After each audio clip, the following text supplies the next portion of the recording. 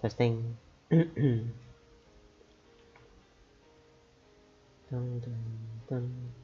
Dun, dun, dun, dun, dun, dun, dun, dun. Dun, dun, dun, dun, dun, dun, dun, dun, dun, dun, dun, dun, dun, dun, dun, dun, dun.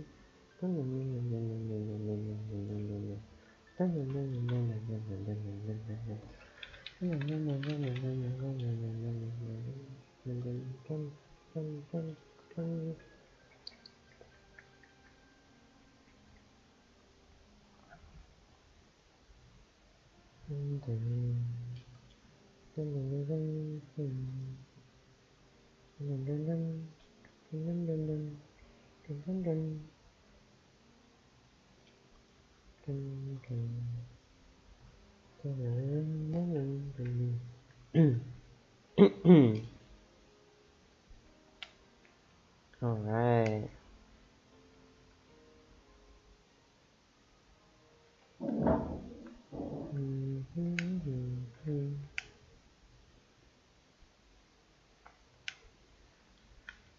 Alright, as night fell, we tried to activate the phone wave name to change again, but as expected, the discharge phenomenon doesn't occur. Oh, okay, good stuff. Anyway.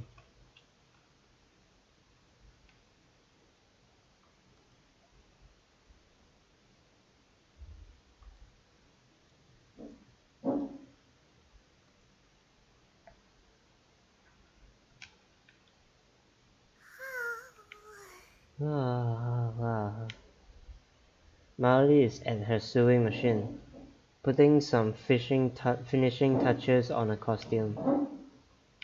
She got back earlier this evening after delivering a different costume to her friend Fubuki-chan. She's been working on this costume ever since. Come to think of it, she usually heads home around 7 or 8, but today she's still hard at work. Mayuri, go home before it gets too late. Your parents will be worried.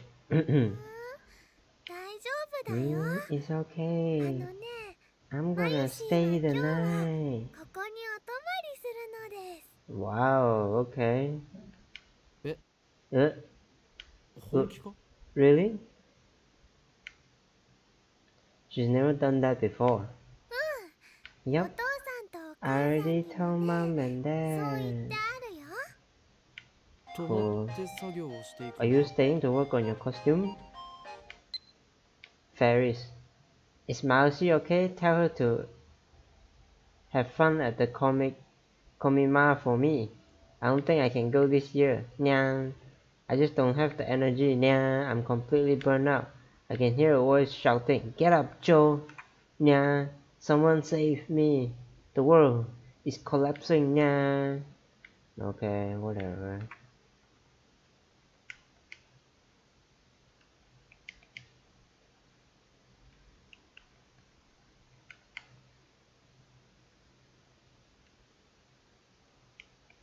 Ferris. What should I reply? That's not like you. Pull yourself together. I need your help finding the IPM 500.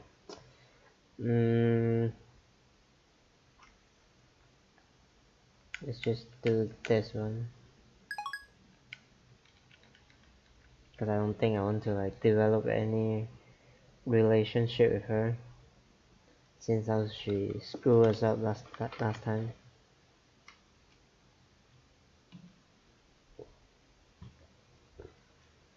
Are you staying to work on your costume? You won't be done in time for Komima if I don't. Hehehe. I'm surprised your parents let you stay.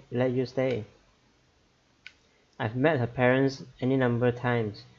They are as ditzy as Mayuri. Wow, okay, so it comes from somewhere, huh? But still, I don't think they appreciate their underage daughter staying overnight in this dirty lab.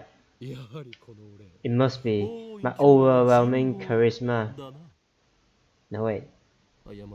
That makes me sound like a good person. So that can't be it.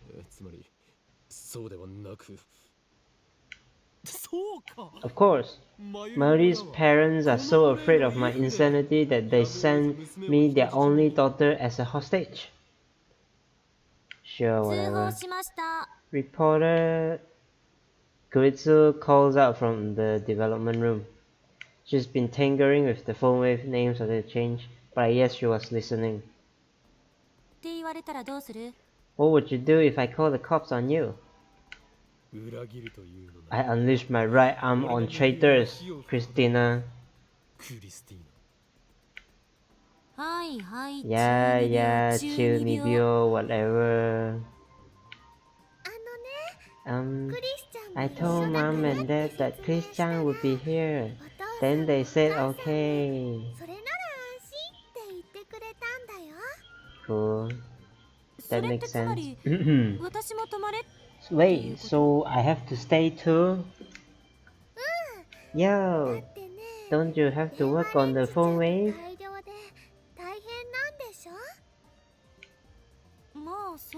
I guess, but I don't relish the thought of spending the night here. At least not with a certain somebody around. Environment matters, Christina. This is a place of science and research, so you should have no trouble concentrating on your work. Trust the great Ho-Wing Kyoma. Also, it may surprise you to learn that I have equipped this lab with a system that stimulates brain function. So, if you are wondering where my incredible genius comes from, now you know. It's because I sleep in this room every night. Whatever, man. This stimulation system of yours, I assume it's been dumping toxic waste into your brain? Nice. You sound like an environmentalist. The zombie. Ah, Mayashi knows. You are talking about that, right?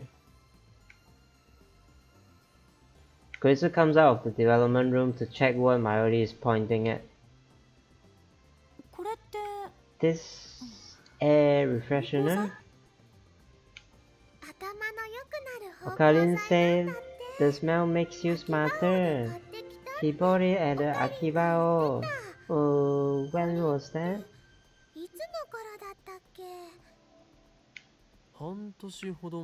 About 6 months ago. It was on sale for 500 yen. I'm starting to think even you don't believe the stuff you say. Nice. and besides, this air refreshener is empty. Yeah, when I went to buy the replacement packs, they had already stopped selling them. Great. Well, whatever. I was planning to stay either way. I'll join you, Mayuri-san. Really? That's great. Cool.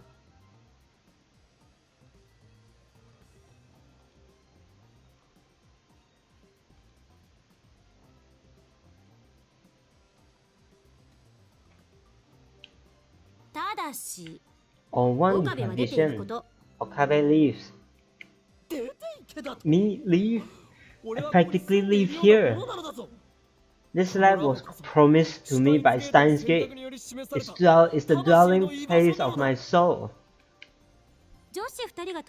We girls are staying here overnight, so you filthy boys need to show respect. Your home isn't even far from here, right? Okarin lives close to Mayushi, in Ikebukuro. Why? That's less than 30 minutes by train.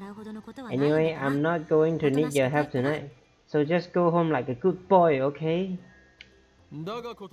But I refuse. What? Are you planning to molest us? Shut up, Mongolian spot. I don't have a Mongolian spot. And when did you see my butt anyway? I can't leave two young girls here alone. Minors need guardians. But Okarin's a minor too. I'll be 20 in less than a year and a half. In other words, the Steins has decided that I am an adult. I'm pretty sure that makes you minor like us. Chris-chan, I don't think Okarin would do anything bad.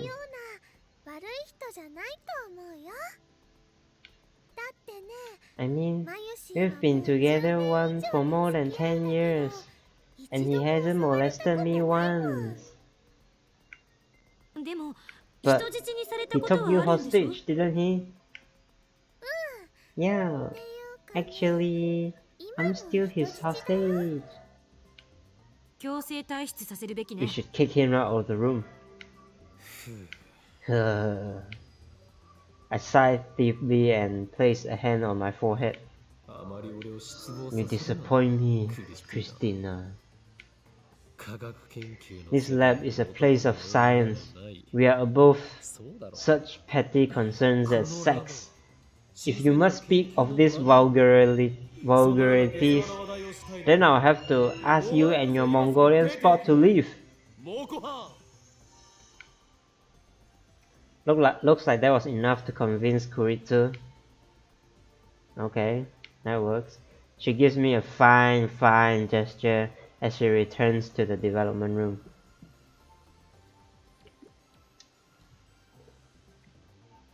I didn't expect that to work. So Christina really does have a birthmark on her butt. No! Cool. After working on a phone wave name subject to change for about an hour, I head to a convenience store to buy dinner. Taro hasn't shown his face at all today. He must be busy with that part-time job. What? Wow. He's not even here? I thought he was working with Koitsu. I still don't know what he's doing exactly. I was just window shopping online. But I stopped cause you're live. Okay, cool. Hello. Thanks for tuning in. I just started. Nothing much went on yet. It's just Maori is staying here tonight, staying overnight. And then Koritsu is staying overnight too since Maori is here. And then they want to kick me out, and then I'm like, no, this is my house, you know, I fucking live here. You can't kick me out and blah blah. And then, you know, in the end we settle on all three of us staying there. But Daru apparently is not here. I thought he was working with Kuritsu, but apparently he's working a part-time job somehow, surprisingly. Okay, so don't know what. Yeah, I still don't know what he's doing exactly. Probably something that utilizes his super hacker skills. I just hope he steers clear of the law. While walking, I skim Add Channel on my phone. Taito hasn't shown up lately. I think it's been a week since his last appearance. I've been reluctant to contact him ever since he called me a messiah in his last email. It was about the same time he stopped posting. Now Add Channel's denizens are busy slandering Taito. The majority opinion is that he ran away. I wonder where Taito went. I tried emailing him the other day, but he hasn't replied. His disappearance is especially worrying now that I think he might be Suzuha's dad. I need to contact him somehow. Just then, a mail arrives. Oh shit. It's from that fucking threatening email again. You know too much. Ugh. Well, why does it look like Daru though? It feels as if a cold hand stroked my spine.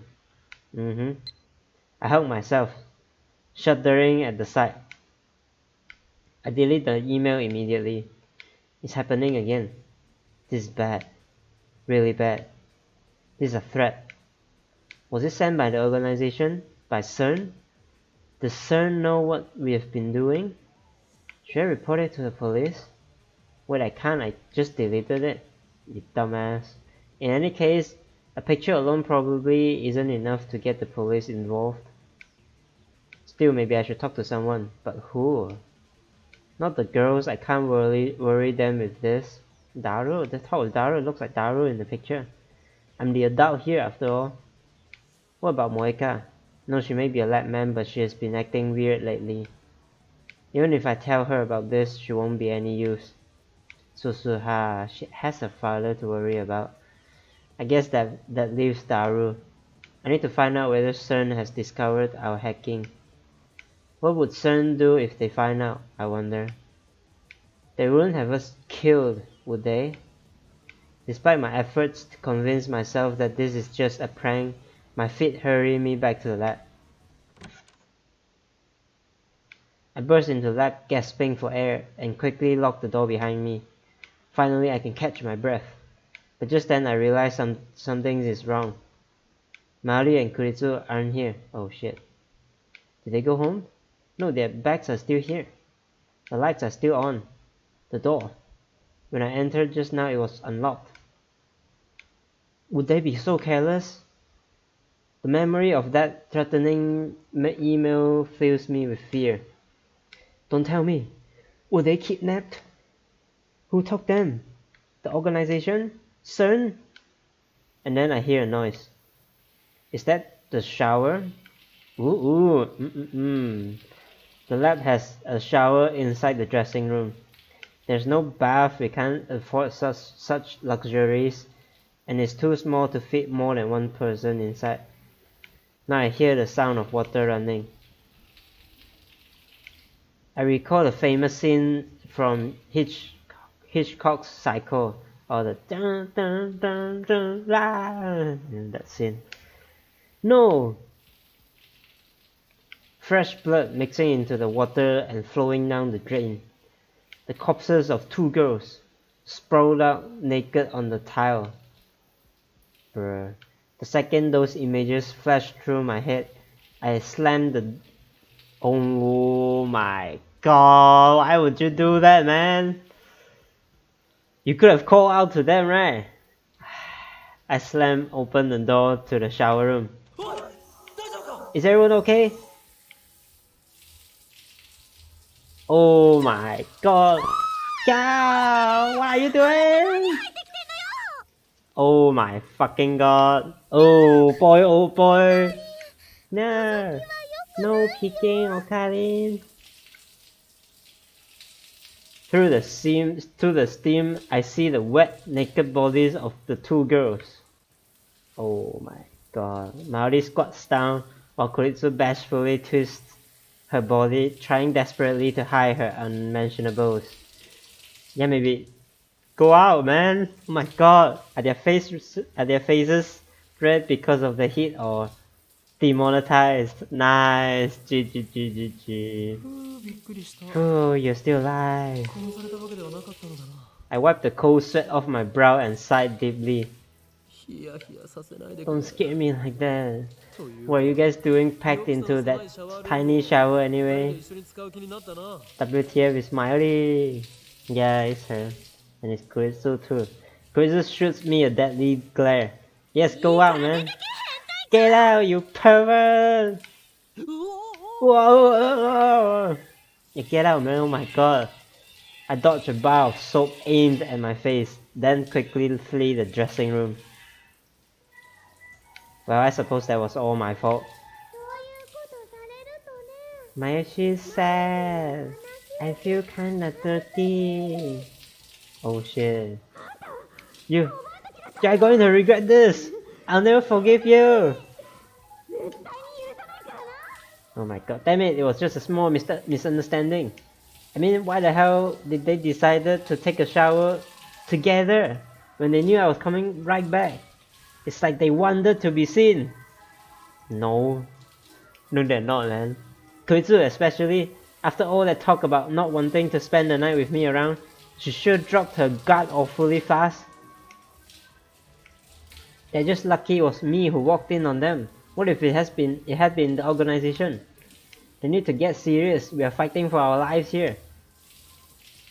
By the way, I didn't see a Mongolian spot on Koitsu's butt, naturally. No, you shouldn't notice that, man. Anyway, how much longer are they going to shower? Looking at the clock, it's been already more than 15 minutes since I got back. They were yelling at me a few minutes ago, but now I hear laughter and happy squeals coming from the shower room. Sounds like they're having a good time. They get along almost like sisters. Well, naturally they don't have. Wow, Christian, you're so slim. But Mayuri, your breasts are so big. I'm jealous. Oh boy. They're checking each other out, aren't they? I guess that's a— oh my god, why? In my head I called out the memory of what I saw in the shower. No, you shouldn't call out, man. Wet hair, beads of water glistering on their soapy skin. Round, full treasures hidden by conveniently placed steam. I put my phone to my ear. It's me. We have a problem. I'm under attack from the Mongolian spot and the Ditzy sisters. They're going directly after my sanity. A bold move against the insane mad scientist Ho Wing Kyoma. I always thought Maori had big boobs. Yeah, bigger than all of the girls here, I guess. But not so big in like international standard, I would say. This is the strongest offensive I've encountered so far. I realize now that vulnerability itself can be a powerful weapon. They're pulling out all the stops, and I don't think my pants can take it.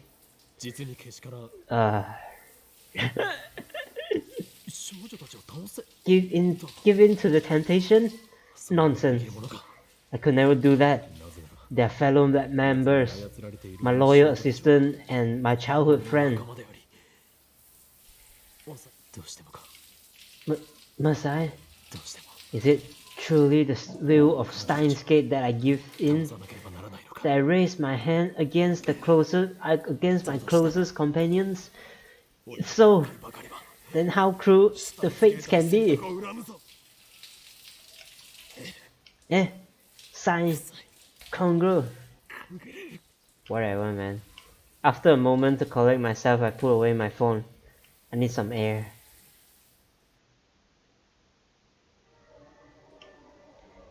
Two days have passed since Koitsu and Mayuri came to stay. Oh my god, it's just a filler episode there, like nothing happened in that day. During that time, Daru and I have done our best to support Koitsu's work on the phone wave name subject to change. According to Daru, it should be easy to use the LHC to generate black holes for our use. The black holes form at the proton collision point, where the lifter is installed, and exist only for a few seconds before evaporating.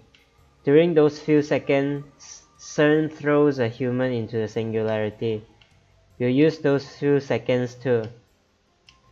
The gravity of the black hole compresses matter into infinite density. CERN uses the lifter to keep the compression under control, but we don't want that. We are going to dial CERN's lifter down. Not so much that it endangers the world, of course, but not enough to compress our memory to under 36 bytes. Daru has been coding the necessary program. As for me, I've been searching for our lifter, the unknown device that pumps electrons into phone wave, name subject to change, and keeps our black hole open. Koitsu couldn't find anything that could serve as a lifter inside the microwave, so it must be something on the outside. We are not sure what that could be, but so far we have no idea where to start looking.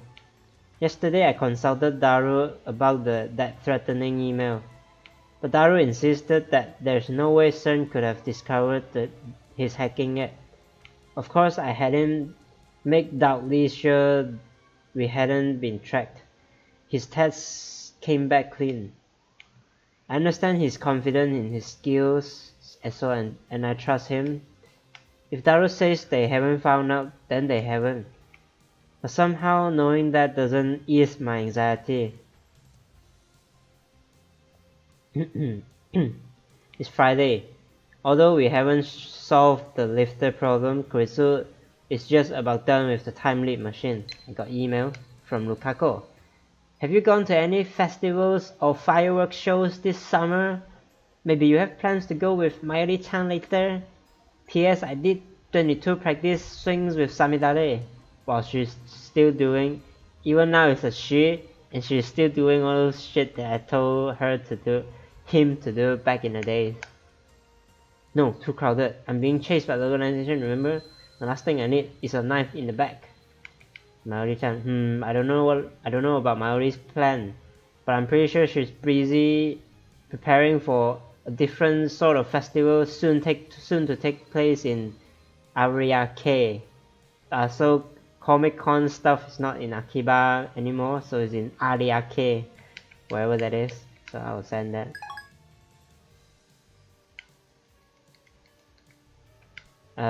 Naturally, that means it's time for her to give me something else to worry about. For the final adjustments, we need to use the phone wave. I groan.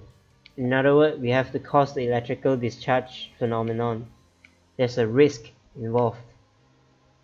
A risk called Mr. Braun. As we know, the discharge phenomenon causes the entire building to shake. Last time, Mr. Braun threatened to raise our rent if it happened again. Kurizu and Daru looked at me. It's up to you, Okarin. Take care of it.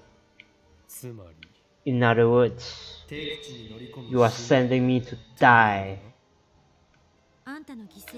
Your sacrifice will allow us to complete the time leap machine. Besides, you're always the one who talks to the boss for us. Well, maybe it's time for you to put your lives on the line. I can't. That girl works there hates me. Fine. But hear this. I will not die. Like the immortal phoenix, I will return. No matter how many times it takes. With that said, I head down to handle things with Mr. Braun. Don't die, okay? Okarin? Sure. As I pass through the lounge, Mayuri looks up from her costume to see me off. That's nice. Cool, the gang is all here. When I step into the store, Mr. Braun, Satsuha, and the Chipmunk are watching some comedy show on a massive 42-inch CRT. I love they're working, man. Do they even work here? Satsuha is having the time of her life, man. I'm pretty sure she has to work like hell in the future. Watching TV at noon without a customer in sight. Looks like business as usual in the Braun Tube workshop. Sup, Okabe Rintaro? I raise my hand in response to Suzuha's greeting. The Chipmunk, Nae, quickly hides behind her father when she sees me. I see you are as busy as ever. Oh, Okabe, buy a CRT. No thanks. I'm not some kind of retro or TV otaku. I'd rather buy an LCD. Great, pisses him off in the first sentence. I look around the store as I answered. Got email though, from Ferris. I was forcing myself to be cheerful for that last phone call, nya. I actually feel like I could die, nya. Okay, Ferris, I don't know what that means. I look around the store as I answered. I just thought of something. Like CERN's Large Hadron Collider, the phone wave, name subject to change, must have some kind of electron feed to keep the black hole open. CERN calls this feed the lifter. We still haven't figured out what it is, nor what could be acting as a substitute lifter in our time machine. What if? Yeah, it's from all this CRT, right? I think so too. What if our lifter is somewhere in this shop? Whatever it is, must be in close proximity to the phone wave, name subject to change. It couldn't work otherwise. And the Brown-Tube workshop is located directly below the lab. Could our lifter be a CRT? You've been having a lot of girls over lately, haven't you? Just the usual members. I was over the other day. Invite me next time, huh? I wanna talk to some young girls for a change. Oh my god, man! Should have said sooner. If I do that, can you stop bothering us when the building shakes? Daddy, that's dirty. No, it isn't. It's a marketing. Yeah. I'm looking for a new customer. It's fine, man. Check out this scary looking guy trying desperately to explain himself to his daughter. Hilarious. What do you mean for a change? You talk to me every day. You're not young. Suzuha is the same age as Staru and I, which makes her older than Mayuri and Kuritsu. Did you say something, Okabe Rintaro? Only the truth. Nai, your father is happy as long as he has you, okay? Yep, I know. But don't say dirty things anymore, okay? Promise! Then he joins Pinkies with his daughter. Amazing. Damn, Mr. Braun, you're way off your character, man. How does a guy like him produce a daughter like this? Nai is one of the kindest, gentlest girls I've ever met. I don't know why she's so afraid of me though. Exactly why. Anyway, I came here to explain that the building's about to shake. How do I avoid having my head ripped off? How many more earthquakes do you think this building can handle? No, that's way too obvious.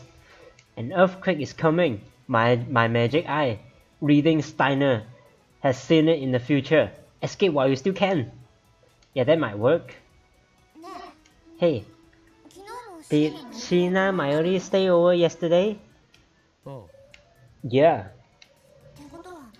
So, Makise Kurisu stayed too? Yeah, they're both upstairs. Oh. Why? What's the deal here? Satsuha's hostility towards Kuritsu hasn't abated. And how are you doing? Huh? Are you feeling better? Oh, yeah, I guess. The search continues. Huh? What's this about, part-timer? I'm searching for my dad. I told you before, remember? Oh, right. Go find her, old man, Okabe. What does he think that he can boss me around? Naturally. Suzuha is a fellow lab member. Leave it to us. Suzuha looks at me with a smile that shines through the gloom filling the store. Okabe Rintaro, we are the same age, but sometimes you seem a lot older. You really know how to give people strength. That's the first time anyone said that to me. It makes me kinda happy. Ooh, that's nice. Of course. I'm the great Hoin Kyoma.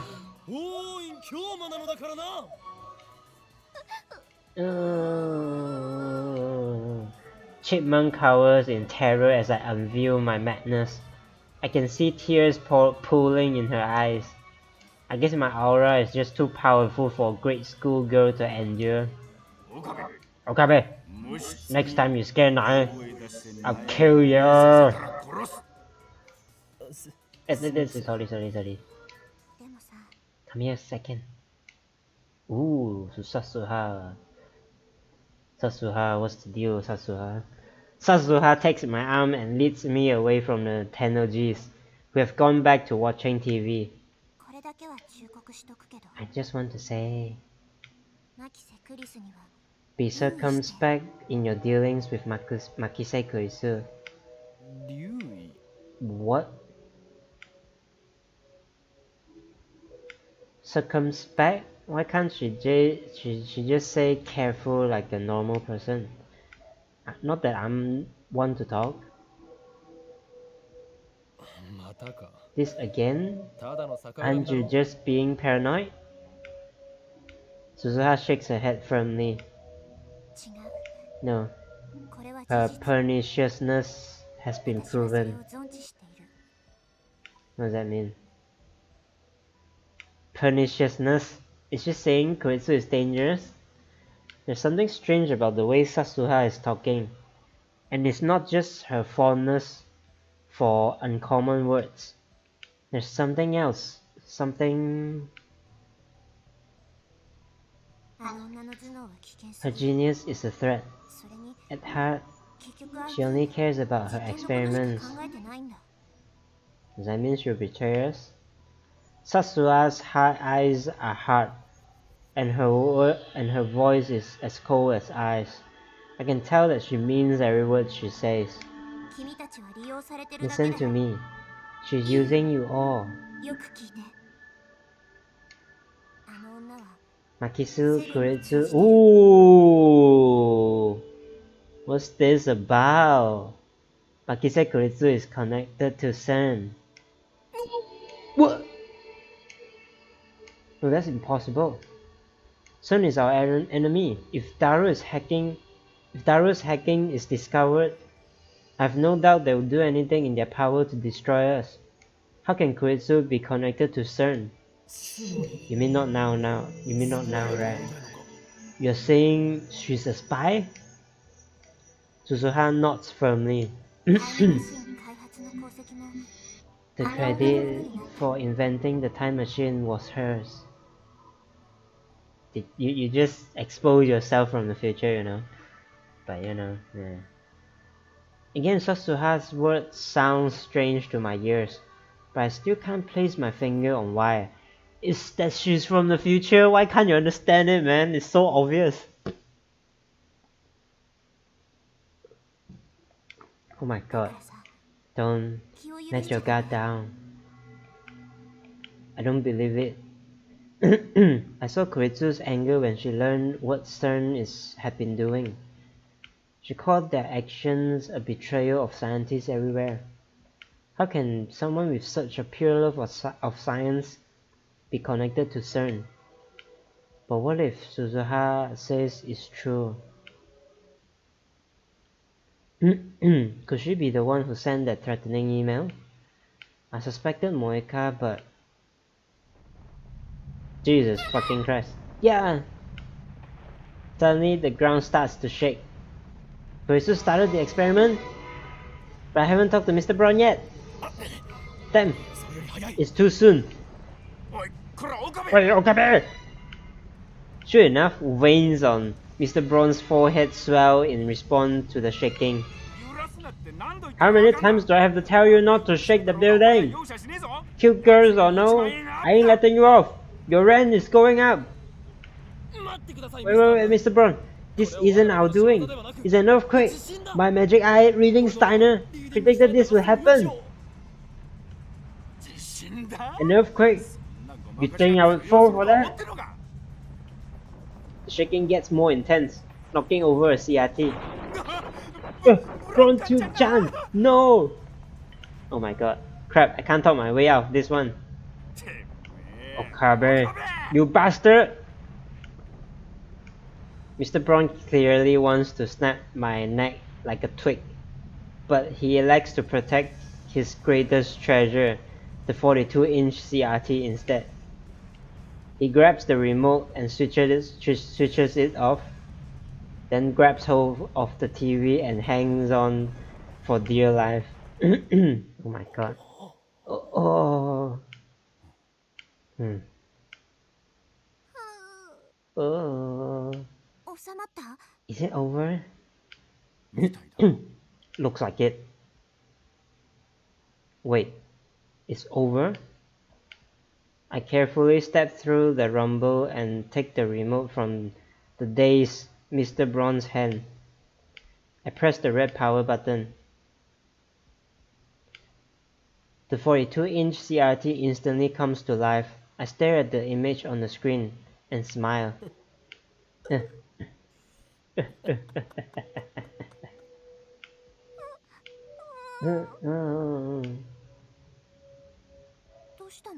What's wrong?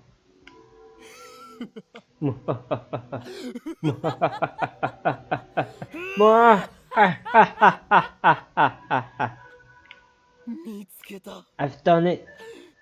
I've done it. This is the lifter.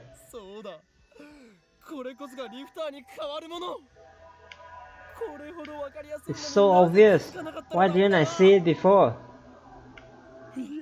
Of course, this must be the work of Steins. He chose this moment for a reason. Hey, what the hell are you laughing about, Okabe?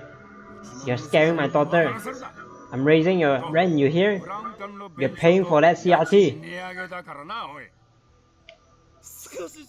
A little silence, please, Mr. Braun. This is a most glorious moment, for I've been chosen as the ruler of all space and time.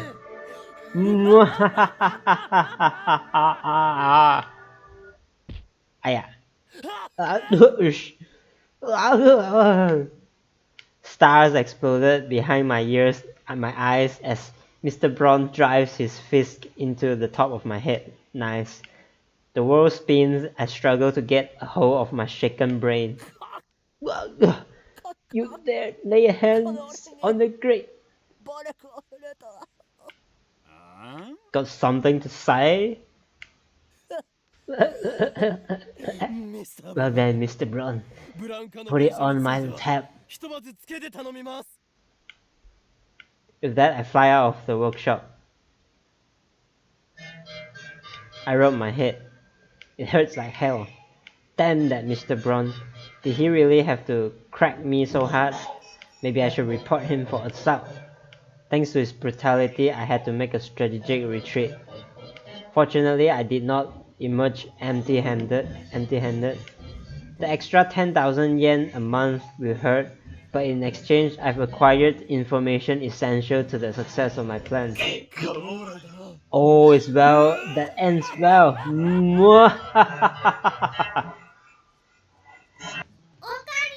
Okani, the building just shook. Are you okay? Maoli and Kuritsu appear from in the second story window. Looks like you really are unkillable. I've seen the future, Christina. In 3 minutes, you'll be on your knees, praising my greatness.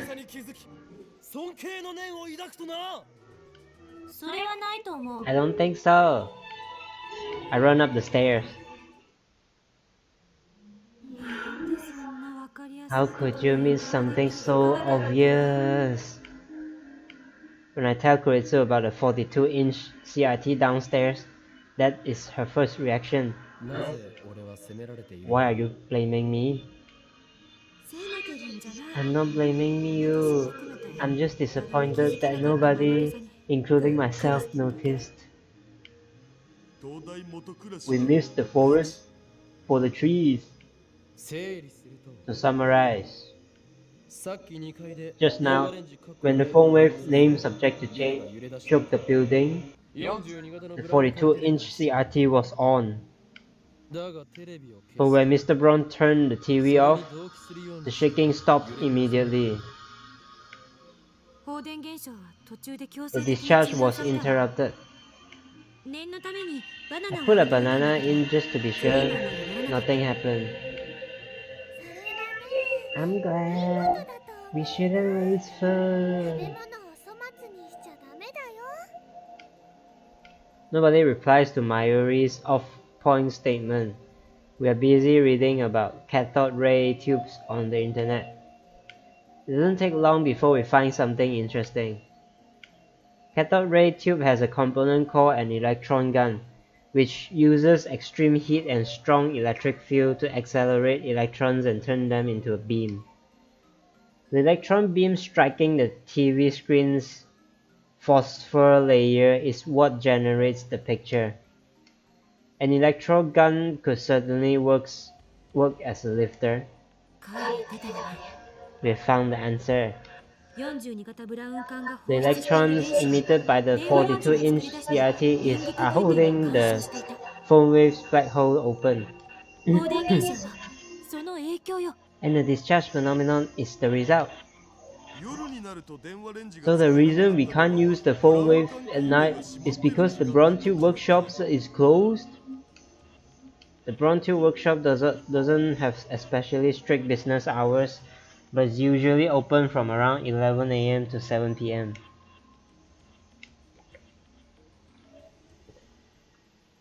That matches up perfectly with my observation that the phone wave name subject to change only works between noon and 6 PM. The few instances that it hasn't worked during that time frame can be explained by the TV being off. But how can a cathode ray tube emit such strong electron beam? It's not about having a strong electron stream. If stronger the better, CERN would have solved the lifter problem long time ago. I see, so it can't be too strong or too weak. By freak coincidence, the 42-inch CRT's electron gun appears to have exactly the right level of electron discharge. That's the only explanation. Somehow, the conditions here are perfect to create a time machine. Frankly, it's a miracle. No, Christina, not a miracle. This is the choice of Steins case. Rather than glare at me as she has so many times in the past, Carissa shoots me an exasperated smile. Whatever it is, it worked. Melody looks up from her costume and with a question in her eyes. So, what do we have to do to complete Super Phone Wave charm? Now that we've found the cause, there's nothing left to hold us back. We can safely conclude that the time leaping is possible when and only when that television is on. We should probably test it, right?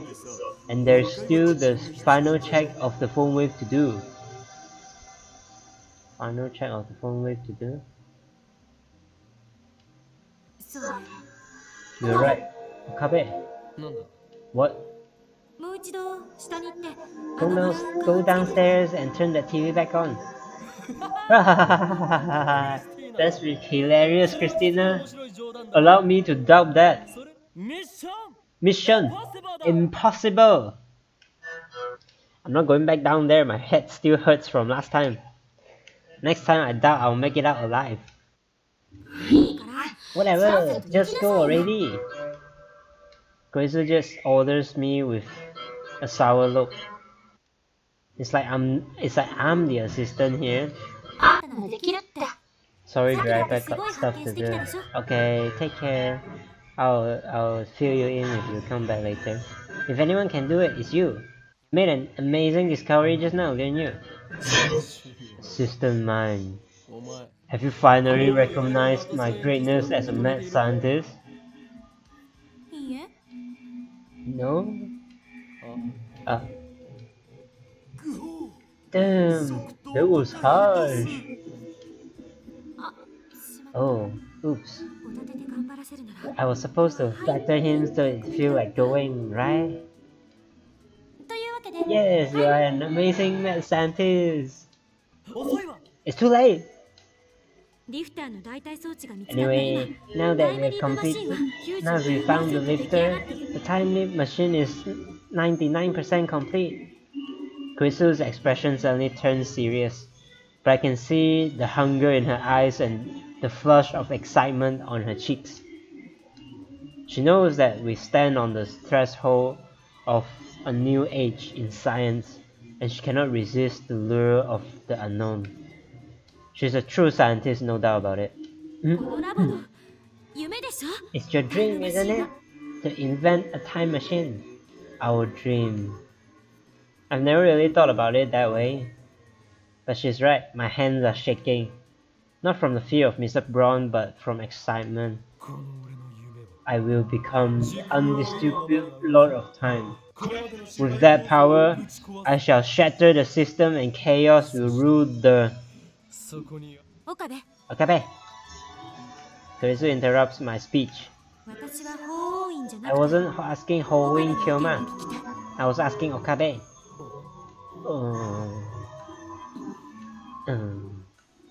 She spears me with her gaze. I meet it head on. After a few moments, I feel my mouth curved into a smile. I'll do it. Leave it to me. With that, I head downstairs. A crackled skull and an empty wallet are a small price to pay for science. Koitsu and Daru sends me off with applause for some reason. Maori is the only one who looks worried, but I pat her head in reassurance. Great, and here we go again. When I get downstairs, Satsuha and Chipmunk are sitting side by side on the bench outside. Oh, did Mr. Braun went away? Sup?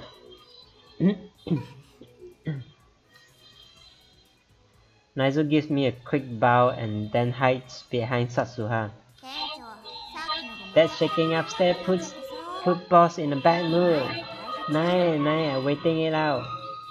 Damn, now I really don't want to go in there. Are you okay? That hit you pretty hard. Oh, that's nice of you to ask, but that's all fine. I deserve it. I'll have you know that my brain is more valuable than the Mona Lisa. Your father may have set humanity back 100 years by wiping out my brain cells.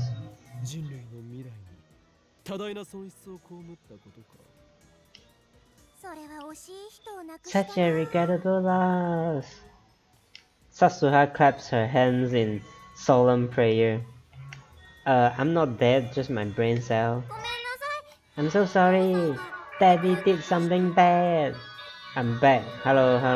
Nothing happened much. It's just they're going to test again, and then I have to head downstairs to ask Mr. Braun not to kill us. Chipmunk, what a gentle heart you have. I can't believe she is Mr. Braun's daughter. I suppose I share some of the blame. Your father and I are even. Naya smiles slightly at my words of comfort.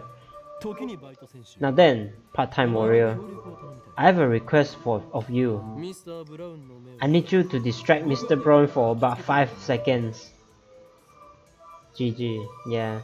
Hey, it's nice that she's our lab member now. That means she has to help us. Satsuha's eyes starts to shine. You mean seduce him? Wow, okay. She flexes her bicep for some reason. Okay. Go on, touch it. She insists, so I poked it. It's just as hard as her confidence suggests. Wow, muscle girl, huh? She's probably stronger than me. But I don't understand what flexing has to do with seduction. Nobody say anything about seduction.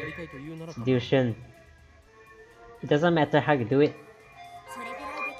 I'm not much of a warrior if I can't handle that.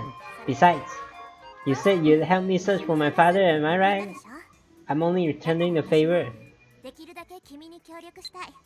Lukaku got an email from us. You and Mayuri-chan don't go to places together? You're both lab members, and I heard you were childhood friends, or so I thought. I'm sorry if I misunderstood. P.S. I did 30 practice swings with Samidare. Lukaku is asking about so if she can be my girlfriend or something, right? Oh my god. How can she still like me after what I did?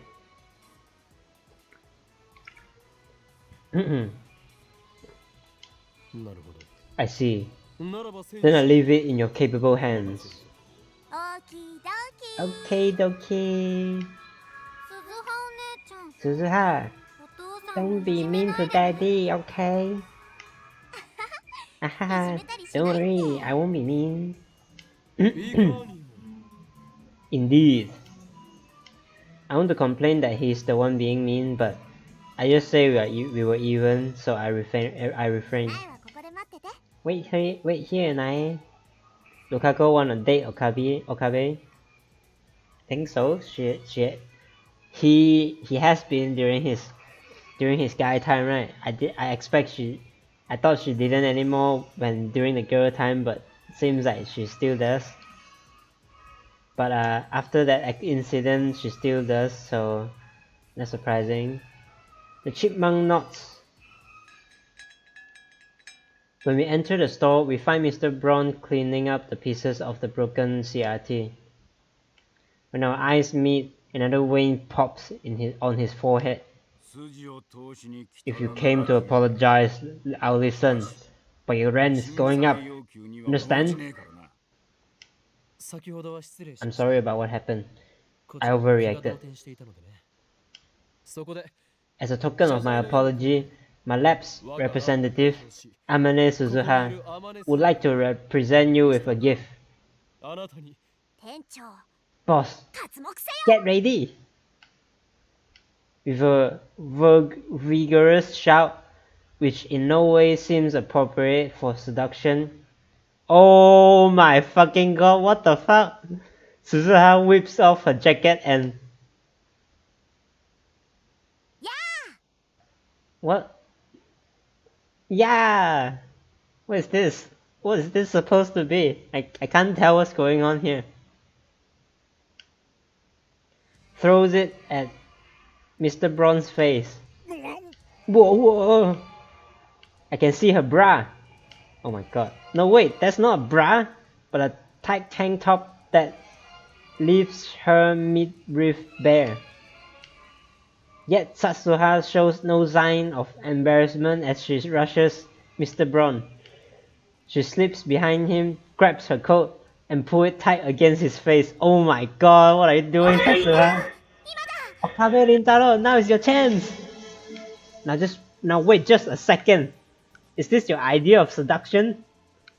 It looks like you're trying to suffocate him. Hurry! Mr. Braun flails his arms, trying to escape Satsuha's restraint. There's a huge difference in strength between the two. It's only a matter of time before he shakes Satsuha off. Well then, warrior, your heroism will be remembered. Realizing that the only choice is to go for it, I dash to the counter, grab the remote and switch on the 42-inch CRT. After about 2 seconds, an image appears on the giant screen. At the same time, the ceiling starts shaking. That's surprisingly convenient timing. Kurisu activated the phone wave, name subject to change with perfect timing. What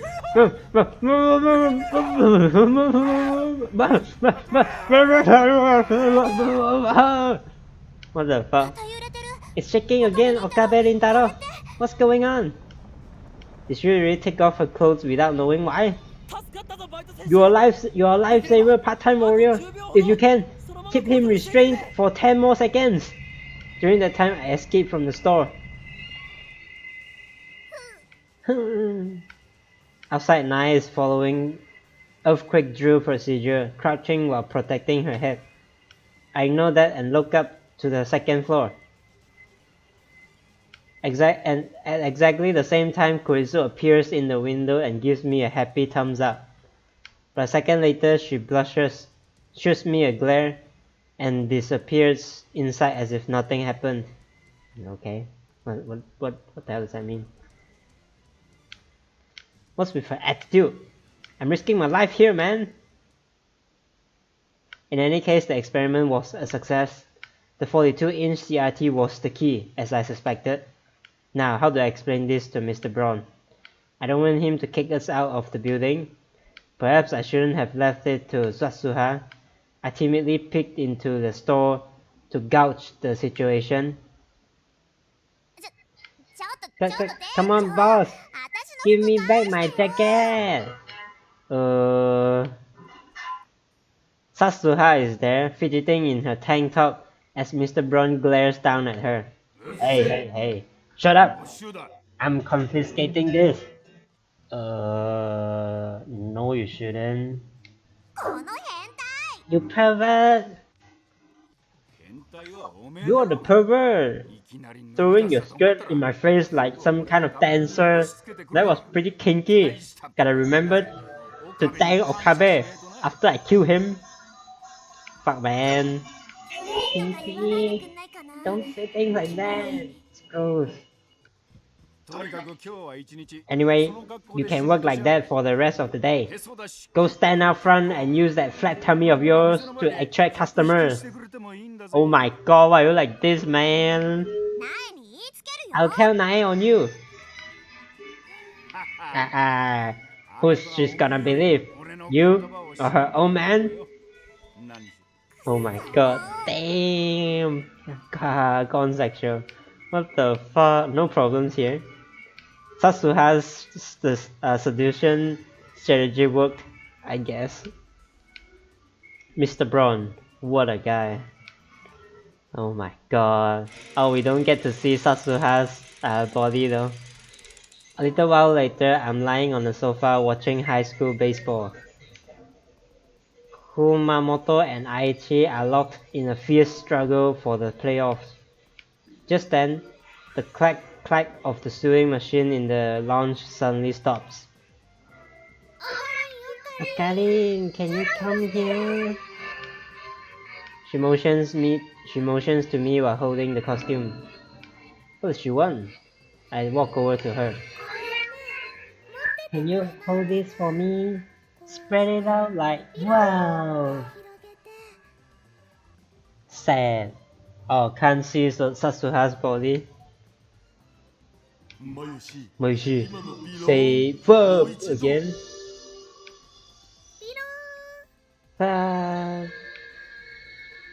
What the fuck, man? I got a fool. Oh my god, man. Stop it already, pervert. I follow Maori's directions and spread the costume by the sleeves. She inspects it from a few paces away. It's hard to believe given her usual ditziness, but Maori is very serious about her art. That's why cosplayers value her costumes so highly. The costumes I'm holding now is custom made for Lukaku. I thought Lukaku was against it, but I guess Maori managed to persuade her. Okay, thanks. Maori looks tired. She's been working all night. But that doesn't dim the brightness of her satisfied smile. Finished! It's done? Yep. I finished before Chris-chan. We were racing. You win, Maori. Congratulations. Damn you, assistant. She treats me and Daru like garbage, but Mayuri gets the sisterly touch. Actually, I'm just about finished too. Krisu connects the two cords she's holding. Done. Celebration is in order. But nobody cheers. It's a tie. Man, I'm tired. I want Ferris down to comfort me. Honestly, I don't feel like cheering either. And it's not because I'm tired. We worked around the clock for 3 straight days to finish the time leap machine. But now that it's complete, I realize that part of me will never truly believe it will happen. I feel my enthusiasm cooling rapidly, the fire quenched by one stark question. What do we do with it? I look at Kurisu. She too seems less enthused.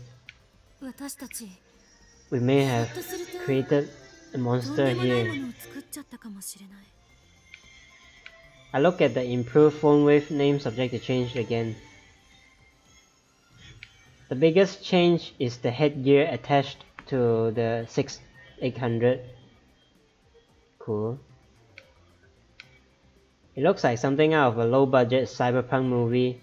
Fortunately, we don't need nerve jacks or brain chips for it to work. You just put it on and let the sensors do the rest. Why don't we decide what to call it first? I vote Heavenly Express.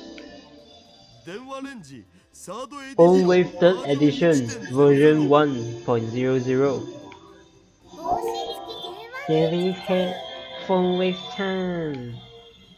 Nonsenses. You guys have too much free time. Does that mean you're abstaining from the vote?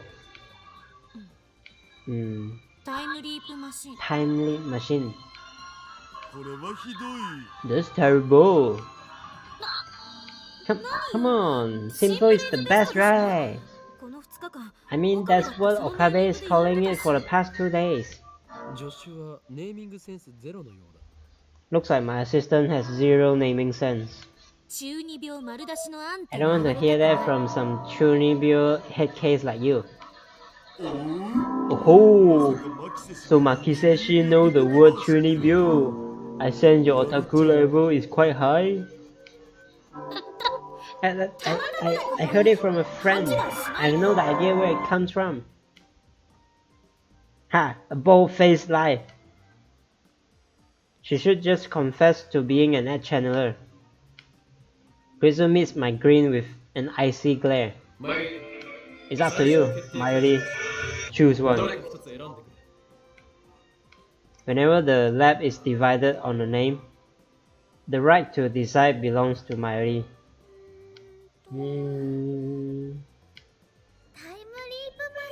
I think time leap machine is fine. Silly head phone wave chan is super close though.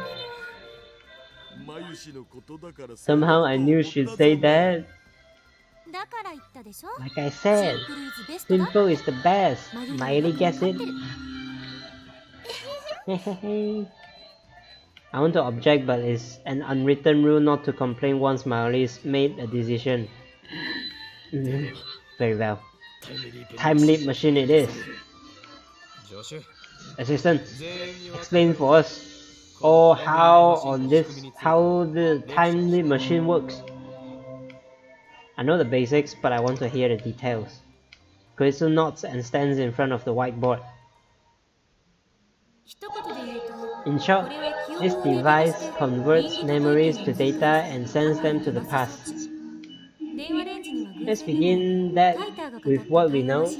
By freak coincidence, the phone wave is able to produce ring singularities, much like John Titor's time machine. Through the ring singularity, we are able to send up to 36 bytes of data to the past. The signal can only be received by phones. While that does limit the range of the effect, it also removes an element of uncertainty from the question.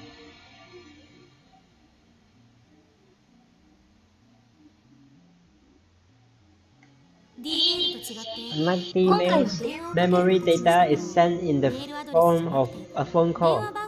So we'll be using a phone number, not an email address to set the destination.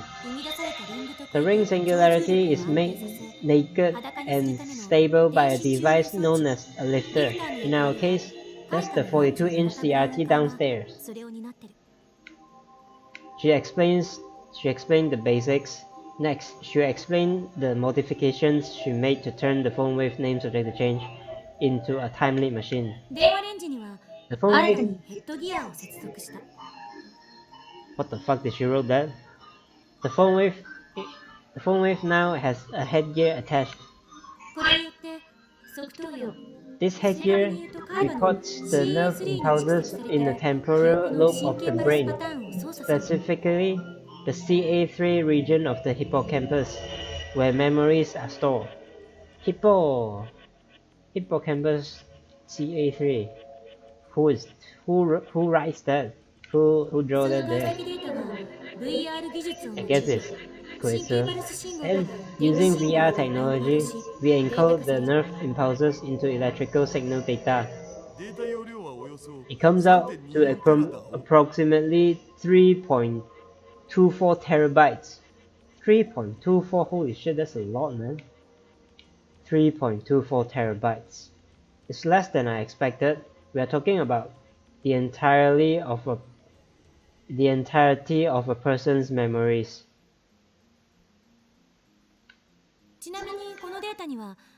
By the way, you set it up so that the data encodes automatically after a certain amount of time. Anybody well versed in programming can do this. I had Hashida made the code. Anyway, next we send the memory data through the net to LHC in France. By the way, is it just me or they sound like underwater when they first start their sentence? Let me listen. This building has a direct line to CERN for some reason, so we can transfer data at insanely high speed. Yeah, insanely high speed, but still terabyte is a lot. It might need like a minute or two. How long does it take to send 3.24 terabytes of data?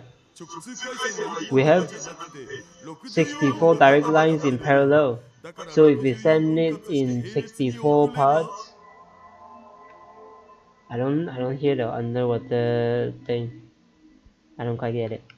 It should upload in about 45 seconds. Oh, 45 seconds. That's pretty fast. Yeah. Next, we hijack the LHC, create a mini black hole, and use that black hole's supergravity to compress the data into 36 bytes.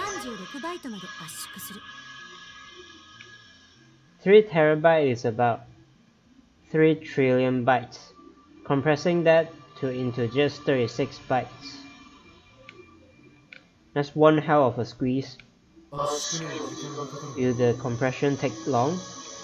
It's practically instantaneous. 23 milliseconds or thereabouts. We're using a black hole after all. By the way, the compression only holds in the immediate vicinity of the black hole. Once the data leaves that area, it will begin decompresses on its own. This too takes 23 milliseconds. It has to make it back to the X6, 8000 and into the full wave within that window. Wow, okay. Maybe it's the stream. Okay. It's only 36 bytes. Shouldn't be a problem. Continue, Christina. While the data is being compressed, we use the phone wave to generate a curved ring singularity. When the electron discharge phenomenon occurs, we take the 36 byte data, patch it in, and send it to the past. This part is just like the D-mail. Data travels to the specified time where it arrives at the recipient's phone. By now, 23 milliseconds should have passed, so the data will be fully decompressed.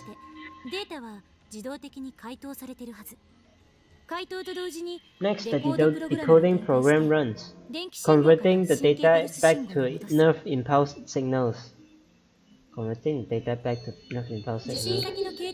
These signals are discharged from the phone's earpiece at approximately 0.02 amperes, a pretty weak charge. If the recipient has the phone to his ear, they should go straight into his brain. Cool.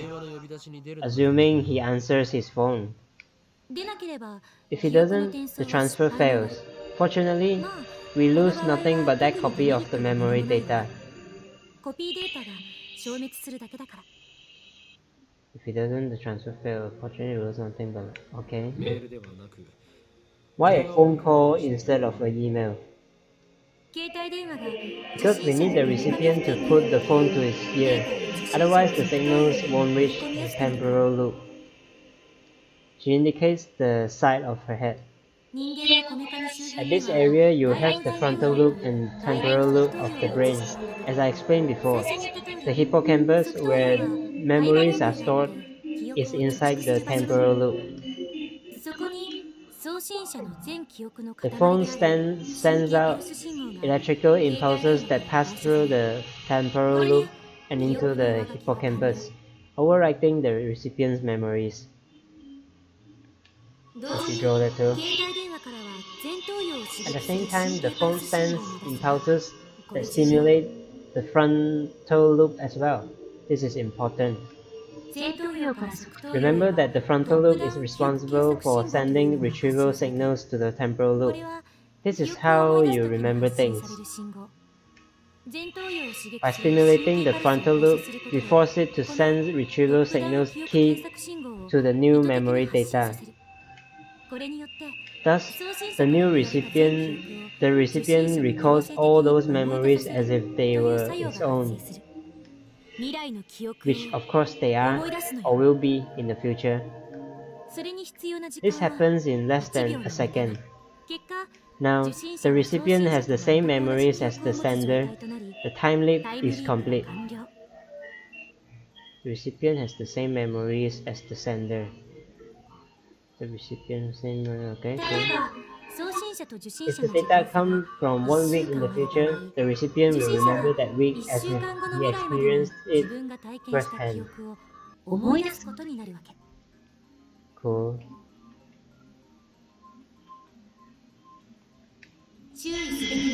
We need to be aware that consciousness and personality aren't transferred. Both of those depend on the recipient. Explain with boobs. The boobs. Koizu dissolves into a blushing, stammering mess. Looks like it's up to me to answer Daru's question. Not with boobs, obviously. Let's say we send your memories to you in grade school. Right now, you're some kind of omnisexual pervert who thinks inanimate objects are hot. But in elementary school, you were still an innocent child. I was a boring little bastard who did nothing but study. What of it? Basically, that little bastard would suddenly have all your perverted memories, but his personality wouldn't change. It's not like you'll become that famous anime detective with the looks of a child and the brains of an adult. That's a Detective Conan reference. What? That sucks. This isn't like time leaping you see in sci-fi novels. We aren't yet quite capable of transferring personality and consciousness. Since you need a phone to receive the signal, you can only send memories to the times you had one.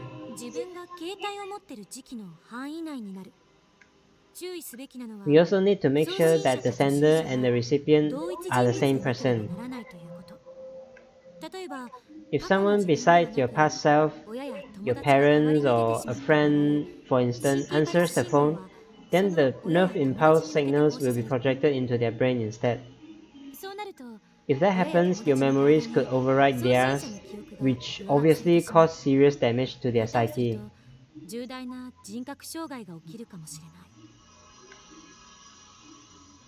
Kuritsu ends with her explanation and takes a short breath. The lab falls into silence. I exchange glances with Kuritsu and Daru. I look at Mayuri, but her expression is blank. I guess it was too complicated for her. So I clear my throat. It's time for the $1,000,000 question. What do we do with it? Do with what? The time leap machine, of course. What do we do with it? For once, my assistant has nothing to say. I already know that she fears we created a monster. Honestly, I feel the same way. After a few moments, Kuritsu finally speaks.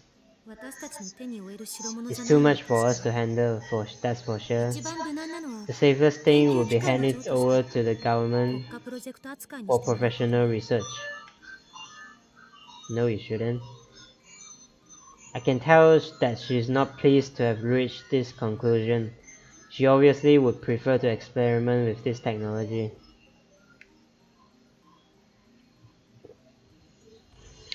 After all, it's humanity's first time machine. We've finally taken our steps towards godhood. I'm sure that the nations of the world would pay billions for just one look at our machine. The possibilities that it represents are limitless. It just doesn't feel real. Mayushi doesn't get it. That's because you didn't work on it, Mayushi. Alright. What about you, Okabe? And I mean you, not Hoin Kyoma. I agree with Kuritsu that the time leap machine is dangerous. On the other hand, I want to experiment. I state my honest feelings. Kuritsu gaps. But there are still questions we need to answer. This is unknown territory, not just for us, but for all of humanity. Who will time leap? I look at each of the lab ma'ams in turn. Daru quickly looks away. Mayuri's expression is blank. Kuritsu stares right back at me. It's hard to choose. I'll pass. Not a single person here wants the honor of being the history's first time traveler. Everyone except for Mayuri is probably thinking about what could go wrong.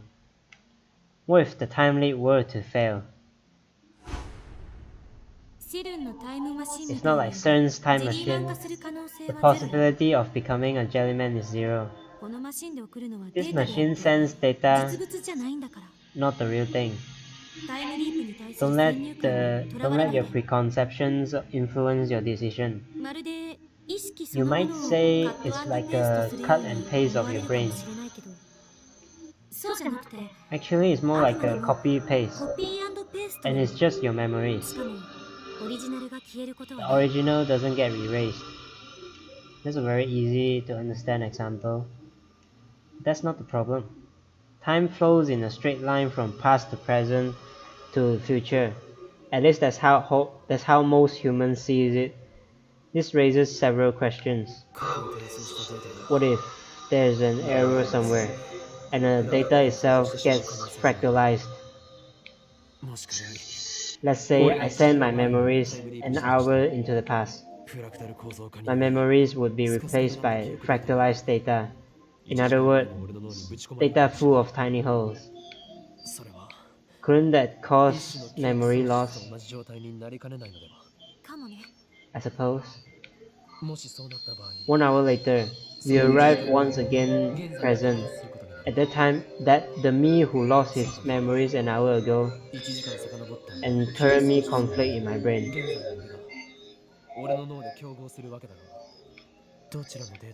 Which data set survives? Logically, the present should change as soon as you send your memories to the past. The conflicting current me disappears then. So then it's not it's not copy and paste at all, isn't it? I don't know. No one's has ever experienced time travel before. When we send a email, the world is reconstructed based on the change we made to the past. I'm the only one who is aware of this, however. We don't know what happens when you time leap. If it is the manual interpretation, like Titus said, then the instance you time leap, it creates two possibilities. One where you shift to another world line, and one where you travel back in time on the same world line. Of course, there must also be a world line where the current you doesn't disappear. That would likely correspond to the present we are experiencing right now.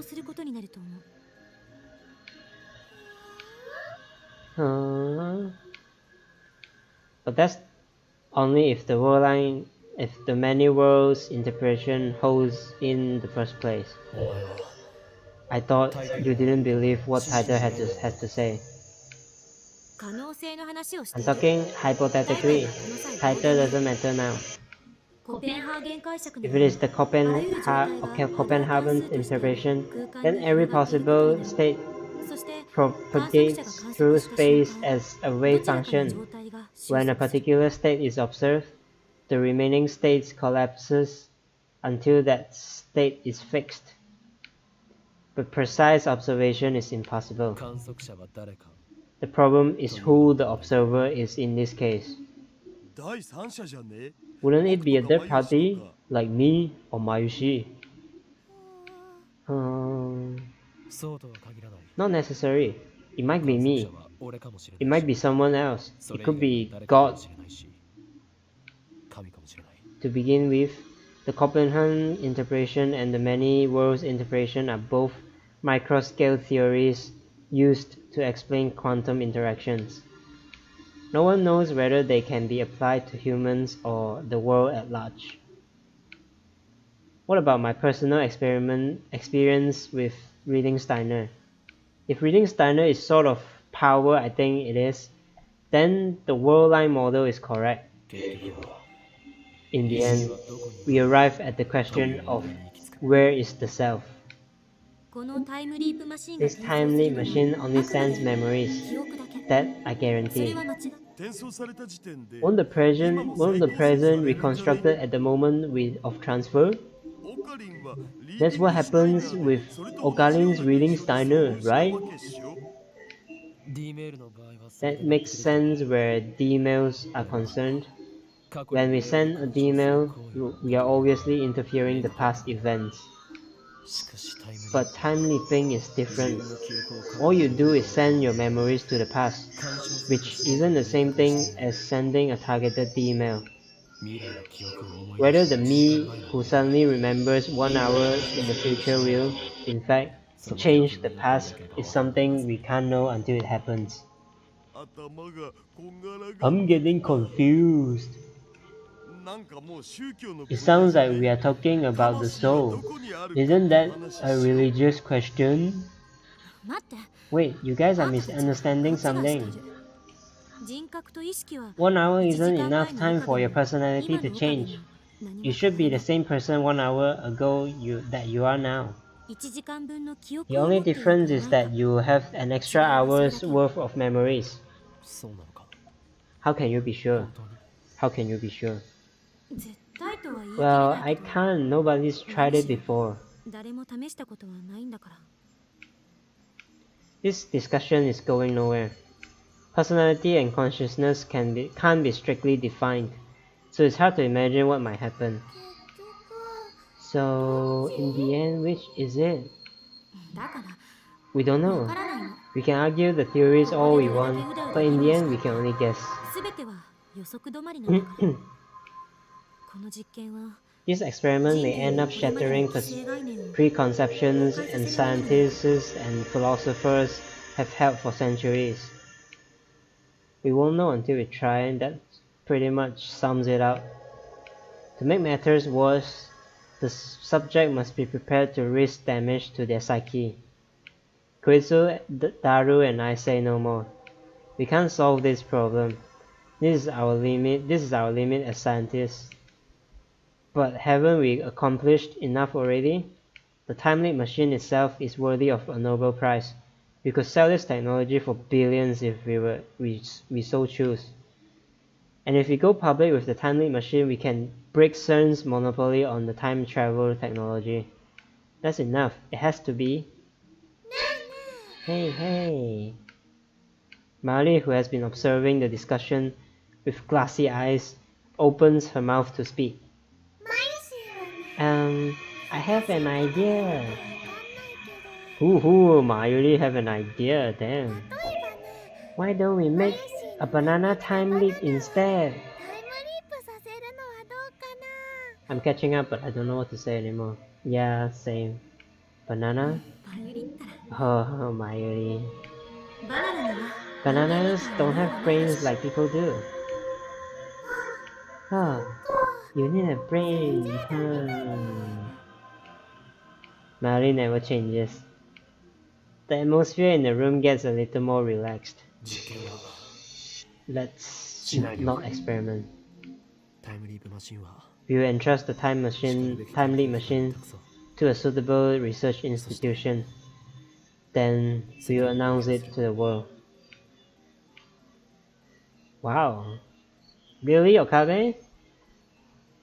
That's going to cause what John Titor and Sasuha's future to happen. I'm pretty sure. Thanks to the lightening of the mood, I can finally say what was on my mind. Neither Kuritsu or Daru objects. No one has touched the time leap machine since that discussion. Ridiculous as it sounds, I can't shake the feeling that it might suck my memories out and fling them into the past. Oh, the machine does have its appeal, of course. We are all tempted by the idea of becoming humanity's first time leapers. Yet the fear of what could happen won out in the end. Perhaps as a way to forget our fears and move on, we decide to hold a celebration to mark the completion of the device. Everyone feels the need to let loose after working so hard on the project. What's that singing pictures at the screen there? I have Daru order pizza while Kurisu and I go shopping for snacks. Akiba has always had a lack of supermarkets. That hasn't changed even with the anime stores gone. After we finish shopping, Kuritsu and I walk along the evening streets. She looks like she's got something to say. She keeps stealing glances at me. Are you upset? Upset? She frowns, like she didn't expect that question. Finally, she faces this way. About our decision not to attempt a time leap machine. No, I'm not upset. Humans are temporal beings. That's a Heidegger's quote. I was actually relieved when you made the decision not to use the machine. If you hadn't been there, I might not have been able to stop myself. Cool. Thank you. What's this? Gratitude? Does she have a fever? I put my hand into her forehead to check. Kurisu twitches. Oi! What are you doing? You're talking like an assistant for a change. I thought you might have a fever. I dropped my hand. I'm not grateful to you or anything, okay? Her voice is louder than it should be, and several people glance at us. Kurisu blushes and hangs her head. If Daru were here, he'd probably get all excited and say, "A real tsundere, sweet!" Anyway, Kurisu clears her throat and returns to her usual sour expression. That thank you was just a formality. Don't get me wrong, okay? Of course, I only did what I had to. I'm the founder of the Future Gadget Lab, Hoin Kyoma. My first priority is to protect the welfare of all my lab members. So I have no need for your thanks. And yet you always talk about plunging the world into chaos. You are my allies, and the world is my enemy. I'm speechless. You're too self-righteous. You say speechless, yet you are speaking. Don't argue semantics. It's quite mysterious, really. It's only been 2 weeks since Kuritsu and I met. And yet it already feels natural for us to be walking together, exchanging banter like this. Perhaps pooling our efforts to create something new, dangerous though it might be, has brought us closer together. I admit that her knowledge and skills are impressive. I'd like her to remain at the lab if at all possible, but she already said she's going back to America this month. It's already the 13th, so I wonder when she plans to return. I decide to ask her. Oh yeah, I forget to get a plane ticket. What the hell? I got too caught up in improving the phone wave. Going public with the time leap machine will send the world into an uproar. We also plan to expose CERN, remember? You may not be able to go back to America for some time. I guess you're right. I should call Mama and let her know. Part-time warrior. Don't forget what Tiger said. What does that mean? Oneself. Part-time warrior. Are we sharing confessions now? Be careful to whom you express your innermost feeling with. They may use them against you. Don't forget what Tiger said. Don't forget what Tiger said? What Tiger said? I don't get it. I don't get it. Satsuha, what are you trying to tell me? Are you warning me about Kuritsu? It's easy to pretend that you're someone not. Ultimately, not only constructive paradoxes, giving up my debt. I'm trying to say thanks. Don't forget what Tiger said. I don't get it. I don't understand it. Part-time warrior. Why didn't you say more? Whatever. Looks like the things are going to get busy. Naturally, I want Kuritsu to stay with us until the end. A little bit after we return to the lab, Mallory gets back. I'm back! Seems like Mallory went to Lukako's. Suzuha shows up a few minutes later, and our development council comes to order. Daru ordered 3 pizzas. We also lined up for all the snacks we brought to the table. It's just like the party we had a few days ago to cheer up Satsuha. Our Satsuha is going to break, right? She's going to tell us all about the future and stop us from doing this. Hopefully. Mari wanted to decorate the room, but since everyone's tired, I dismissed it as unnecessary. Looks like Satsuha managed to retrieve her jacket from Mr. Braun. Man, that was terrible! I was stuck looking like an exhibitionist all day! Oh my god. Ugh. I don't know how to feel about that.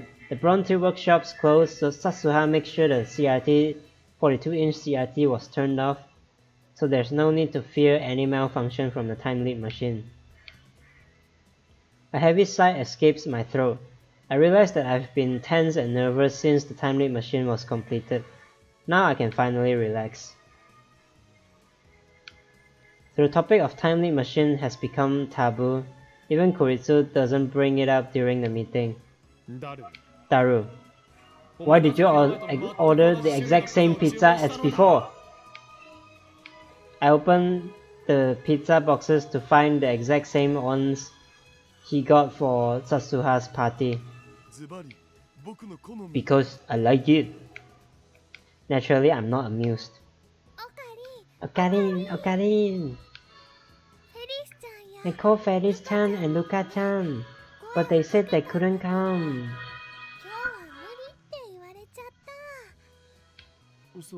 Oh, they have plans?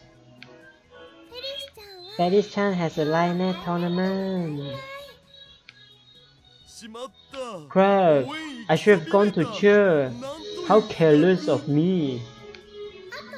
And Luka-chan seemed embarrassed for some reason. Oh, she doesn't want to see me, right? GG. Maybe she thinks you'll make her wear a costume again. You still haven't convinced her to cosplay? Then what was the point of completing the costume? She said it was embarrassing. I keep telling her cuteness is justice, but she never listens. Cuteness is justice. Is that what they say? You're cute too, Chris-chan. Huh? Koisu doesn't know how to react. She blushes, and Mayuri starts teasing her like a drunk old man. I know, right? Mayuri is definitely a Oji-san. There's no alcohol at this party, of course. Hey, Komima is coming up. Wanna go? I can't make something new, but I have a costume of post-awakening Seira from Bloodtune I made last year. I think the size is just right for Chris-chan too. Me cosplay? Kurisu looks conflicted, then she murmurs, I'm sorta interested. Oh, wow, Kurisu! Didn't expect, huh? You sure could have fooled us before, pretending to have no interest in otaku culture. But I refuse to do it in public though. You don't have to show anyone, but eventually, you want them to see. The cosplay demon compels you. The cosplay demon? That reminds me, Chris-chan. You're always wearing that cute uniform. What school is it from? Oh, this? Kuesu lifts up her necktie. I attended Ayamin for about 2 weeks. I modeled the outfit after their uniform. Oh, their uniform is really cute. But you made it even cuter. You might have really good design sense. Didn't expect that from Kuritsu. I'll bring the costume tomorrow, okay? Will you try it on then? Sure. Wow, Kuritsu. Looks like Kuritsu approves of the cuteness is the justice philosophy. This is the photo shoot. Good to know you're still a pervert, Hashida. Come on, it's Bloodtune Sarah. She's got a Pamoro going on. I don't know what Pamoro means. Panmoro. It means her panties are completely exposed. Oh my god. Huh? No, no way. It's okay. No, it's not, Mary. You might not know this, but last year there was a really popular saying. They're not panties, so it's not embarrassing. It's plenty embarrassing. Trust me. Mary, okay? It's a promise. Oh my god. Maybe you shouldn't bother. Ooh, Suzuha interrupts the scene. Suzuha speaks, her tone sharp. She's scowling at Koitsu again. Suddenly the atmosphere in the room changes. Ooh. You're asking for trouble by trusting Makise Koitsu. What's that supposed to mean? Naturally, my strong-willed assistant isn't one to back down from a fight. Sparks between the two girls. I've been meaning to ask this. Did I do something to you?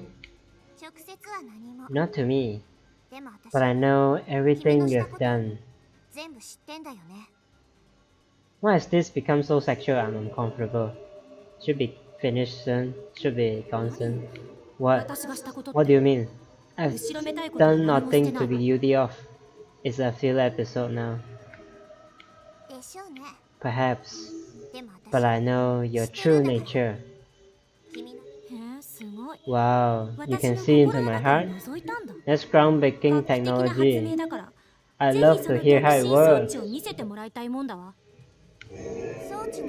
It's not science. It's a prediction. So, you're just making it up. I know. Oh, we got a situation here. Okari. Mari clings to me with teary eyes. Stop them from fighting. This looks like a job for the one and only Hoin Kyoma. Oh, fight! I don't think they will. I don't think Koitsu can fight shit. Satsuha here probably like can subdue her in like 1 second. OMG, they don't need a filler. I know, right? But ideas is to like slow things down a bit so that the game goes longer. I insert myself between the two girls. Break it up, you two. I, Hoin Kyoma, shall decide this dispute. They both glare at me. Although I'm afraid for my life, I harden my resolve. The mission must succeed. First, I focus on Koitsu. Assistant, I didn't raise you this way. You didn't raise her, man. You only know her for 2 weeks. You didn't raise me at all. If you want to become a true mad scientist, you must learn to keep your emotions in check, even as you tackle your way to victory. Nobody asked you, and I'm already a scientist. Yeah, Next, I switch focus to Satsuha. Warrior, your enemy is stern, remember? You must conserve your strength for Ragnarok. So the game goes longer. Yeah. I warned you before, Okabe Rintaro. Makise Koitsu is a threat. That's too much, alright? Yeah. What? You're going to mention that here? Now? Oh? What's this about, Okabe? Their eyes are like laser beams boring into my skull. I want nothing more than to flee for my life. Mayuri is watching me anxiously. I need to defuse the situation.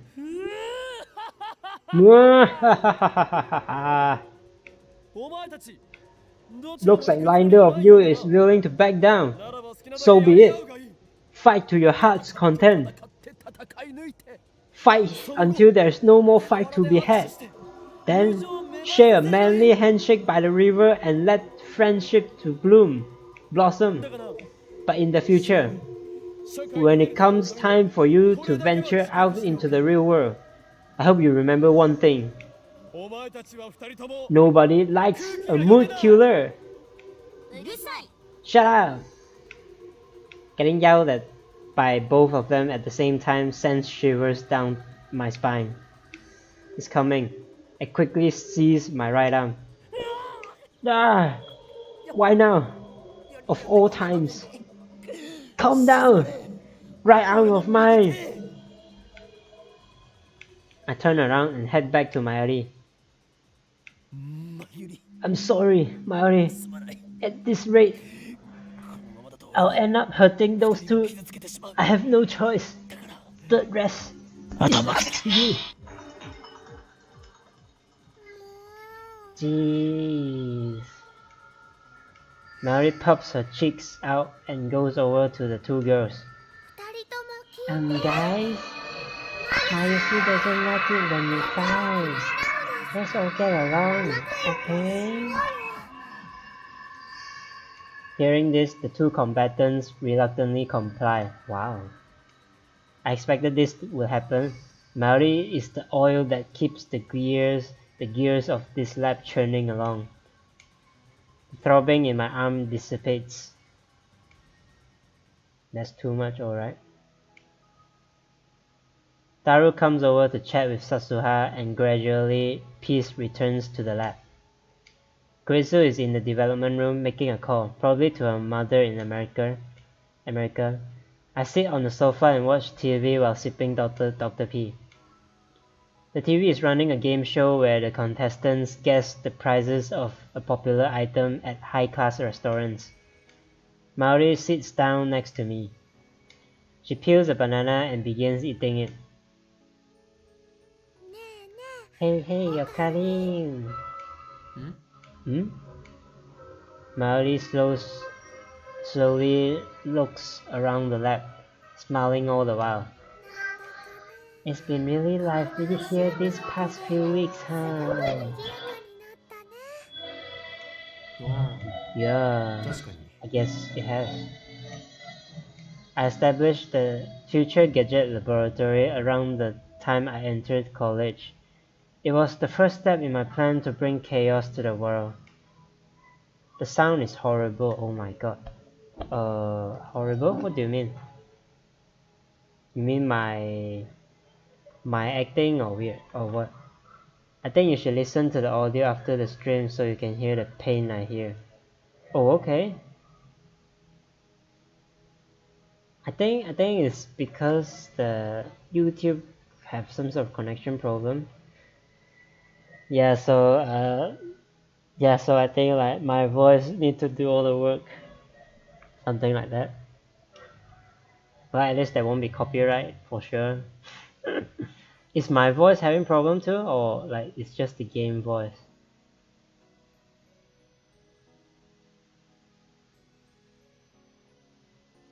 It was around middle of March this year, which means it has been almost 5 months.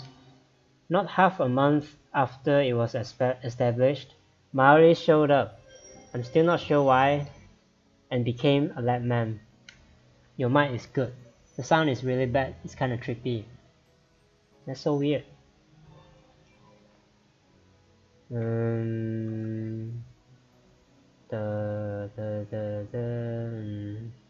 voice of the characters sound distorted. It's really I'm not sure. It's what exactly happened. Let me save this real quick. Let me try to reopen the game, see if it gets better. Maybe you should make the sound of the character less loud. Oh. Okay, I can do that.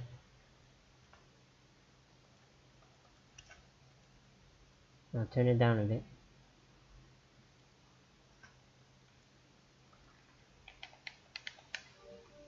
Oh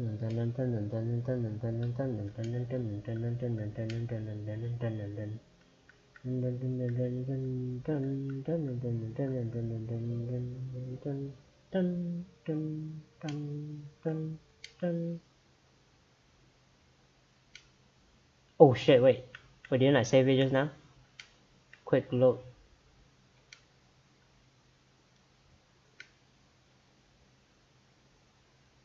Wait, I saved it just now, right? Wait a minute. Wait. Don't do this to me, man. Oh fuck, it didn't save? Wait. Oh my god, it didn't save? Wait, I pressed quick save. Oh my fucking god. Oh my fucking god. How can you do this, man? Are you serious? Are you fucking serious? GG. Really? I mean, I can skip through it.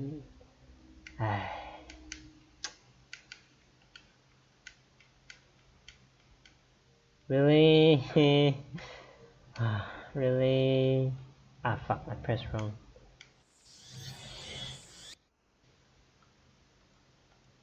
I guess you have to replay everything. Fuck. I'm so sorry. It's okay.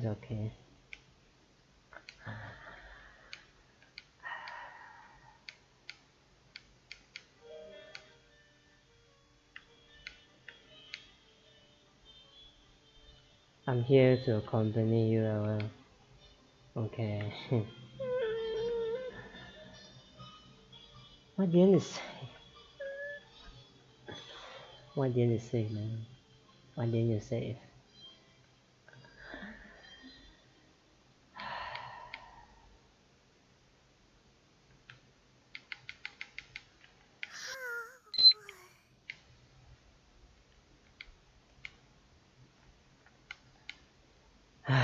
Okay. Let's replay real quick then. Mayuri?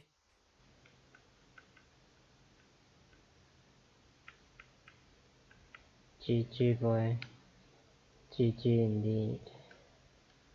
あまり遅くならないうちに帰れ。親が心配するぞ。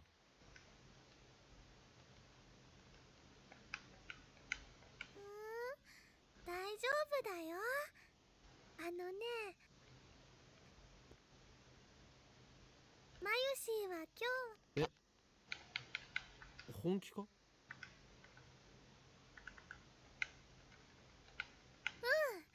お父さん。止まって作業。そうでもしないとゴミま。Oh, okay, can skip. Okay, got reply energy IBM 500. Okay. Hi, Trinidad. クリスチャンも一緒。Alright. Oh, wow. Okay. Reply. You know too much. Who? Fuck. Oh fuck.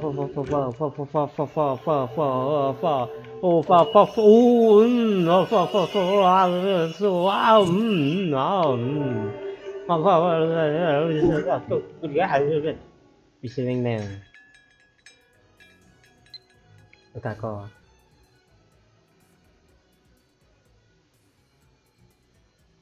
Maybe you're trying to go in my related. I didn't reply to a message. Oh god, it's the sound lah. Haha, make it. Is the sound still like that? Still like what you described just now? Chipmunk blue, let's go. You got a mail. Farius, attaching myself will die. I will go lady her.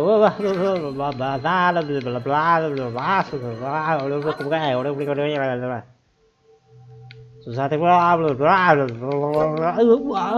betrayal, wow, no, betrayal, wow, stern, whoa, it's shaking, oh shit, oh fuck, wow, so what, sound hurts me, yes, it's okay, you're here later. I'll lower it a bit more then. Wow, so it's the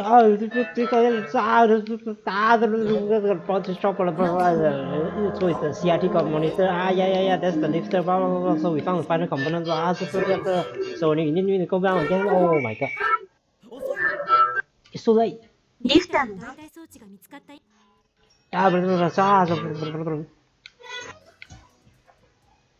Sasuha, help me. Oh, Sasuha, what are you doing? Oh, you're seducing, shake, experiment happened, turn on the TV, you hentai. You didn't let me wear my clothes,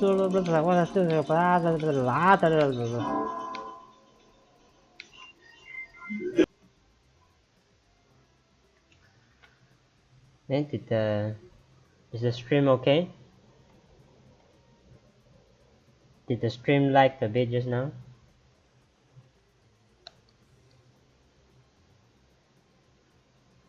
Does that mean you're abstaining from the vote? You're voting for name, so timely machine, we call it timely machine, 電話レンジにこれ So Chris will explain, so send signal, send, okay, send to the past,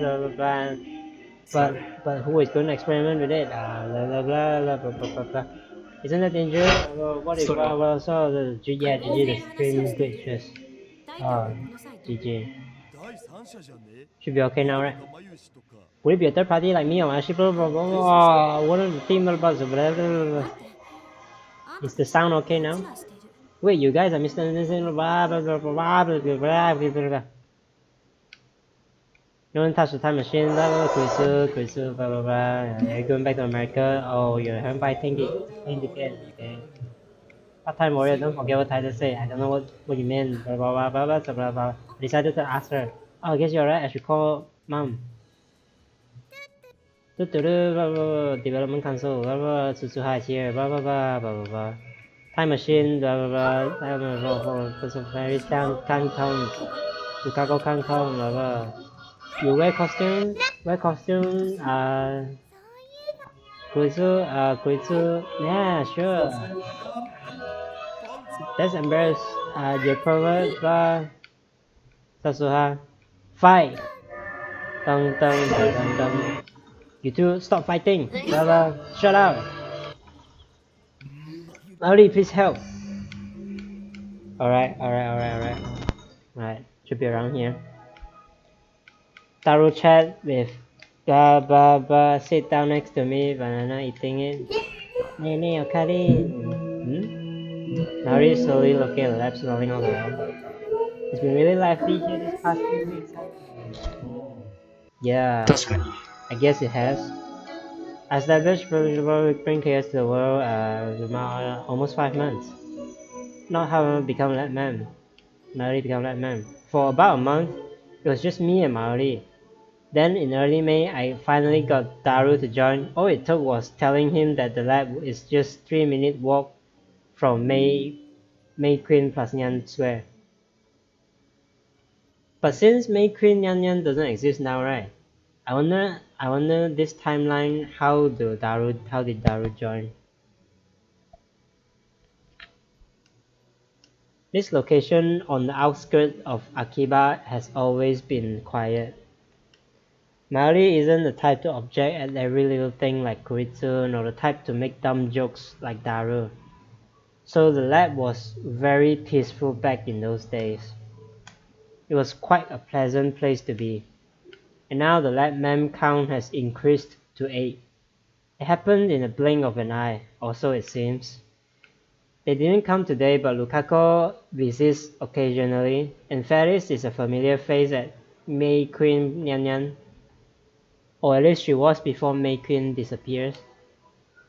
I remember the feeling out of place the first time I came to Akiba, but now it's like a second home. It's fun. Melody too seemed pleased by the increase in lab lamps. Now that there are 8 lab lamps, Mayoshi thinks it's getting a little cramped in here. First, we don't have enough chairs. The sofa only has room for 2. Then there's Daru's personal desk chair. Those are the only chairs in the lounge. There are some pipe chairs in the development room, but they need to stay there.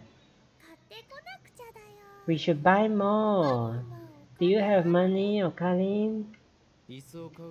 New chairs will take all my savings. You guys don't have those plastic chair shit? Is the voice, the sound, whatever, okay now? Some amazing shit, man. Cool. Then I need to get a part-time job again. I guess you can use some of my salary. We need a new microwave too. Otherwise, I can't warm up my new juicy chicken #1. Yeah, sorry about that. Cutting off Mayuri's chicken supply might actually kill her. But Mayuri, when we turn over the time leap machine, the reward money will solve all of our problems. Will it be enough to pay for the chair and a microwave on top of the higher rent? It'll be enough. More than enough. Wow, that's great, Okarin. Why are you so happy? Just look, we've made so many friends.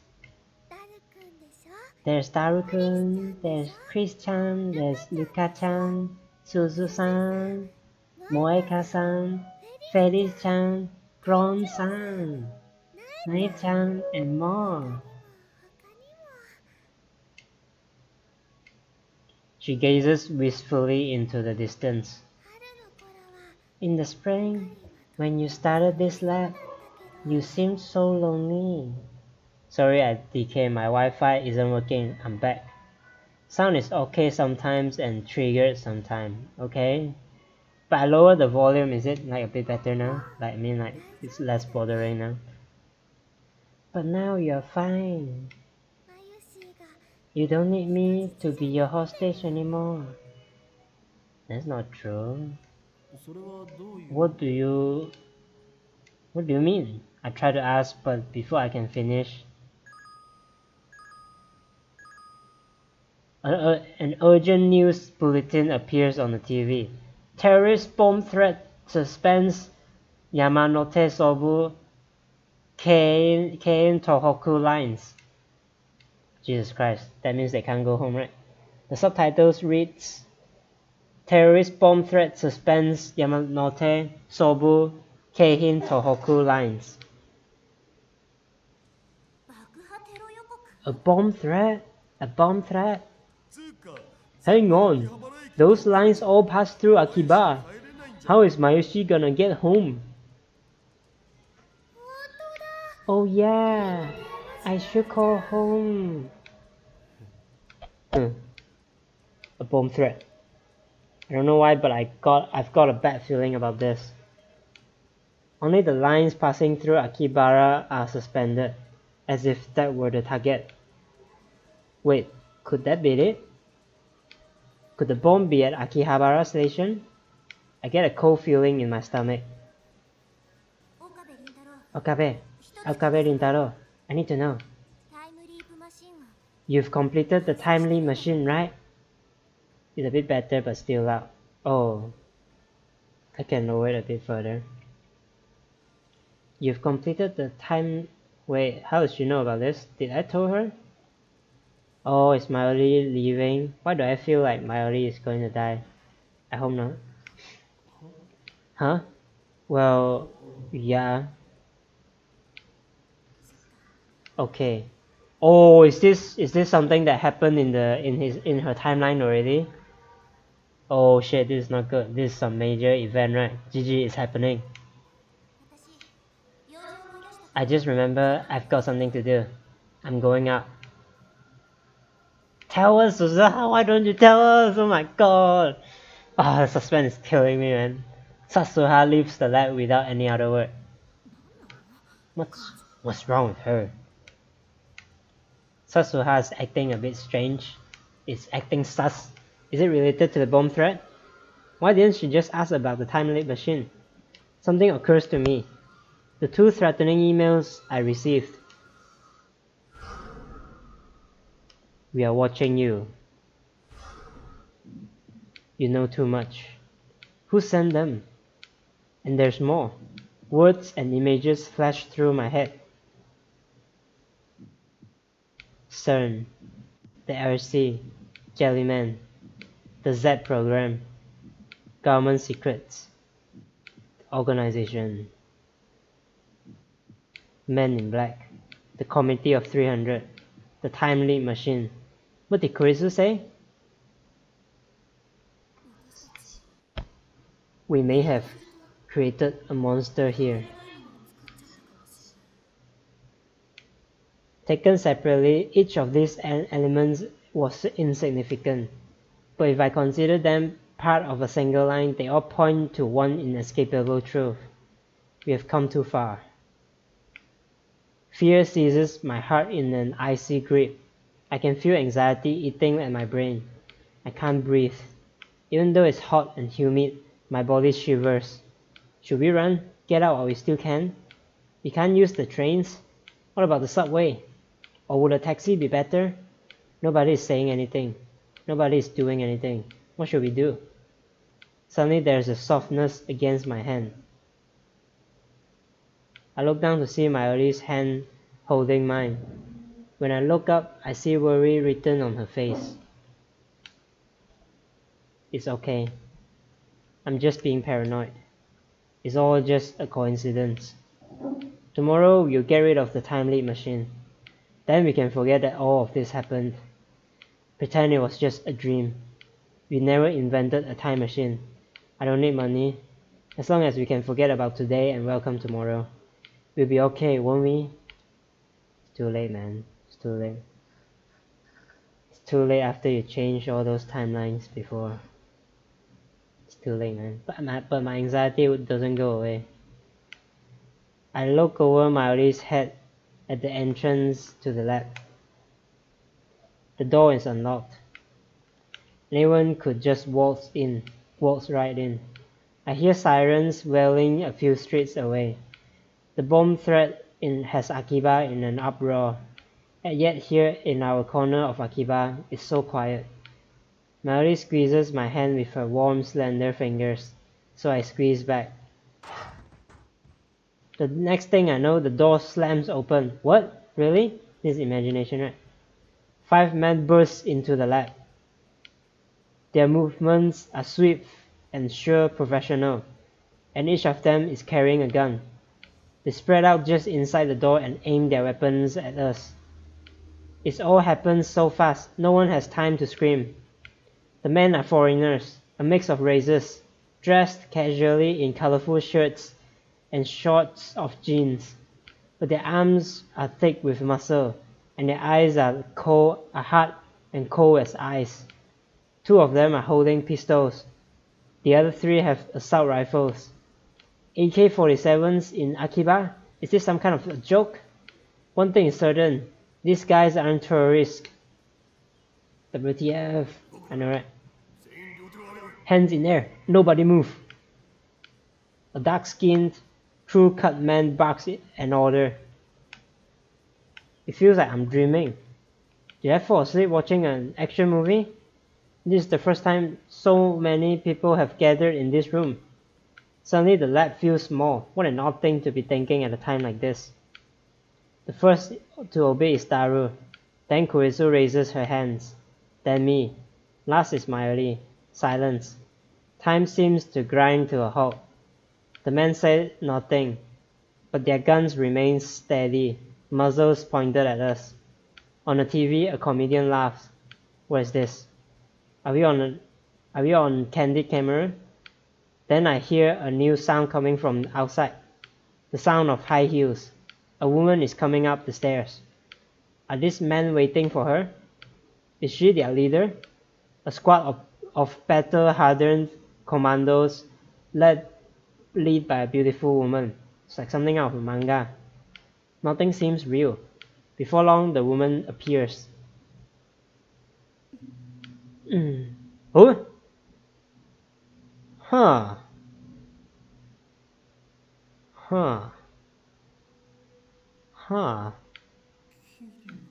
Kiru Moika?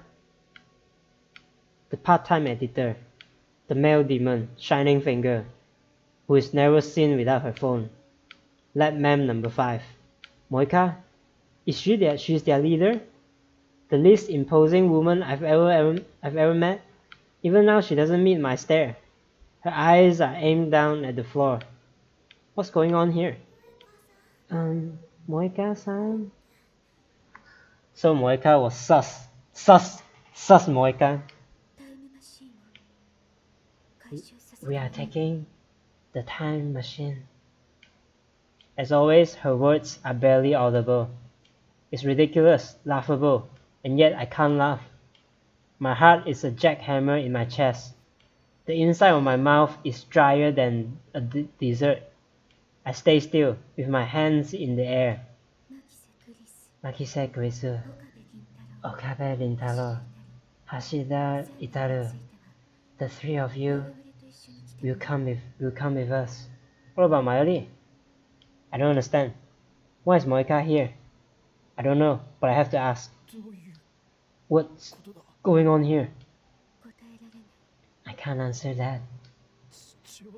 This is a joke, right? Moika shakes her head. You don't need to know. You can't resist. Come with us. Where? No reply. She doesn't intend to answer that either. Dangerous. These guys are dangerous. Look at their guns. Nothing good can happen if we go with them. I try to refuse, but my voice catches in my throat. I can't stop staring at their guns. Are they real? They're not going to start shooting, are they? I'm not going anywhere until you answer. You can't refuse. You have nowhere to run. We have men stationed throughout Akihabara. Wait, something clicks in my head. It was them. They sent the bomb threat. They stopped the trains. Why? To keep us here? Just for that? I don't want to hurt anyone. The three of you, come with us. Why? Kurisu, who has kept silent until now, finally opens her mouth. Why, just the three of us? That's where I realized Mayuri wasn't included in Moika's demand. She only wants Kuritsu, Taru, and me. I'm not answering your questions. Come with us is your only choice. We are not getting anywhere. Oh, Ukalin. Taru's voice is shaking. I turn my head to look at him. He's deathly pale. Don't you think we should do what she says? But unless she tells me the reason. Honestly, I have no idea what to do. My heart is still fluttering in my chest. This seems more like a dream than reality. I'm not a military otaku. I've never seen a real gun. The black shine of their weapons looks somehow tacky. They lack the imposing feel you expect. I believe her if she told me they were fake. Mari suddenly speaks up. Moika-san, you're a man too, aren't you? It's as if Mayuri asked my question for me. Moika was a strange woman, but I welcomed her as a lab ma'am all the same. What is she thinking right now? In answer,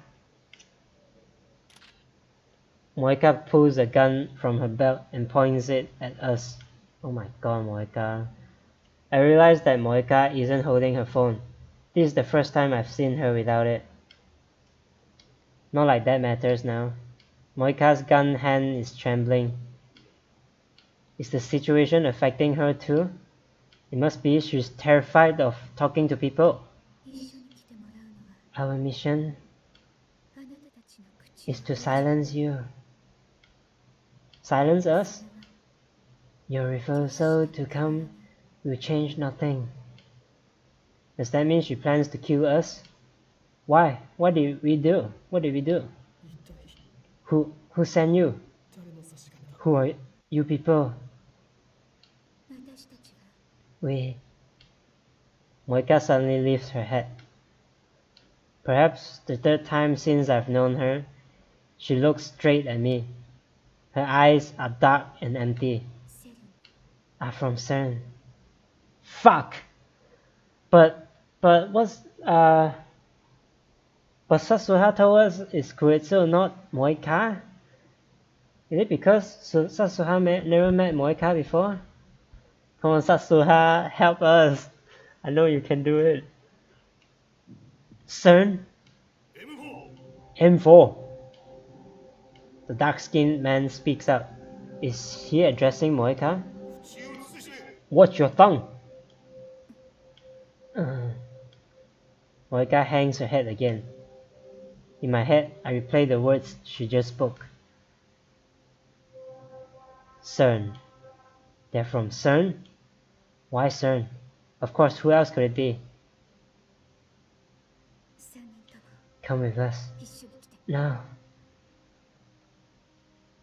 So she is not from the future. But Satsuha is. So Satsuha has to do something now. Moika raises her voice in frustration. If you continue to resist, I'll have to resort to extreme measures. Moika slowly raises her gun. She points the muzzle at Mayuri. Huh? Mayuri. My whole body instantly goes cold. Sheena Mayuri is not needed. Stop! Whoa, okay. I lunge at Moika, but the dark-skinned man is faster. Oh! Boom!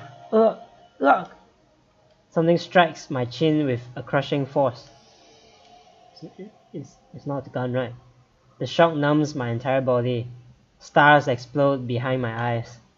I fall to my knees, powerless to stand. Everything goes dark. What happened?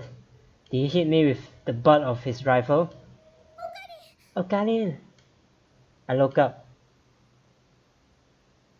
Mali, face streaked with tears, is reaching out to me as if begging for help. Whoa! There's some story going on, man. Over the shoulder, I see Moika ready her gun. Bro, this is interesting. Such a plot twist, man. I didn't see this coming at all, man. I thought the message was from future or something. Moika looks so different. But damn, she has boobs, huh? Miley, no! I try to yell stop, but my voice catches in my throat. Nothing comes out but a pitiful wheeze. Someone, anyone, please, stop her. Stop Moika. Moika's lips move. She's mumbling something. For CERN, for FP, for CERN, for FP. Is she brainwashed or something? Her mouth opens and closes robotically. My blood curdles. No. Oh shit! Oh fuck. A sharp dry crack splits the air. Time slows to a crawl. There's a gunshot sound, by the way. Moika pulled the trigger.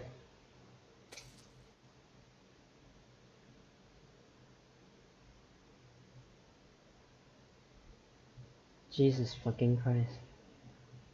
Oh god. Oh god, wow. Oh my god. Blood spurts from Mayuri's forehead. It splashes across my face, wet and warm. Her delicate, frail body falls towards me. I catch her. Her body is limp, like a puppet with no strings. Her head and arms dangle lifelessly. Jeez, I told you Mayuri was going to die. I don't know how to feel about that, man. The smell of gunpowder fills my nose. And then the smell of blood. Whoa! G. Daru clutches his head and falls to his knee, screaming at the top of his lungs. The sound jerks me back to my senses. In my arms, Mayuri takes one short, shallow breath, and then... Oh... Kali...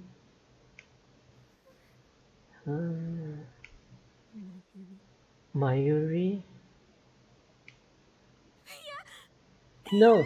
No! She's dead. Mayuri is dead. Her face is covered in blood. Her blood stains my hands. It's warm. You three, come with us. Now. I didn't know how, but I felt it coming, I know. I felt it coming too. I didn't realize it's so gruesome, you know. No more warnings. Resist, and we'll kill you too. I hear a voice, but I can't comprehend what it says. What it's saying. What's this? What's going on here? Is this a joke? We may have created a monster here.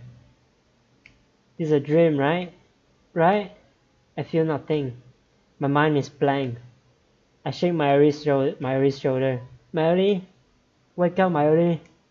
You'll catch cold if you sleep here. If you are tired, you can stay overnight. Or I can take you home if you prefer. You ride the train back to Ikebukuro together, like we used to before Daru joined, when it was just the two of us.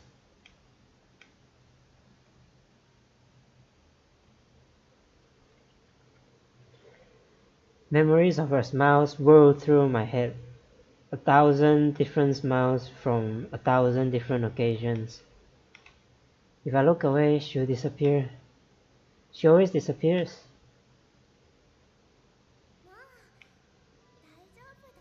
But now, you're fine. You don't need me to be your hostage anymore.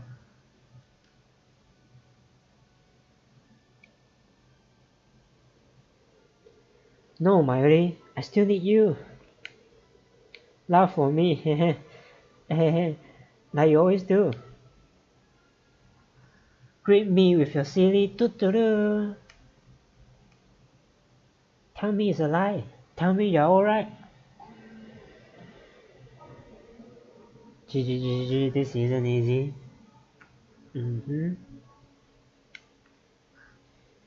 Mayuri?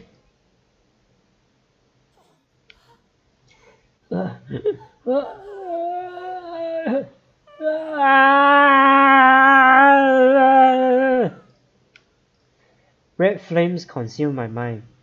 An inferno of rage and hate and the burning desire to kill everything I see. I gently lay the motionless Mayuri on the floor. I stand up, and then I fling myself at Moeka. Okabe! But before I can take a step, someone grabs my hand from behind. You can't! Let me go! Let me go! You can't! They'll kill you! Moeka's gun is aimed at my head. Her finger is already on the trigger. You're going to kill me too?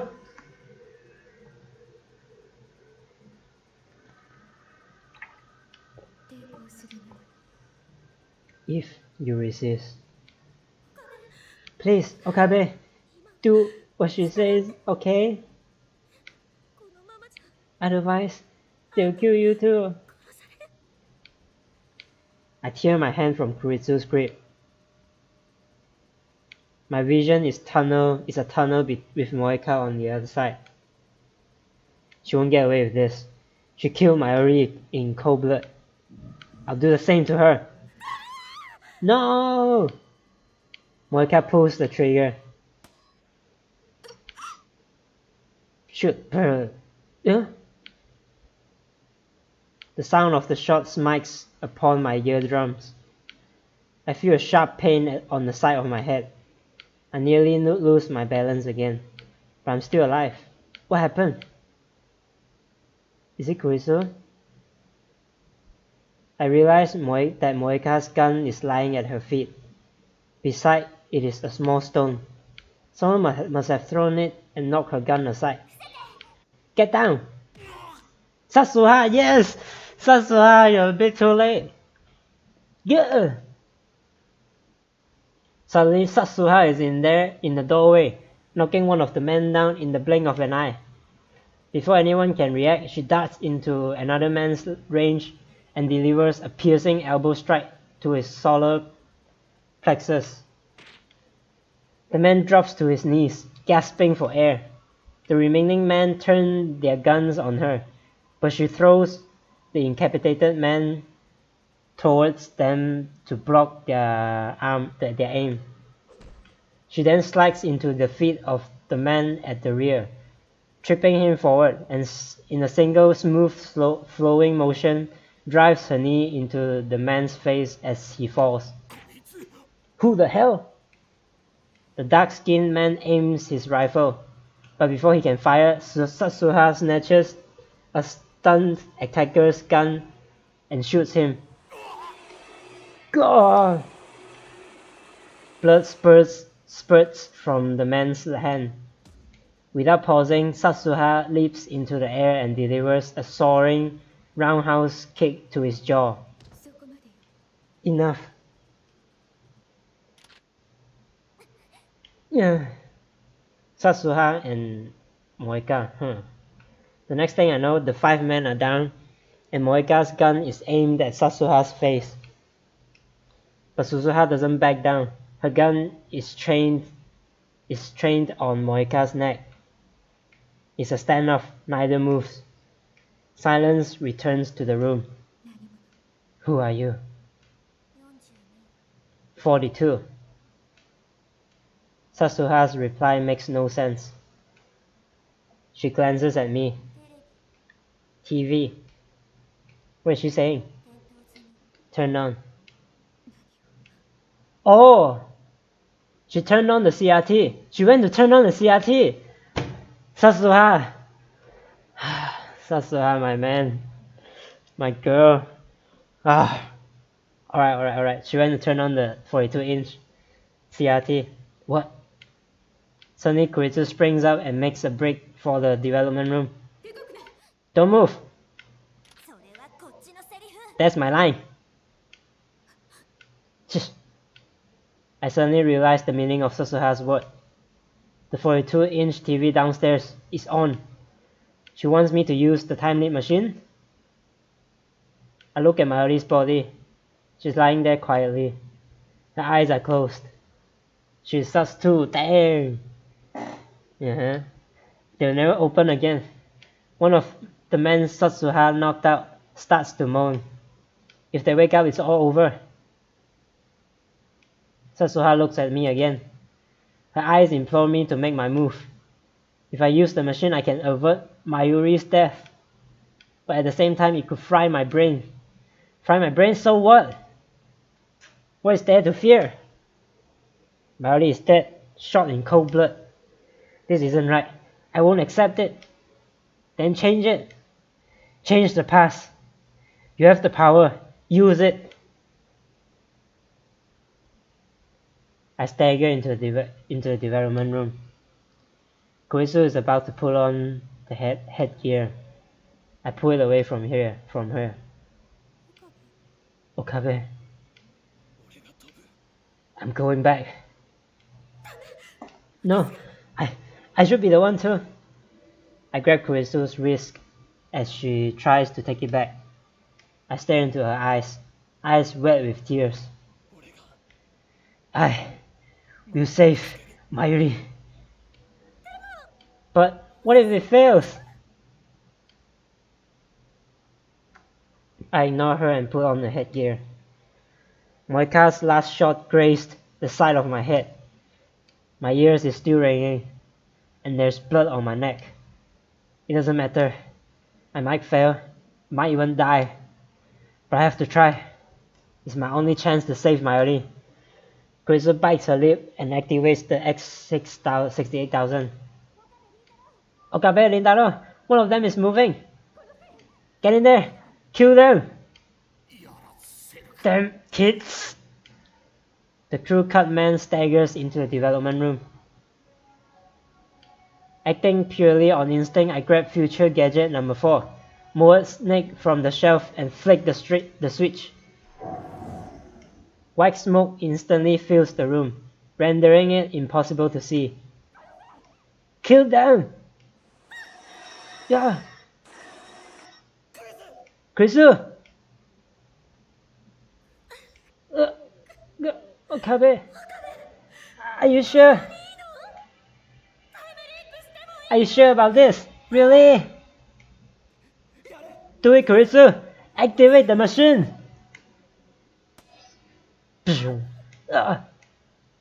Pain flares in my right arm. Was I shot? It doesn't matter. I see the pain is actually the pain he always felt. It's from this moment. It was always been there.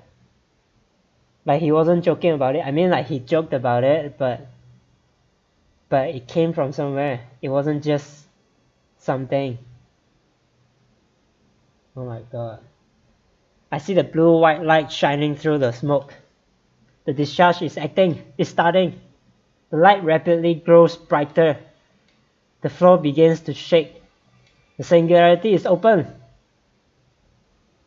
I crouch down, holding the headset steady with one hand.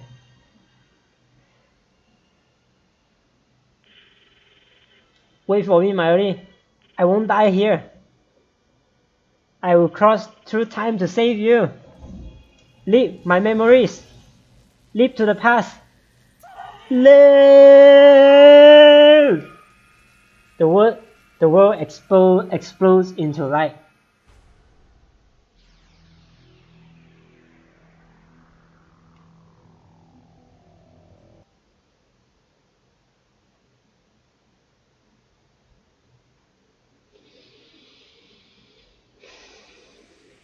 Jesus fucking Christ.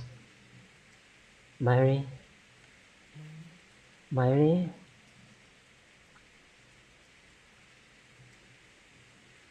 No matter how many times I call her name, Mayuri doesn't answer. Mayuri is standing in front of a grave, gazing at the sky. The grave belongs to her grandmother, who died when Mayuri was 11 years old. Her parents were always busy with work, so her grandmother was her only companion. I was close to Mayuri's family, so her death was sad for me too. At the wake, I expected Mayuri to break down and cry. She didn't. Instead, she spent the whole time gazing vacantly at her grandmother's memorial portrait. 6 months went by. I had to advance to middle school, so Mayuri and I no longer commuted together. But whenever I passed the cemetery on the way home, Mayuri would always be standing there. Every day, rain or shine, she would stand for hours before the grave, staring wordlessly at the sky as if she could see her grandmother in heaven. In her hands, an old pocket watch. The watch belonged to her grandmother. Mayuri always held it when visiting the grave. Mayuri? No matter how many times I called her name, Mayuri did not answer. Back then, Mayuri wouldn't talk to anyone. Not to me, not even to her parents.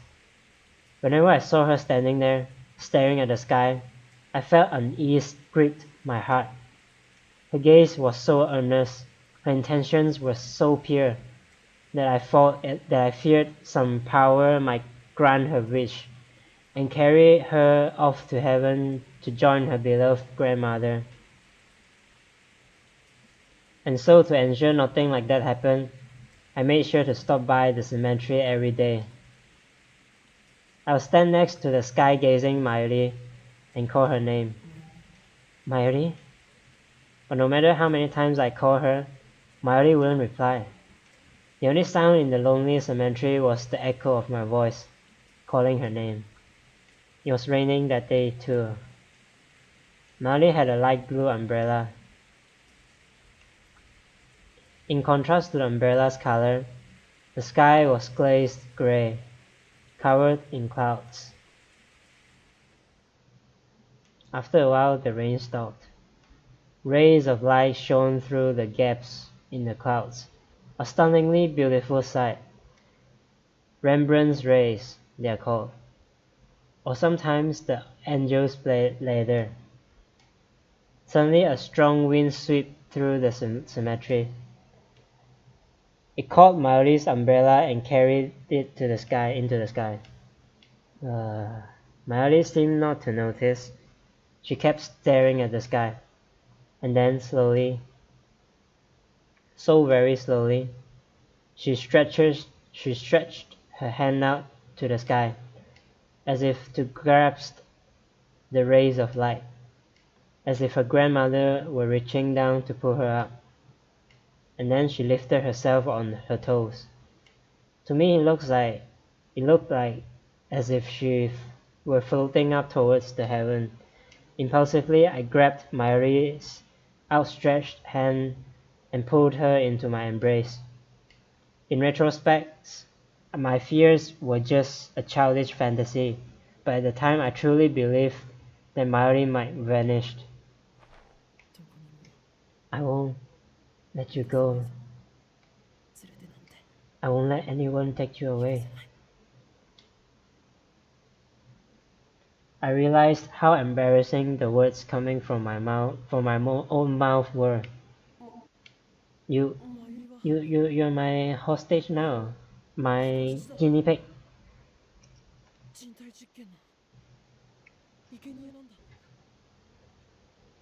GG. It was the first excuse that came to mind. Before her grandmother died, Mayuri and I were fans of a popular TV series about costumed heroes battling evil. You mean like Kamen Rider? I particularly admired a mad scientist.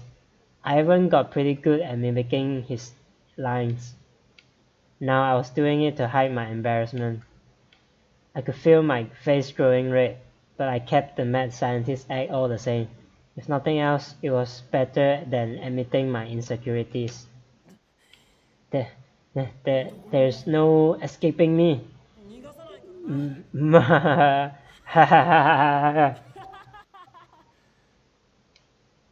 As I said this, I realized Mayuri was shaking. Oh, sniff. She whispered. It was the first time in 6 months that I had heard her speak. Her voice was choked with tears. Mayushi's your hostage. I guess I'm stuck here, huh? She smiled happily. Tears fell from her eyes, and then Maori buried her face in my chest. Where am I? Who am I? I can't see, I can barely think. A terrible screech fills my head, like a feedback from a giant speaker. Yes, it's from the gunshot just now. Ah! It penetrates my brain like 100 sharp needles, stabbing me right behind my eyes. I thought brains weren't supposed to feel pain. Bleh. This is from what's her name? Kuritsu. Ah! Ah! And there's more. I feel a shiver of pleasure beneath the pain. A terrible itching like my body is on fire. Okabe!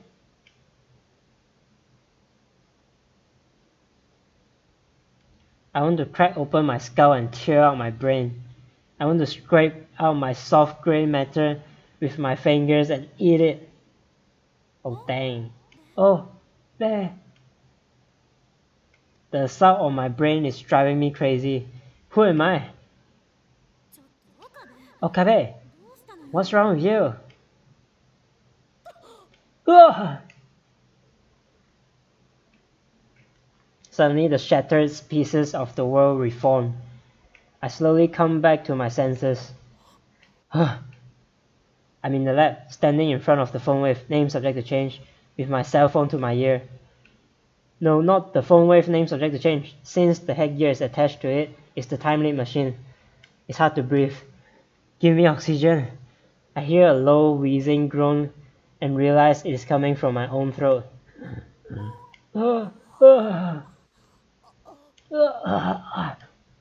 I close my mouth, then take a deep breath. The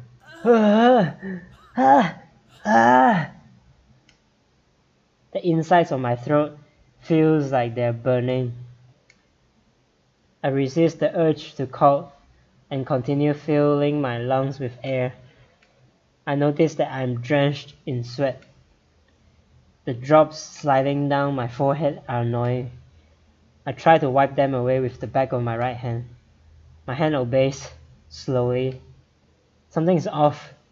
It's like my body and my mind aren't totally in sync with each other. Almost as if this isn't really my body.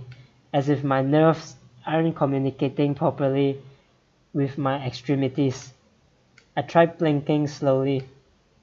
This might just be my imagination. Could this be exhaustion? I haven't slept much lately. I try to move my hand again. There's no disconnect this time. There's my body. Okabe, are you listening? A familiar voice. I turn around slowly. Kurisu is there. She stares at me, perplexed. What was all that screaming for? What is she talking about? Are you sick? Ugh. I try answering, but my voice doesn't quite work well. Even more bewildered, I clear my throat several times.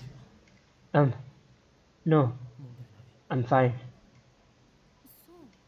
Then get ready to go already. We are going shopping, remember?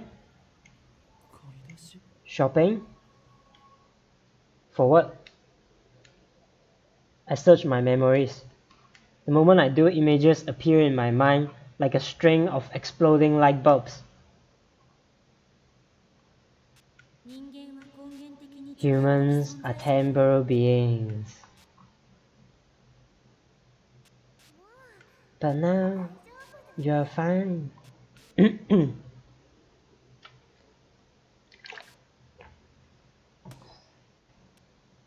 God.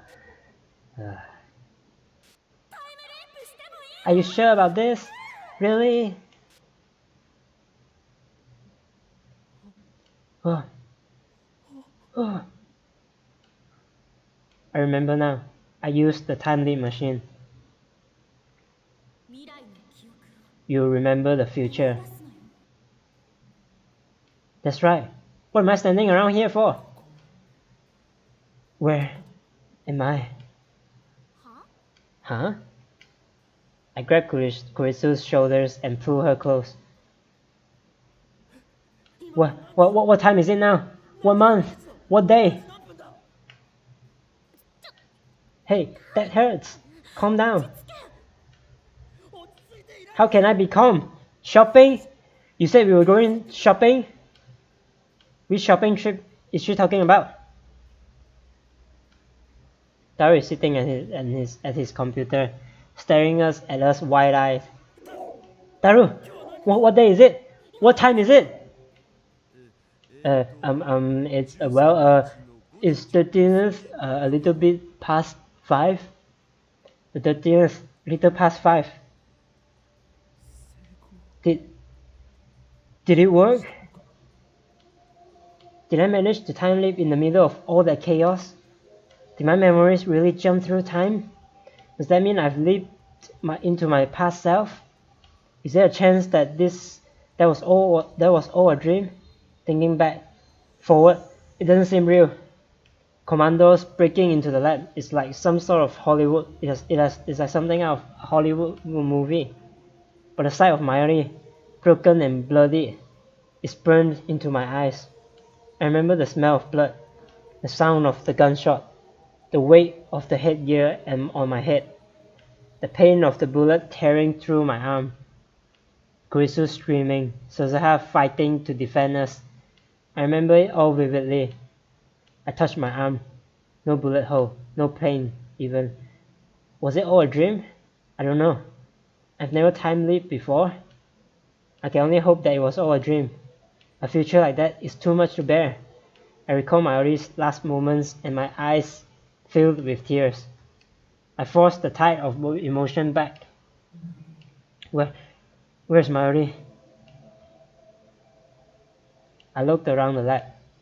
Koitsu and Daru are here, but I can't find Mayuri. Where's Mayuri? She just left saying she was going to Lukashi's place.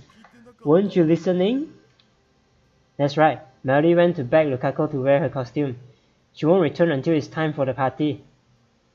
What do I do? What do I believe? Was it a dream? Or was it real? It was real, man. It was real. If it was a dream, then I don't have to do it. Then I don't have to worry about anything. If it was real, then I need to act now. I take a deep breath. It must have been a dream. No, it's not, man. What are you doing, man? There's no way something like that could happen. What are you doing, man? Oh my god, what are you doing, man? What are you doing, man? Everyone fight their life to let this happen, man. It was a nightmare brought on by anxiety. That's all. There's no other logical explanation. I desperately persuade myself that it is so. No, man. Little do I know that I will soon regret my foolishness. Oh my god. My god, what did you do, man? What did you do, man? Oh fuck. Fuck, man. What did you do, man? Why are you so dumb? Oh fuck. Kurisu goes shopping alone. I stay in the lab with Daru, waiting for Mayuri to return. I'm back! An innocent smile. Mayuri is alive. Nothing will happen to her. I was worried for nothing. When Suzuha arrives, we begin the meeting. Okarin! I called Felice-chan and Luka-chan, but they said they couldn't come. I've heard these words before. Deja vu, a trick of the mind. No, it's not, man! Do it while you still can! Oh, do they have plans? Felice-chan has a Lionette tournament. Crap, I should have gone to cheer. How careless of me. And Luka-chan seemed embarrassed for some reason. Maybe she thinks you will make her wear a costume again. It's just like my dream. I've never remembered a dream this vividly before. I remember every word that has spoken. How will Okabe get rid of that future? You still haven't convinced her to cosplay? I don't know, man. I don't know. Fuck, man. Do something, man. Oh my god. She said it was embarrassing, but I keep telling her cuteness is justice. But she never listens. Cuteness is justice. Is that what they say? You're cute too, Christian. Hey. Hey. Komima is coming up. Wanna go? I can't make something new, but I have a costume of post-awakening Sarah from Bloodtoon I made last year. I think the size is just right for you too. Me cosplay? I'm sorta interested. But I refuse to do it in public though. You don't have to show anyone. But eventually, you want them to see. The cosplay demon compels you. That reminds me, Christian, you are always wearing that cute uniform. What school is it from? Oh, this? I attended Ayamin for about 2 weeks. I modeled this outfit after their uniform. Oh, their uniform is really cute, but you made it even cuter. You might have a really good design sense. I'll bring the costume tomorrow, okay? Will you try it on then? Sure. When is the photo shoot? Good to know you are still a pervert, Hashida. Come on, it's the Bloodtoon Sarah. She's got Panmoro going on. Panmoro? It means her panties are completely exposed. Huh? No way. So close to disaster, oh my god. I know, right? Fucking do something, man, oh my god. Sasuha is here, right? Consult her, man. Fuck, man. It's okay. Sasuha must know what to do because she is the one that saved us, right? Well, Mayuri is gonna die again. I hope not. You might not know this, but last year there was a really popular saying. They're not panties, so it's not embarrassing. Japan is over. Wait, okay? It's a promise. Maybe you shouldn't bother. Suzuha speaks, her tone sharp. She's scowling at Kuritsu again. Suddenly the atmosphere in the room changes. I remember this too. I feel like I'm losing my mind here. You're asking for trouble by trusting Makise Kuritsu. What's that supposed to mean? I've been meaning to ask this. Did I do something to you? No, not to me. But I know everything you have done. What do you mean? I've done nothing to be guilty of. Perhaps. But I know your true nature. Wow, you can see into my heart? That's groundbreaking technology. I love to hear how it works. It's not science, it's prediction. So you're just making it out. I know. Okarin. Mari clings to me with teary eyes. Stop them from fighting. Huh. Should I listen to Mari's plea like I did in the dream? Knowing that I can't stop the fight, should I just let Mari handle it instead? I don't know, I can't move a muscle. Jeez. Mari pouts, then goes over to the two girls. Guys, Mayushi doesn't like it when you fight. Let's all get along, okay? Taru comes over to chat with Suzuha. Gradually, peace returns to the lab. No, don't let that happen, man! Oh, fuck! Kurisu is in the development room, making a call probably to her mother in America. I sit on the sofa to watch TV while sipping Dr. P. But I can't pay attention to what I'm seeing on the screen. It doesn't enter my head. Melody sits down next to me. She peels a banana and begins eating it. It's too late, man. Do it! Fuck! What are you doing, Okalin? Ah! Fuck, man. Hey, Okalin. It's been really lively here these past few weeks, huh? Stop it. Why are you saying the same things as in that terrible dream? It was a dream, it has to be a dream. It's fun. Mary smiles happily, not noticing my lack of a reply. Now that there's eight leg ma'ams, now she thinks it's getting a little cramped here. First, we don't have enough chairs.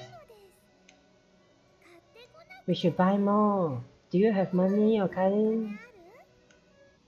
I shake my head wordlessly. For some reason, I'm afraid to look at Mayuri in the face. Do something, Okalin!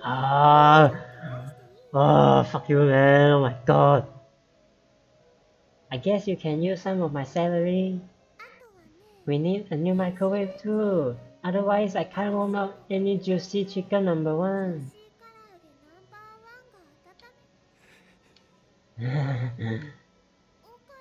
Okalin, are you okay? You don't look so good. It's nothing. Are you feeling sick? Then you need to rest. Wanna lie down? You can lie on my lap, okay? I'm not. Oh fuck, man! Before I can finish, the television interrupts me with an urgent news bulletin. Fuck, man! Fuck, man, what are you doing? The subtitles read there is a bomb threat. Hang on, those lines all pass through Akiba. How is Mayoshi gonna get home? Oh yeah, I should call home. No, it can't be. It's the same. Every last thing is the same. Tells us what happened. I need to know. It was a dream. You've completed the time leap machine, right? Tell her! Tell her! Oh my god, please fucking tell her! It had to be a dream. No, it's not. But if it was a dream, then why? Are you listening? Tell her! Tell her! The time leap machine is done? Tell her! Okay. I just remember I've got something to do. I'm going out. Fuck! Why did you tell her? Why did you tell her? Suzuha leaves the lab without another word. What's wrong with her? Does she know what's about to happen? Nothing is going to happen. The break-in was a dream. No matter how hard I try to convince myself of that, I can't shake the icy hand clutching my heart. I can't breathe. Even though it's hot and humid, my body shivers. I remember this feeling too, from the dream. Did I choose wrong? Was I granted a second chance only to let go to a vase? Yes, you did, piece of shit! A soft feeling against my finger. I look down to Mayuri's hand holding mine. When I look up, I see worry written in her face. I reflexively look towards the door. If the dream wasn't a dream then, any second now. It happens exactly as I remember. Fuck, man, why didn't you do it, man? Fuck you! 5 men burst into the lab. Their movements are swift and sure, professional. Each of them are carrying a gun. I spread out as well as I aim at one at us. I recognize each of them. There's no denying it now. I did live through time. It was the future I remembered. I was supposed to change this present, to stop the madness about to unfold. But I told myself it was a dream, and wasted my chance to save everyone. Hands in the air, nobody move. Silence. Time seems to grind to a halt. The man said nothing. Why didn't I do anything to change this? Wasn't that why I lived through time? The sound of Hugh echoes along the hallway. The woman is coming out of the stairs. Kill Moika. The woman who will kill Mayuri. The dream was real. Those memories were of the future. It's happening because I did nothing to stop it. Moika-san? We are taking the time machine. If I kill her first, will Mayuri leave? I considered the option but soon give up. The real danger is the man behind her. The three of them have assault rifles. They'll gun us down the instant I try anything. My hope is for Sasuha to make her move before Mayuri is shot. Is there even a chance? Akisa Grisu, come with us. You can't resist. Come with us. Where? I have no words. At least tell us where we are going. We cannot refuse. There's no way to run. We have men stationed throughout Akibara. I don't want to hurt anyone. The three of you come with us. Why just the three of us? I'm not answering your questions. Come with us, this is your only choice. Moika-san, you're a lab man too, aren't you? In reply, Moika pulls out a gun from the bell, points at us. It's happened again. Our mission is to silence you. Your refusal to come will change nothing. Come with us now. If you continue to resist, I'll have to exert the extreme measure. Moika slowly raises a gun. She points the muzzle at Mayuri. Eh? Mayuri is not needed. I try to shout stop, but my voice catches in my throat. Nothing comes out of a pitiful whistle. I turn to Kurisu for help. Kurisu is staring at Mayuri. She looks as if she might start crying any second. I turn to Daru. She's shaking. His lips move as if to speak, but nothing comes out. Someone, anyone, please, stop her. Stop Moika. For Sun, for FP, for Sun, for FP Sun. Her lips close slightly. Pow! Splits out the air. Alright, Mayuri dies again. Time slows to a crawl. Moika pulls the trigger. Blood spurts from Mayuri's forehead. It splashes across my face, wet and warm. Her delicate, fair body falls over. I catch her.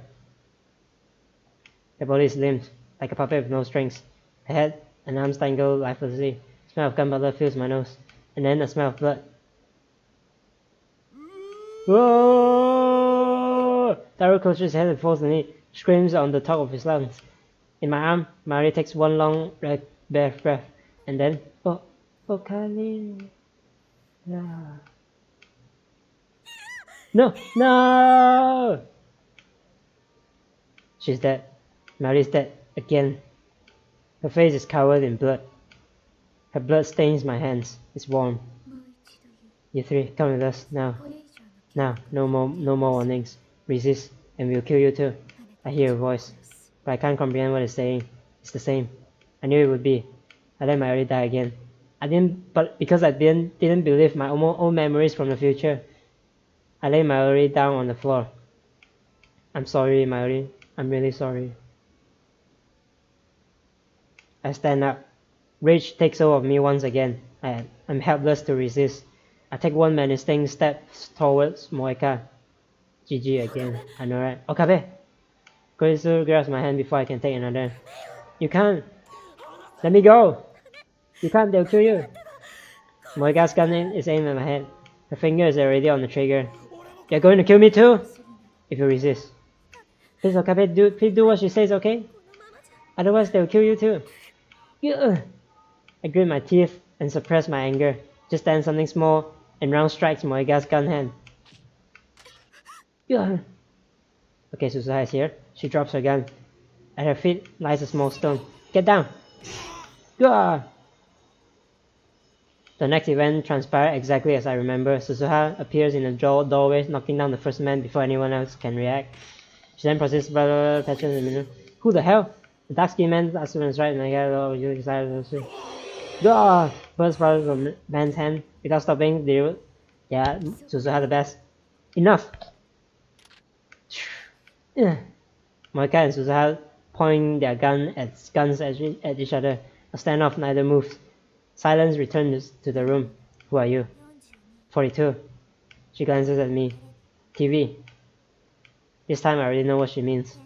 Turned on. I make a break for a development room. Don't move. That's my line. Kurisu is right behind me. I grab the headgear and jam my hand without a moment's hesitation. Okabe, I'm going back. But what if it fails? Get the machine started. It didn't fail, Kurisu. Just do it. No time to argue. I take the mode snake. Kurisu bites her lip and starts the XX500. Okabe and Daro, one of them is headed your way. Kill them. Don't let them use it. Before the crew cut man enters the room, I push the switch. White smoke instantly fills the room, rendering it impossible to see. Are you sure, Okabe? Are you sure about this, really? Do it, Kurisu. Activate the machine! I see white blue light. Discharge starting. The light grows rapidly stronger. The floor begins to shake. Singularity is open. Yes, do it again. I crouch down, holding my headset with one hand. It wasn't a dream. I burned that fact into my mind as I prepared for the time leap. One more chance. The shaking begins. Please, give me one more chance! Once more, the world explodes into the light. Alright. Okay, let's do this again. I can't hear. It feels like something is crushing my eardrums. Ugh! Slowly, the shattering piece of the world is rolled by my body convulses as if struck by lightning. I'm Okabe Rintaro. I'm in the lab development room. Standing in front of me is the time machine with my phone to my ear. Yeah, my brain hurts again. This isn't like headache. It's somehow deeper. With the pain comes a torrent of emotions, sorrow, longing, hope, joy that threatens to wash away my psyche. However, only one thing matters now. It worked again. I quickly returned to the lounge. Good, you surprised me. I almost crashed into Kuritsu. Don't startle me like that. Come on, Okabe. Taru, is it just before 5 on the 30th? Yeah. Alright, timely successful. I pat Kuritsu on the shoulders, almost in an embrace. You are a genius. What's gotten into you? Stop manhandling me. It's gross. I scramble for my phone. My lead call. Mayoshi's here. Mayuri, where are? But I can't answer the phone right now. Yeah. It went to a voicemail. Please leave your message after the beep. Mayuri, contact me at once, okay? At once. I hang up. I look at my watch again. It's just past 5. Thank God for the time leap machine. It makes me shiver to imagine what would have happened without it. I have 3 hours until Morika kills Mayuri. Everything is going to be okay. There's plenty of time to escape. First, I'll meet up with Mayuri and leave Akiba. We can go to Ikebukuro. Wait, what if they're watching her house? Maybe we should hop the bullet train and get out of Tokyo entirely. Anyway, we are fine as long as Morika doesn't find her today. At first, I need to find Mayuri. No, talk to Suzuha. Talk to Suzuha, she'll know what to do. Okabe, you look kinda crazy. What's going on? Koisu and Daro looks at me with concern. Both of you, get out of here, now. What's this about? I check my wallet. I have only 9,000 yen and some change. I need to stop by an ATM and withdraw everything I have. Is this another one of your fantasies? Koisu shrugs her shoulders, dumbfounded. I don't have time to answer her. I slip beside her and dash out of the lab. Okabe, where are you going? Hey! It's going to happen again, isn't it? I run full speed to Yanabara Shrine. Naturally, I have to stop a few breaths before I get more than a few blocks. The sun is setting, but the temperature still hasn't dropped below 30. Sweat quickly covers my entire body. I'm not good at exercising in the first place. I finally staggered through the archway. Now I regret not borrowing Sosuha's bicycle. But no, there wasn't time for that. Finding Mayuri comes first. I run to the courtyard where I find Lukako standing alone with her bamboo broom. Lukako! Ah, Okabe-san. She bows her head. What's wrong? Mayuri! Where's Mayuri? Mayuri-chan already left. Shit. She left? Yes. When you see her, could you tell her that I'm sorry? I really prefer not to cosplay. I don't want to disappoint her, but it's too embarrassing to dress like that in front of people.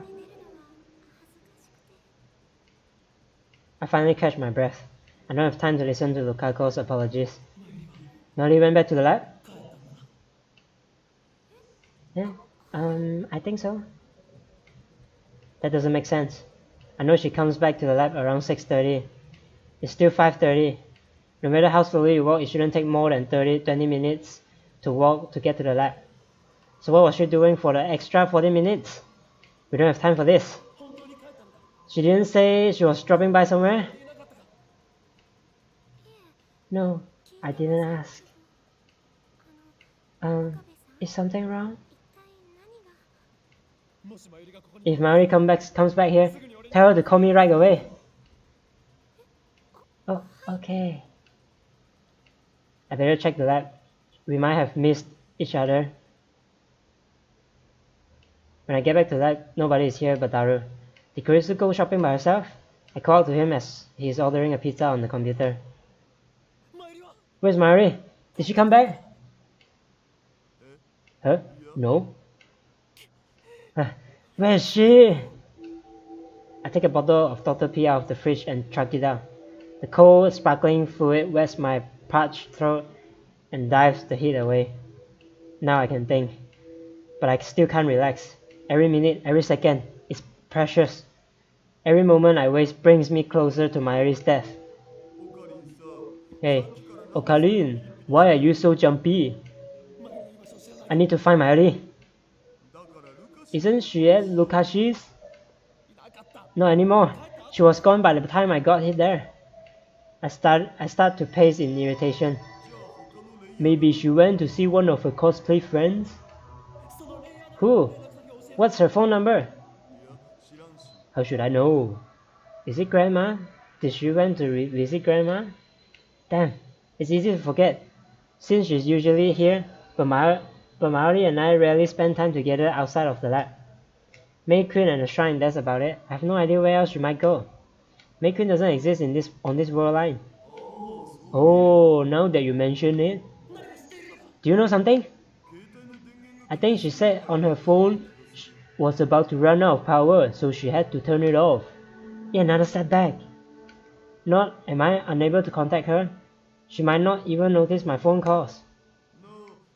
Hey, what's going on? Why are you still here, Daru? I thought I told you to leave. I sit on the sofa. I feel the weight of stress on my shoulders and my bones. I'm not leaving without a good reason. Tell me what's going on, man. They're going to kill Mayuri. Huh? Sun is after us. In 2 hours, their men will break in and kill Mayuri. Get out while you can. What? For real?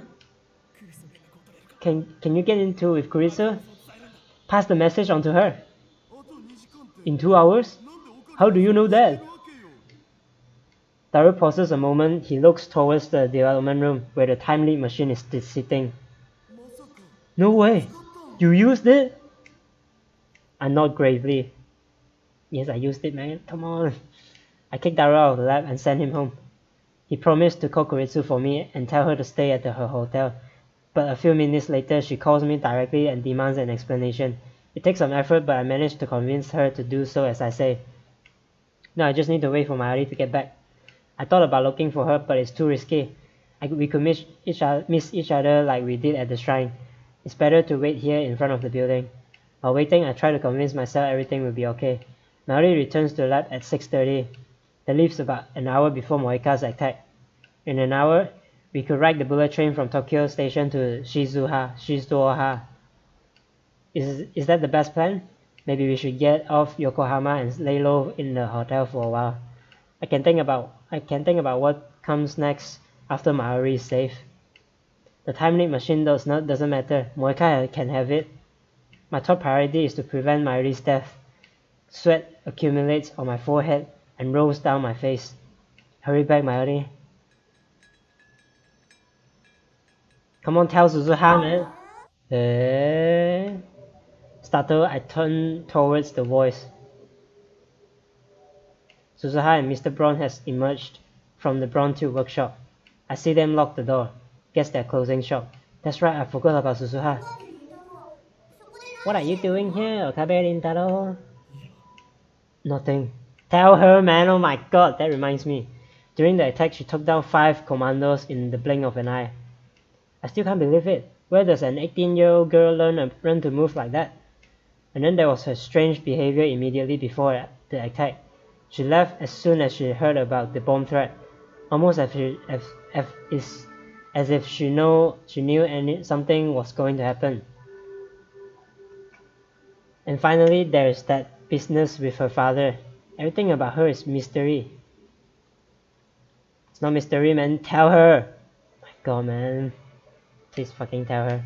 Who is Amane Suzuha? Oh, I know. You're getting ready for that party tonight, aren't you? How'd you know we were having a party? Shina Mayuri. She came by earlier today to invite me over. Hope you got room for one more, cause I'm... You can't!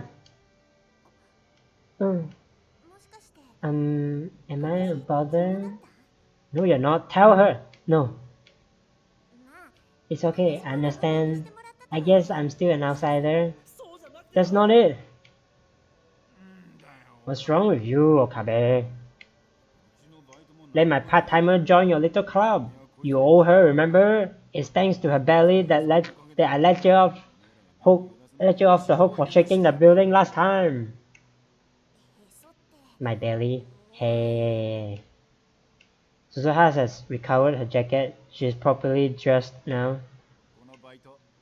She's got a fine belly, tight and well chained. I'm standing right here, you 30-old man. The party is cancelled. I'm sorry, part-time warrior, but please go home today. Cancelled? Yeah, sorry. I attempt a smile, but with little hope of success. I don't know what's going on, Okabe, but don't do anything reckless.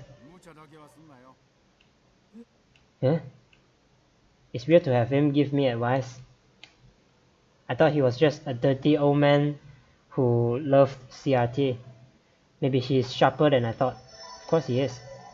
Maybe he's just telling me to stop shaking the building. I got in a fight with Mayuri. Things are a little complicated right now. That's all. That's the best lie I can manage. Oh. Is there gonna be blood? Blood? I mean, look over there. Suzuha points across the street. I turn to look. To my surprise, there's Mayuri walking up the street with a big bag. Then she notices us. She waves her hand with a Disney smile. Mayuri! Huh? Weren't you guys fighting? She looks really happy to see you. I know Suzuha and run to Mayuri. The clock on my phone says 6:33. Hey, where are you going? I wasted precious time talking to Suzuha.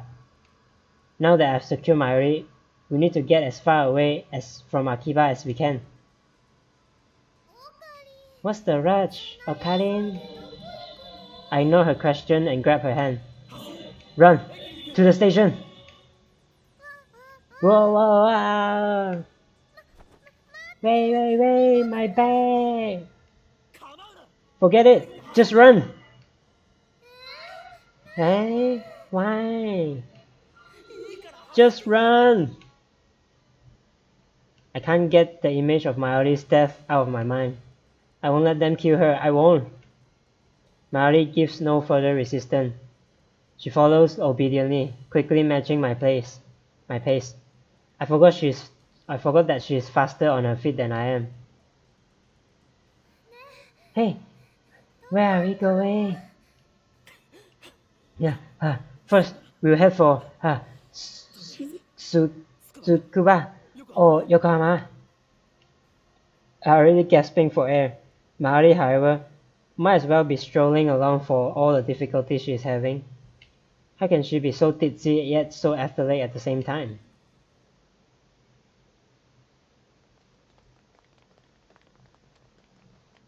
The sun has already set, but the sky is still a mix of indigo and orange. We run through the streets, lit by dazzling shops. Everything will be fine once we make it to the train. I hold this thought in my mind as we run. I'm already exhausted. Mayuri practically has to drag me along to keep going. Shouldn't we rest a bit? No stopping until we are on the train. I do my best to keep up with the pace. But Okarin, you are covered in sweat. You shouldn't push yourself. You're not good at exercise.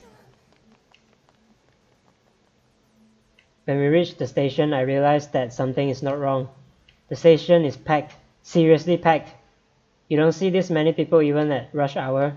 The crowd is miling from around the entrance. For some reason, it looks like no one is going in. What's going on here? A protest? Some kind of streets performance? I don't have time for this. Just then an announcement plays over the PA. Your attention please. The Yamanote, Kein, Toku, and Sobu lines are currently suspended. We sincerely apologize for the inconvenience and kindly ask for your cooperation. Finally, I realized my mistake. That's right, before the attack, the trains were stopped by a bomb threat. No wonder there are so many people standing around. In my haste to flee the city, I've completely forgot. How could I have been so stupid? Go to Ferris. I wonder what happened. Oh wait, Ferris is having a tournament. Shit, where are we going to hide? All of the train lines are stopped. We can't escape Akiba. What about other means of transportation? The subway or the bus? Should we go to another station? I turn around and head back the way we came, keeping a firm grip on Mayuri's hand. But before we get a few more steps, a man steps out of the crowd and blocks our way. Oh shit. I realized that we are surrounded.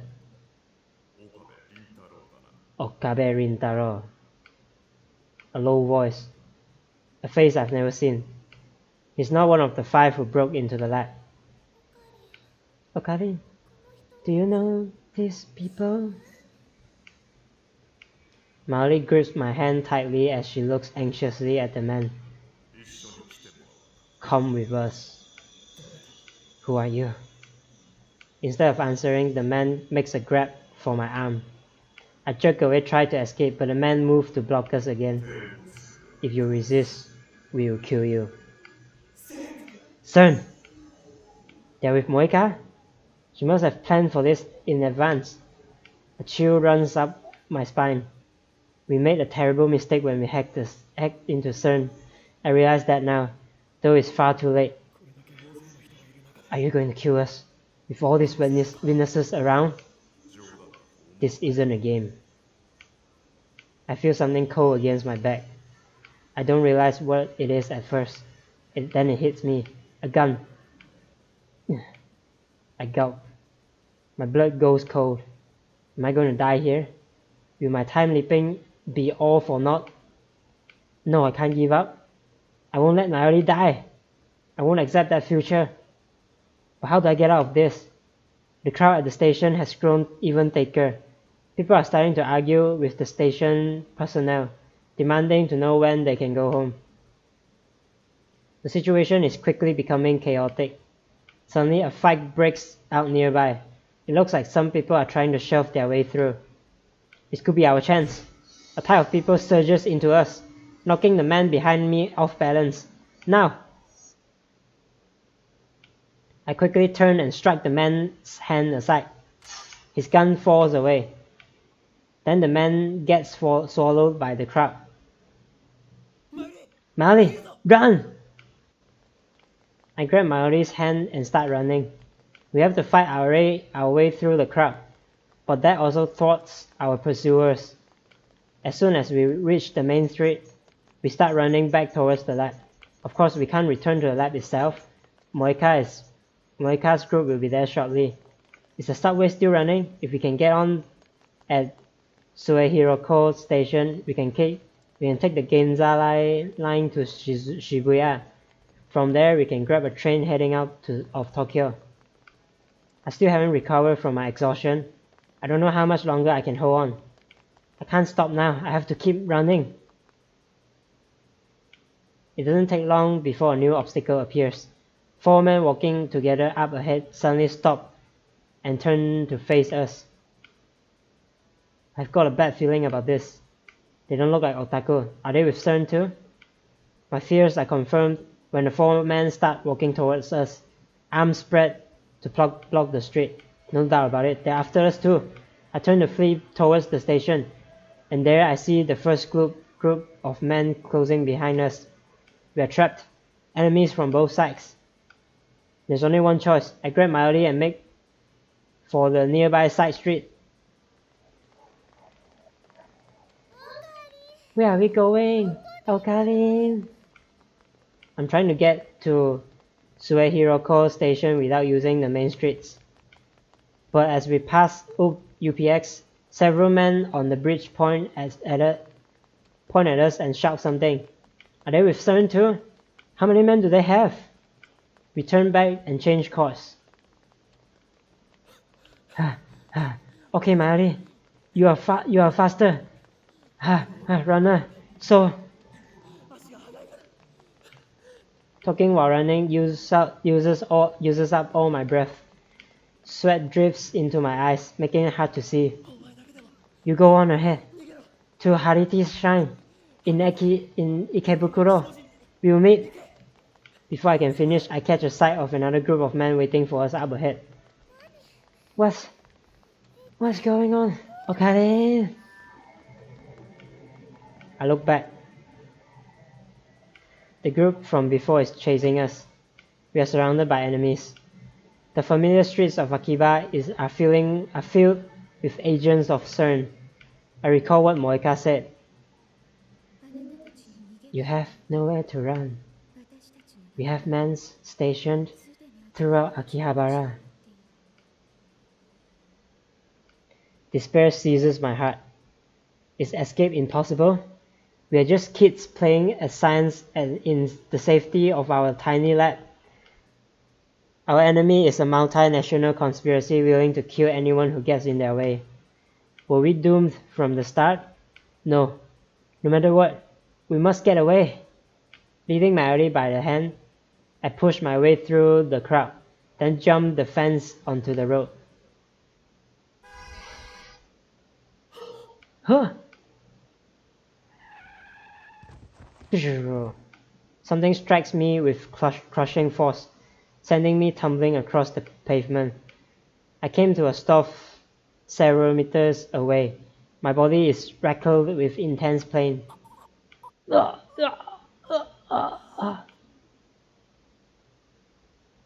red curtain covers my eyes. I try to brush it off, and my hand comes away slick with blood. Oh, Okabe's fault, MLO. I know right. He should have planned better. I grit my teeth against the pain and lift my head. He should have told everyone, that's the thing. You should have told everyone about the event so that everyone can help, you know. Maori is lying on the pavement a few meters away. I reach out to her.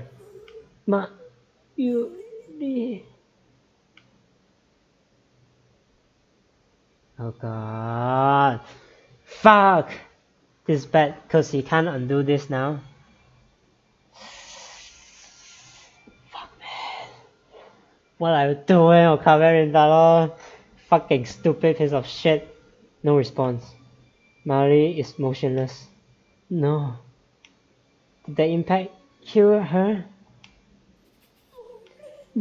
Yuri. Does Maori die again? I think so, man. This can't be happening. The car that ran us over, a white van, pulls up. The door opens and out steps. I've stopped them. Fuck you, Moika. Curse you, Moika. See, I told her she's sus, man. She's sus. Her again. She knew the exact moment to be here in order to run over poor Mayuri. I've secured Okabe-kun. I mean, Okabe Rintaro. She's talking to someone on her phone. Has she been tracking us this whole time? I never liked Okabe LL. Contact the police. Shina Mayuri is dead. She looks down at me with eyes cold enough to freeze my blood. Why? Why did you kill her? Because you ran. You monster! Mustering my strength, I leaped out and threw myself at Moeka. She goes down hard. I heard her head smack against the pavement. I stand up and look around. Moeka is dazed and unable to stand, but I see certain agents making their way towards us through the crowd. I've got to get out of here. I take a step. A sharp pain stabs through my body. The crash must have broken a bone in my leg. It doesn't matter. I have to get to the lab and time leap again. That's the only way to save Mayuri. I look back at the site of the accident. Moika is slowly regaining her feet, but Mayuri remains limp and motionless on the road. It breaks my heart to leave Mayuri lying there, but I have no choice. I have to go. Back to the lab. Fighting the pain of my broken leg, I managed to drag myself back at the lab. Surprisingly, CERN's man didn't chase me. Nobody is at the lab when I arrive. Only the lights are still on. Relieved that Kuritsu and Daru haven't returned, I head straight to the development room.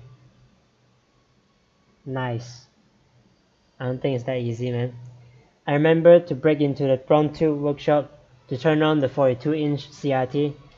My body is drenched in sweat and I can't stop shivering. Everything hurts, especially my right side, where the car hit me. If I'm not careful, I might lose consciousness. My vision is blurry. It's hard to focus.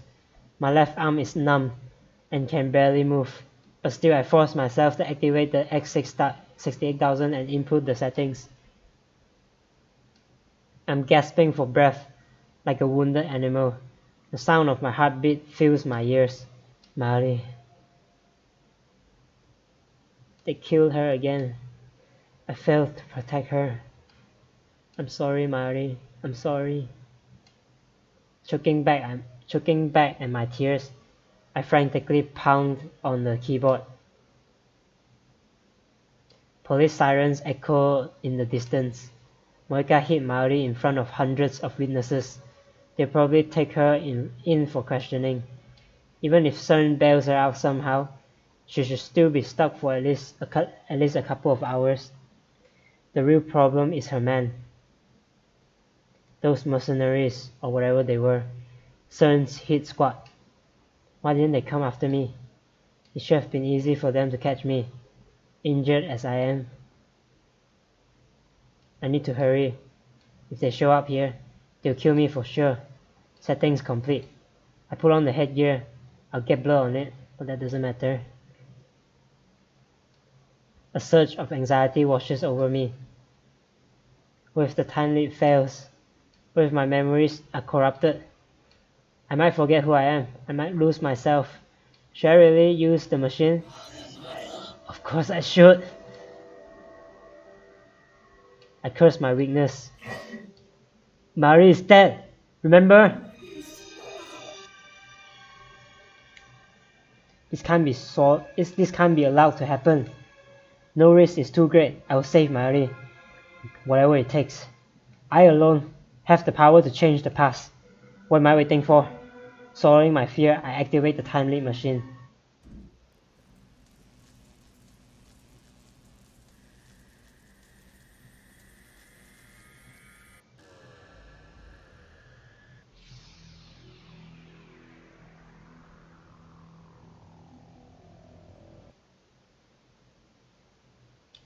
Why didn't you went back a bit more? A screeching in my ears, needlessly stabbing into my brain, 1,000 emotions flooding my senses. The world bends, pulses, then returns to normal. The pain of my wounds has vanished like magic, replaced by a piercing pain in my brain. I fight back a wave of nausea and take stock of the situation. I'm sitting on the sofa, with my phone to my ear. Another successful time leap. That makes 3. It looks like the time leap machine works perfectly. I'm sure it would boost Kuritsu's confidence if I told her, but I will have to wait until Marley is out of danger. I stand up and look around the lab. Where's Marley? What? Kuritsu, who was dozing off next to me, wakes up with a jerk at the sound of my voice. Ugh, don't shout. I've been working all night, so let me rest a bit. Where's Mairi? What's wrong with you? She went to Lukashi's, remember? Damn, she already left? I should call or send a mail.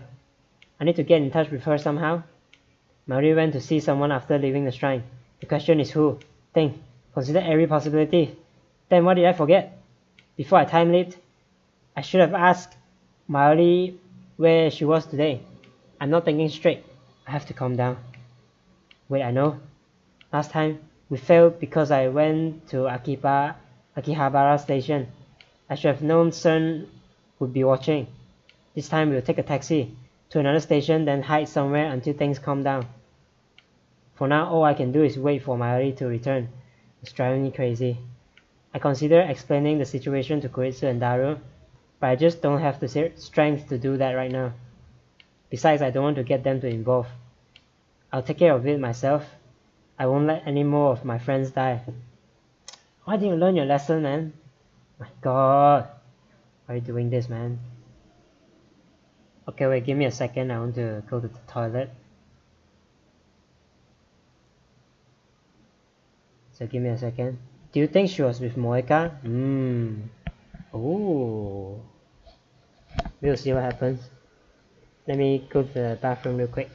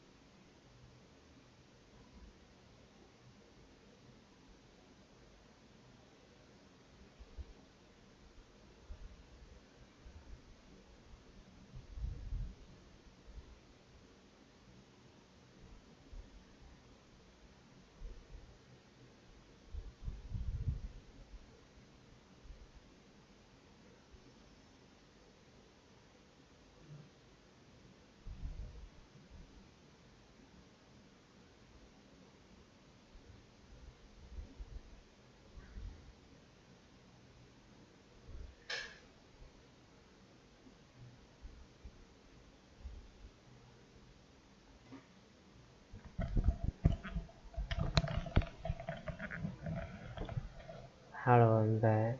Ha, my cat died. Now my Yuri died. This isn't good for my mental state. ML, Okabe, fuck you. This is bad, man. Why does Okabe do this?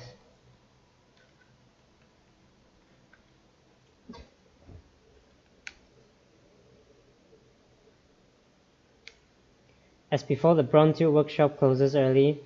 Mari appears as Suzuha and Mr. Braun are leaving. We run through Kanda Myojin's back streets to Ochanomizu Station, taking only minimal precaution to avoid attracting attention. We have to get there before the Sobu line shuts down. We manage to make it to the station without being stopped, but then, when we get there, I see a group of men waiting by the entrance. They look like CERN. Change of plans. We turn around and head for Shin Ochanomizu subway station. We arrive at the station later than I intended. I don't usually come here, so I got lost. I stare nervously at the platform clock. According to the scrolling display, all those lines have already suspended operations. Wait, it looks like the Chiyoda line has too. It must be protocol to assume that nearby stations may be threatened, even stations on unconnected lines. Damn! Mari hasn't said a word about my strange behavior. This is the third time I've led her on this escape. Third time? Third time? Also, so it happens like a few more times already.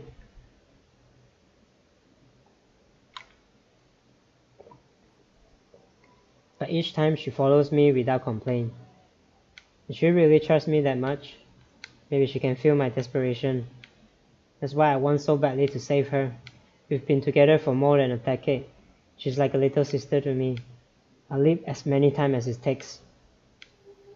Mali tilts her head quizzically. I realize that I'm staring at her. Okarin, Mayoshi has a lot of questions, but she'll wait for now. But once it's over, I want you to tell me everything. Okay? Yeah, I promise. Mary smiles happily at that answer. That's right. While we wait for the train, I should ask Mary about her whereabouts today. If I have to leave again, I'll need all the information I can get. Where did you go after you saw Lukako? I got an email from Fubuki-chan. A thread came loose on her costume. Jeeves, this is really complicated. Shit, man. This is intense. I went to fix it. Where does Fubuki-chan live? We met at Starbucks at UPX.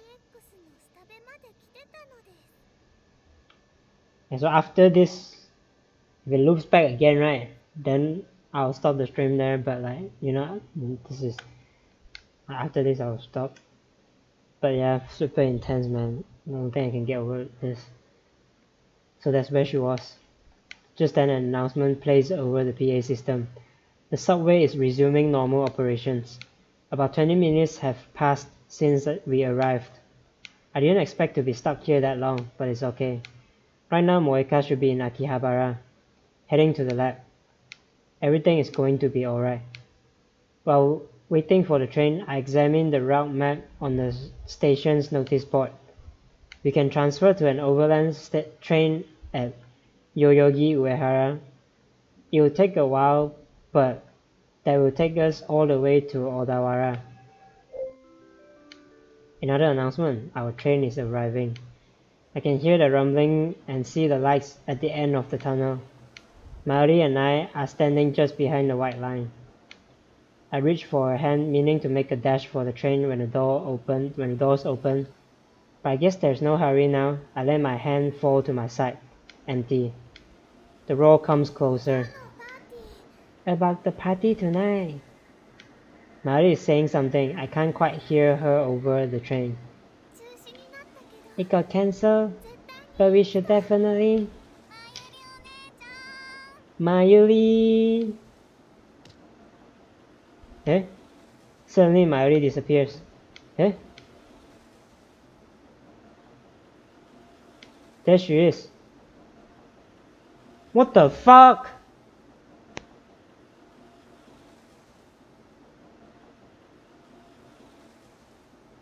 There she is, leaning out over the tracks. She's off balance, as if she stumbled, or someone pushed her. She seems to hang in there for a moment, but then the train comes screaming into the station. Fuck, man, what the fuck?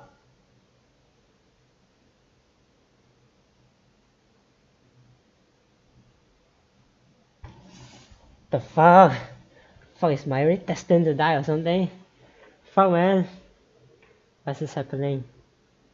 Why is this happening, man? Why is this happening, man? What is this? What is this?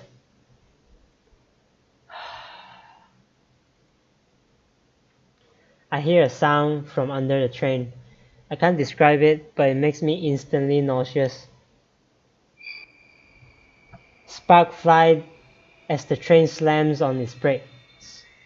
Who was that, WTF? I think that's the doctor, right? The people on the platform scream.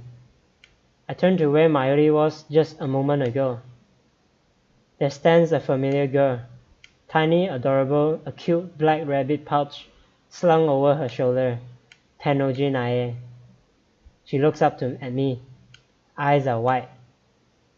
Her lips trembled. Fuck, man.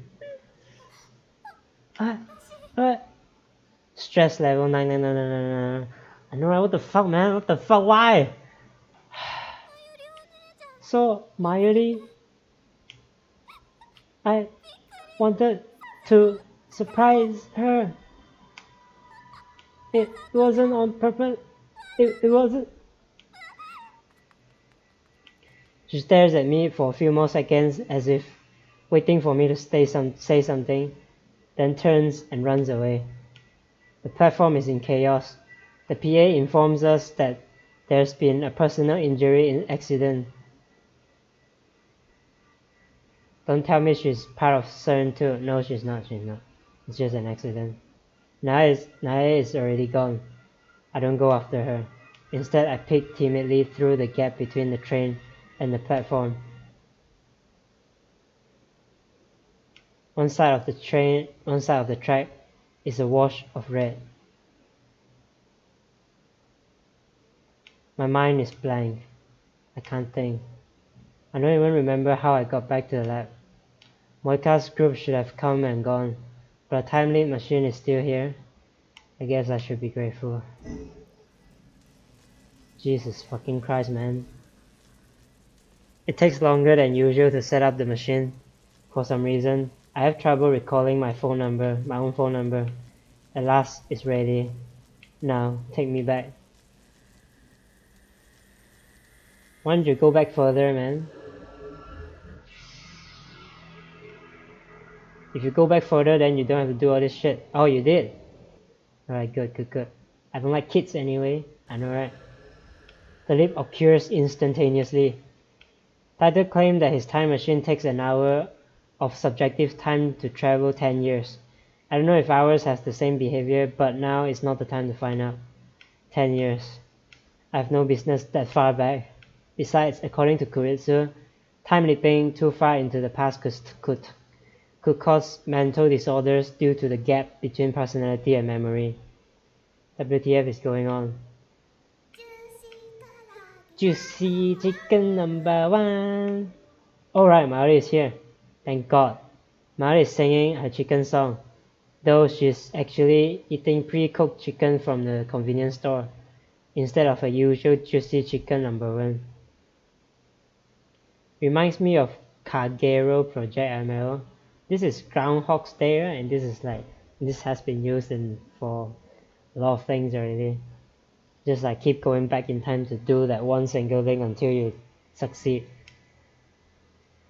She had to switch because she can't warm out frozen chicken in the microwave, which is now a dedicated part of the time leap machine. I was right to come back 5 hours. Maori is still in the lab. But what the hell happened back there? It hurts. But I forced myself to recall that horrifying scene.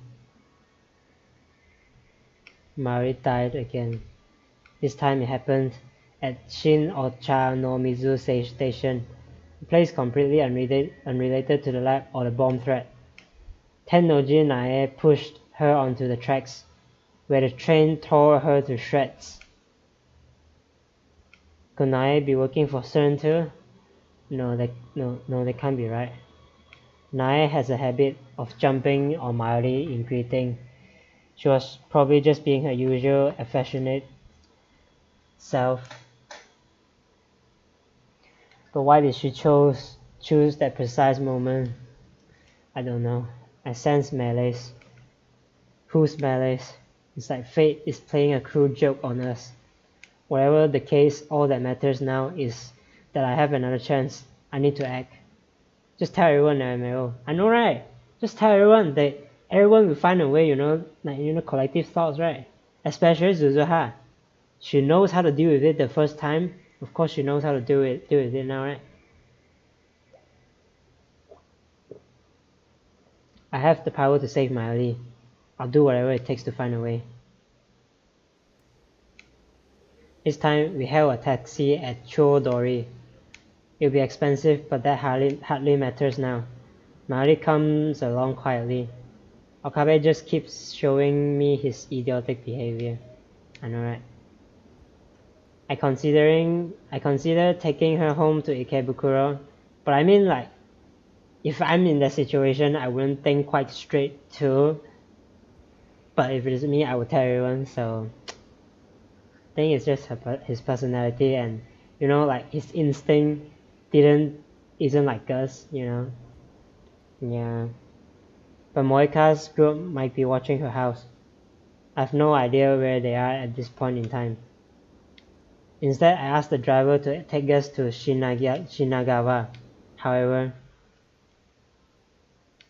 the traffic is unusually heavy. The driver says it's never been this bad before.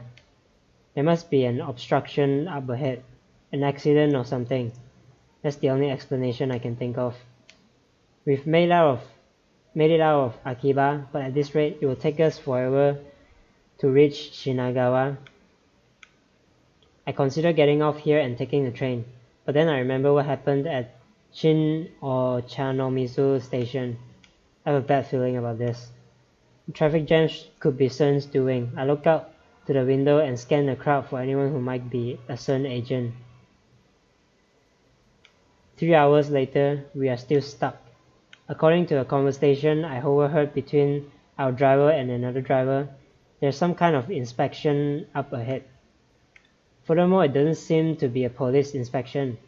A small fight broke out at the inspection site or something.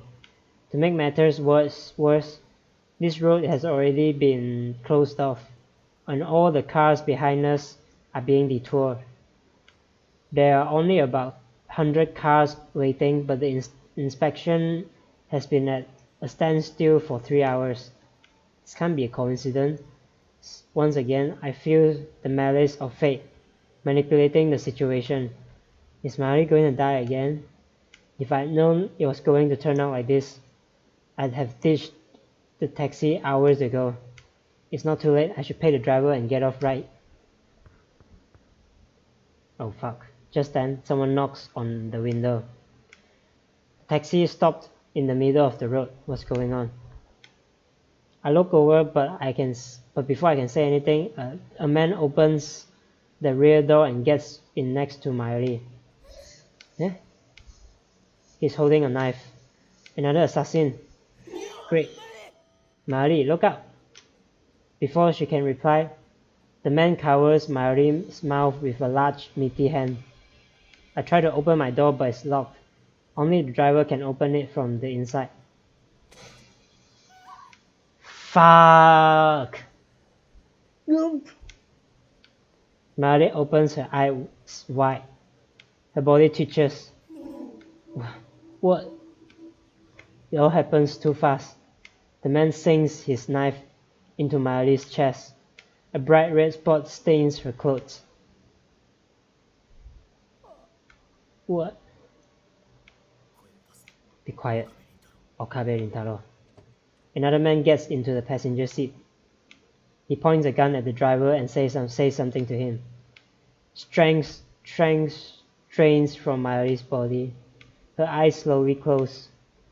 A tear rolls down her cheek. I watch her die inches away, powerless to stop it. I can feel her last breath against my skin. They killed her again. Why? Why? Why can't I save her? Why won't you let me save her? Who decided that Mayuri must die? Moika, CERN, or does the world itself wish for Mayuri's death? I won't accept that. I clench my jaw and throw myself forward, driving my forehead into the killer's nose. Ugh. He falls back. I shout to the driver, "Open the door!" I crawl off the taxi and take off running through the traffic jam. After running for hours, I make it back to the lab. Wah. Wah. From another district, he ran back to the lab. My god, man. Imagine how tired his mind is, you know. Jesus Christ. Luckily, the time leap machine is still there. I have to leap again.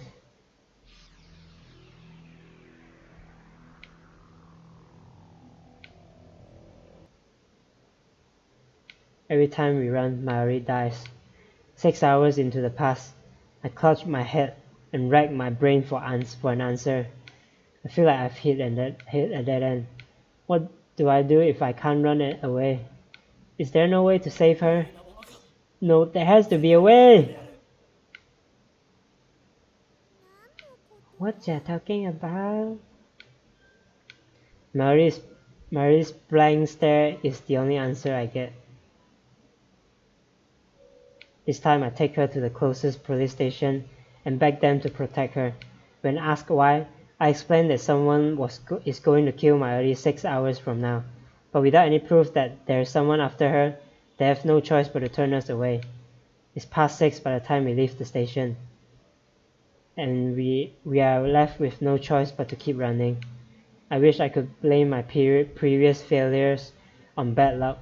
We could try Ochanomizu or Shinabashi again, and maybe this time she won't die. But I don't have the courage to try those routes again. At the same time, we can't stay in Akiba. We are running out of options. Subways, trains, and taxis, all out. Attempting to escape by those means will get Mayuri killed, so my heart tells me. Perhaps the fear is irrational, but I can't put it out of my mind. I've seen her die half a dozen times already. Shot, stabbed, torn to pieces. I can't go through that again. We take refuge in Yodobashi Camera. I thought we could keep hiding there indefinitely. But just after 7, we hear an explosion in front of the station. Yodobashi goes into chaos. Policemen appear and start evacuating the store. When I try to explain our situation, an officer shouts, "Terrorists!" and pulls his gun. This can't be happening. This isn't America. Japanese police officers don't shoot without provocation. Mayuri dies. It happens so fast. The policeman shoots her right in the head. I don't know if he was a real policeman or a CERN assassin in disguise. It doesn't matter. I can't deny it any longer. The world itself is killing Mayuri.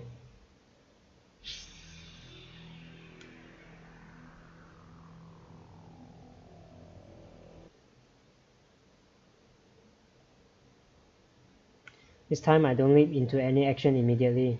Instead, I sit on the couch and collect my thoughts. Every time I try to save Mayuri, it ends in the worst possible way. To make matters worse, I no longer even know what I'm supposed to be saving her from. Cause and effect. Why does Mayuri die? At first I thought it was Moika and her hit squad, sent by CERN to steal our time machine. But as I leap back in time again and again, the cause of Mayuri's death kept changing. At Shin Ochanomizu Station, she died because Nae pushed her off the platform. CERN has nothing to do with that, it was an accident. Each time I leap, she dies a different way. What does that mean? I've been thinking for an hour, and I am no closer to an answer. I want someone to tell me, but who can I ask? Ask Suzuha, man! I'm the only person in history to leap through time. No, you're not. There's Suzuha. No, there's one more, John Titor. But he's not replying to my emails anymore, and he hasn't posted on Ad Channel in days. I'm not even convinced that he is a real time traveler. I decided not to run this time. Instead, I take a different approach. Strike first. I send Moika an email. I need to talk to you about our time machine. Meet me alone. I designated the roof of Radican as our meeting place. 2 weeks have passed since the satellite crashed, but it's still there and the building is still closed. At least the security has lessened, so it's easy for me to sneak in. Not that there's any sneaking to do, I just walk in through the front door like I belong there. No one questions me. Last time I came here was for Dr. Nakabachi's presentations. Of course, on this world line, the presentation was cancelled. Naturally, there's nobody here but me. It occurs to me that this is a dangerous gambit. Moika might have a gun, and I already know that she's willing to use it. Suzuha is John Titor, right, WTF? I'm not sure. I'm not sure actually. Maybe, maybe not. But then I don't intend to play fair either. We are supposed to meet at 5:30. It's just after 5. I came early in order to ambush her. I hide in the shadow and wait with bated breath. About 30 minutes later, I hear door open. Moika makes her entrance alone. She looks around restlessly. She still hasn't noticed me. I take a gun out of my shirt. It's not real. It's future gadget number 1, the beat particle gun. It's just a toy ray gun with a remote control attached. Obviously a bluff, but all I could prepare on such short notice. I run up behind Moika and shove the beat particle gun into her back. Don't move. Hands up. Just like a Hollywood movie. But this isn't a movie, this is real. And she isn't an actress, she's a murderer. After Moika raises her hands, I feel through her clothes. Sure enough, she is carrying a gun. I take it from her and press it to Moika's back in place of the beat particle gun. Sorry to disappoint you. The first gun was a toy. Talk. I know you were sent by CERN. How? How? You want to know how? My frustration and rage boil over. Because of her, Mayuri. I came from the future. That's how. You think I'm lying? I've repeated the last several hours a half-dozen times already.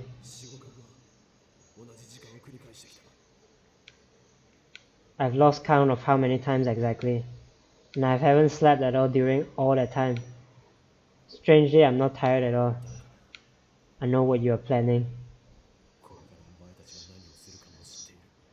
You shouldn't tell her, WTF. I don't know. Around 7, you are going to stop the trains. He just gave himself less time. Moika gasps. So it was their doing. I also know you're planning to attack the lab. You and your man. And then you are going to kill Mayuri. I understand. I'm a time leaper. Moika nods faintly. I could kill her now, it would be easy. But no, I need information. Who are you people? Rounders. Moika answers with a surprising obedience. I guess she values her own life, even though she has no problem depriving other people of theirs. Rounders? What does that mean? How are you related to CERN? By email. No! Speak! The Rounders are an organization separate from CERN. Covert operations. We don't exist. Like a private army? No. Our mission is to find and acquire IBM 500s. They send us around the world. We collect them. The IBM 500s. That's right, when I met her, she was looking for an IBM 500. These days, they are nearly impossible to find. People will pay millions just to own one. Is that because CERN has been hunting them down? How many Rounders are there? Answer me! I don't know. I'm just an agent. So she's not important enough to be told. Was it you who stole our IBM 500? Moeka doesn't answer. Why does CERN need IBM 500? To keep hackers out? Maintaining secrecy is the highest priority for CERN. What are they hiding? We already know they killed hundreds of test subjects with their time travel experiments. We didn't need an IBM 500 to find that out.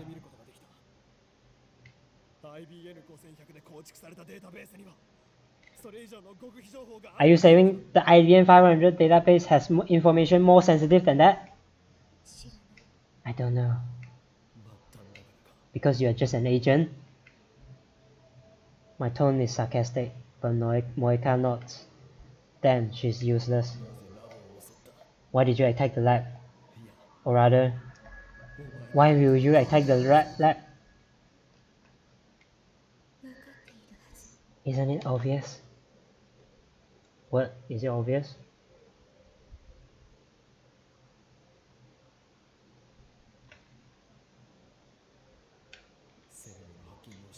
Because we hacked into CERN? 3 reasons. First, because of what you know. We were ordered to silence you. So CERN did know about the hacking. Second, for the time machine. The one you made. They want our time machine. CERN must be trying to monopolize time travel technology. Third, the reason it happens today.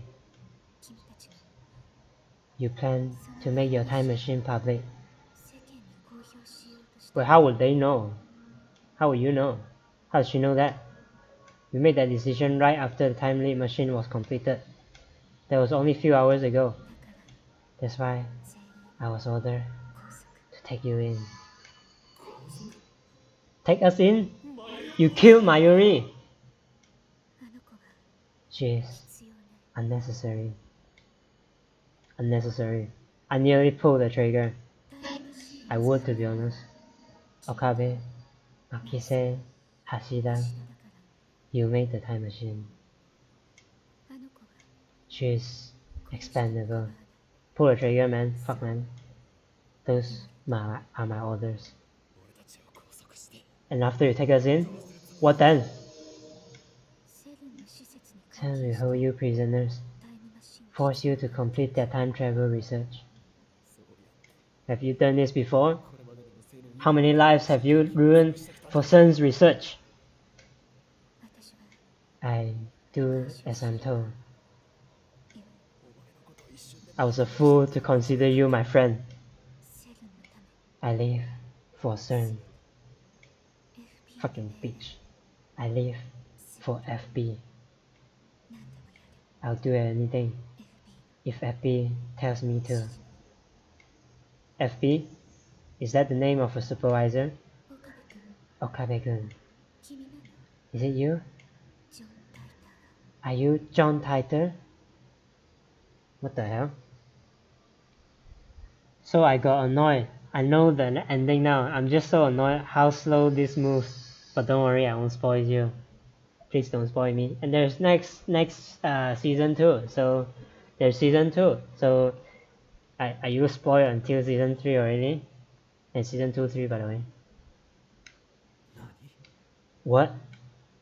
John Titor? 考えられない There's no one else it could be.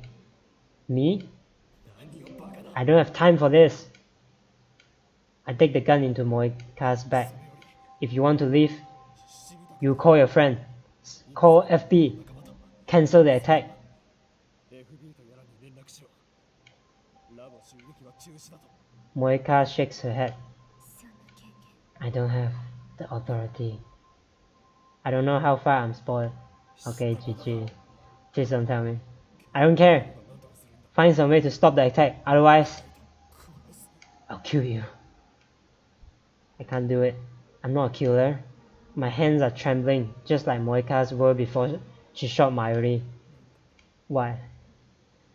Why did you kill her? Because I googled Steins Gate ending. I declare where this ending lies. Okay. She was hesitating. She didn't want to pull the trigger, but she did. You didn't want to kill her, did you? What? So why? I just obey. FB. Then bring that son of a bitch here. Huh? So many people on Google didn't finish the game because it's too long. Pussies. They are weak. They're not the choice of Steins Gate. You're one heck of a man for actually going through. Because I am the choice of Steins Gate. Moika shakes her head again. I can't finish it too. Cool. I don't care about your authority. If you don't do what I say. Why do my mail keep opening? What? 無理なの I can't. FB に I'll never. 会ったことは Something hard steps into my back. A chill runs through my body. There's someone behind me. Drop the gun. Oh gosh, you're talking like Okabe now. Fuck my life. I'm very immersed, you know, with all those time travel, you know. With all those feeling, I'm very immersed right now. That is a man's voice. Is he with Moika? You lied! Karyu Moika! I'm ready to pull the trigger in cold blood. We promised to meet alone. I want to pee, but I'm laying down. Just go pee. Just wake up and go pee. Moika doesn't answer. I said drop the gun. I'll give you a time machine. Just don't kill anyone. だとしても Even if you do that. Even though I'm still pointing the gun at her, Moika steps away and turns to face me. Her eyes are cold, her expression unreadable. You'll still be held prisoners. Forever. Moika takes the gun from my hand. I'm unable to resist. Please. I'm sorry about the hacking, just please don't kill anyone.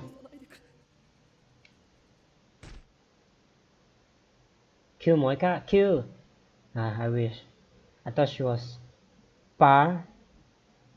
What?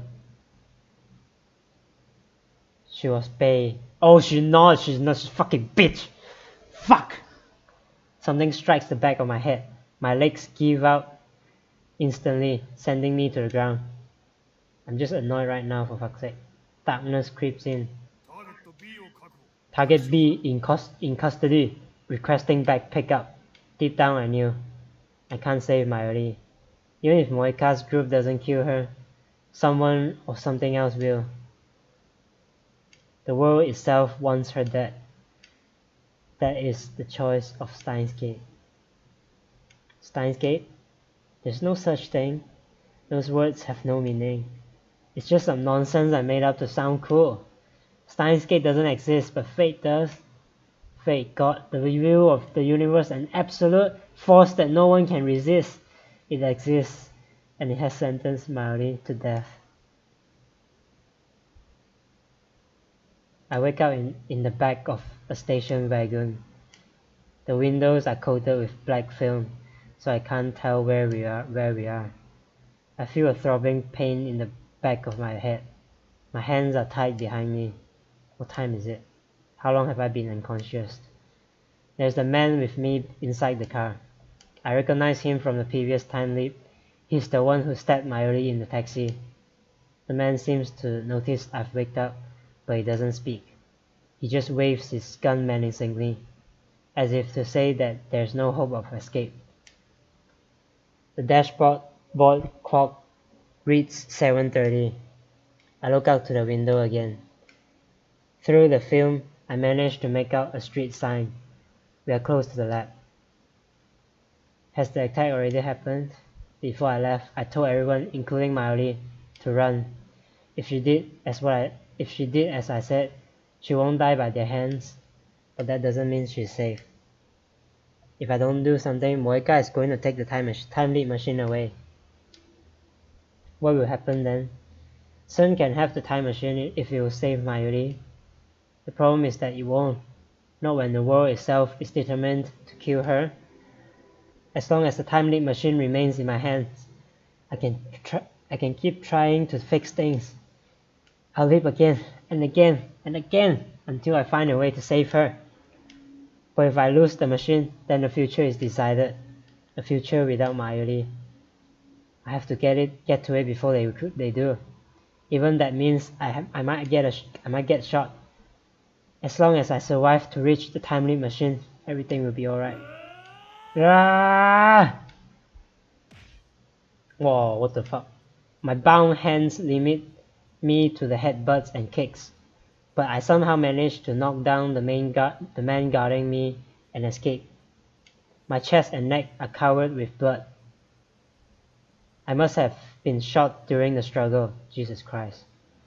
But thanks to my adrenaline pumping through my body, I barely feel any pain. Jesus Christ, man. I can still move. That's all that matters. I run up the stairs with my hands still tied. I can only pray that I'll be able to operate the time leap machine quickly enough. Mari, Kurisu, and Daru are in the lab. So are Moika and her man.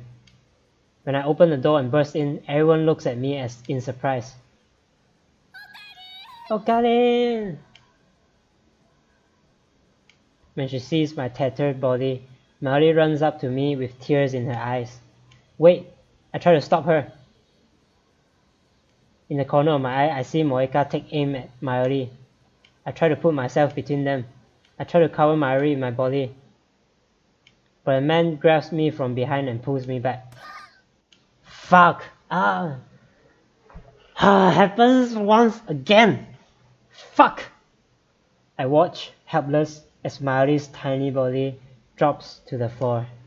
Her eyes, wide and wet with tears, seem to stare into mine. But I can see that they have already lost their light. She's gone. Again. Again. Again! What happens next is the same as before. Suzuha defeats the rounders, and Kuritsu helps me in time leap. Oh.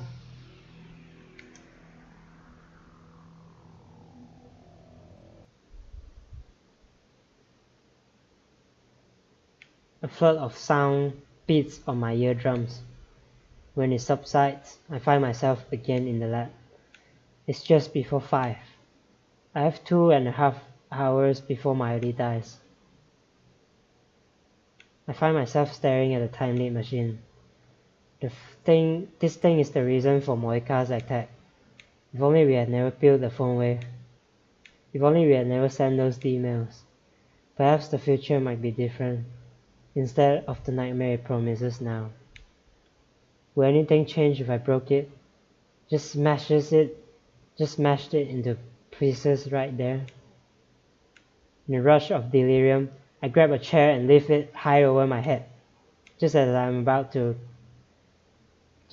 about to bring it crashing down on this infernal machine, a voice cries out, "Stop, Okabe! What are you doing?" Koizu grabs my arm and pulls me back.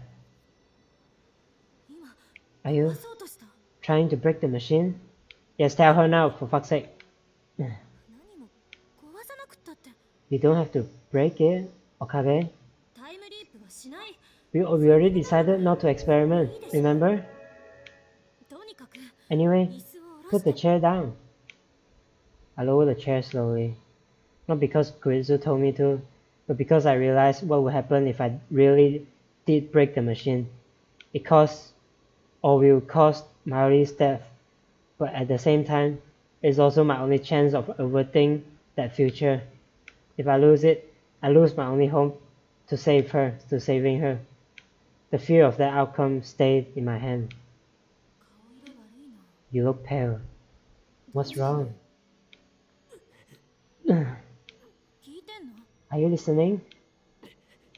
I can't deal with this, not now. Wait! I flee from the lab. I don't have a particular destination in mind.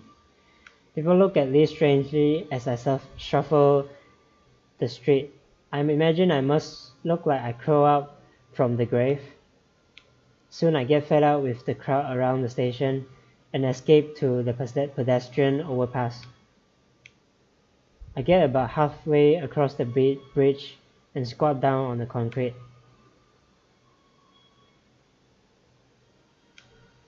The giant screen on the UPX building is advertising some gothic punk band. The ticker at the bottom displays today's weather forecast along with the date and time. Did it? I don't see it, man. I realize that today is Friday the 13th. Oh. Is there no way to get through today without Maori dying? It's already 5:30. 2 hours until the attack.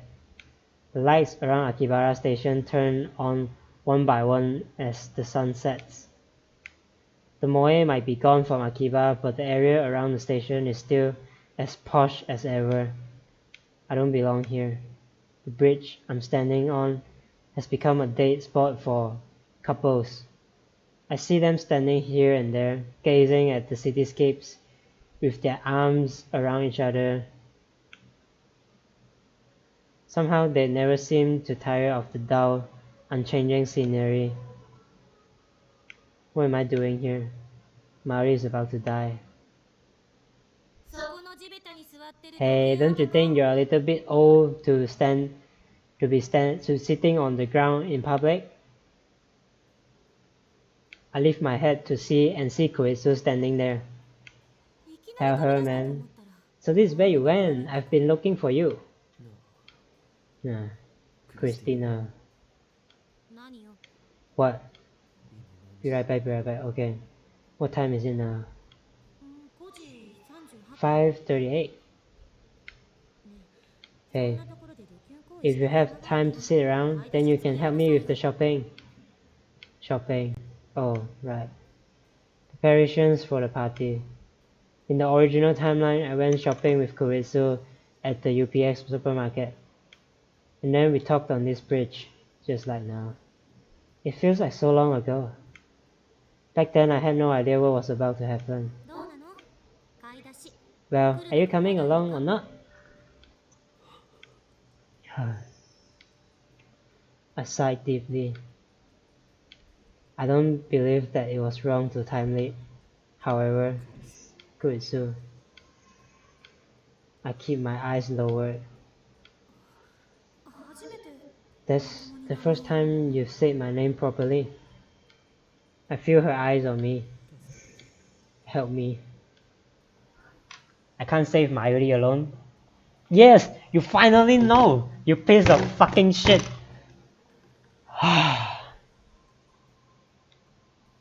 I realize that now.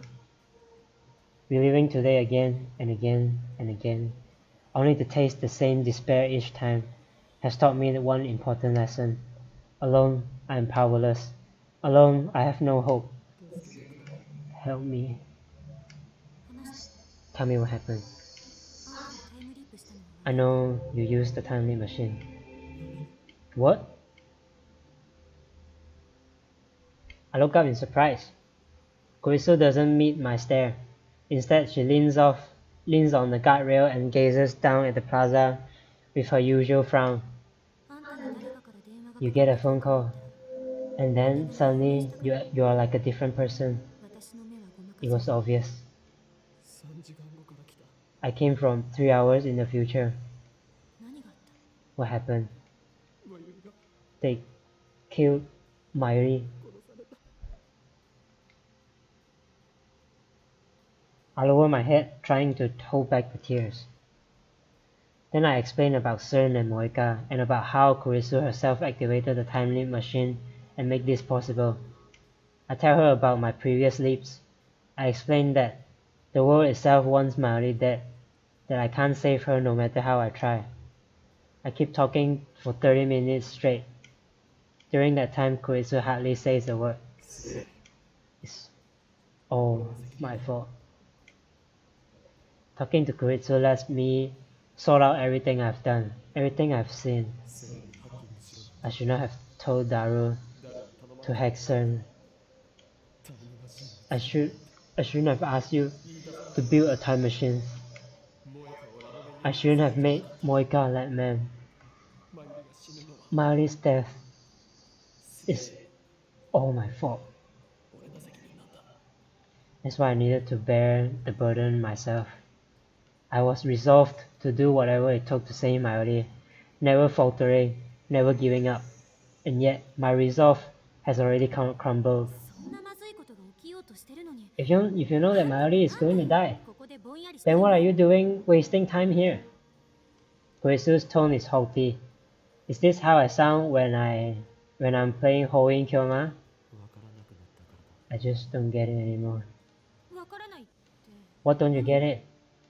マユリを助ける。 How to save Mayuri? あんたの話を聞いた Based on what you said, I guess the chronology protection conjecture is true. 何をしても No matter what I do, どうやって Mayuri dies. マユリが死ぬ。だから And that's why you keep time leaping. 返したタイムリープマシンは There's no guarantee that the machine is safe, わけじゃない you know.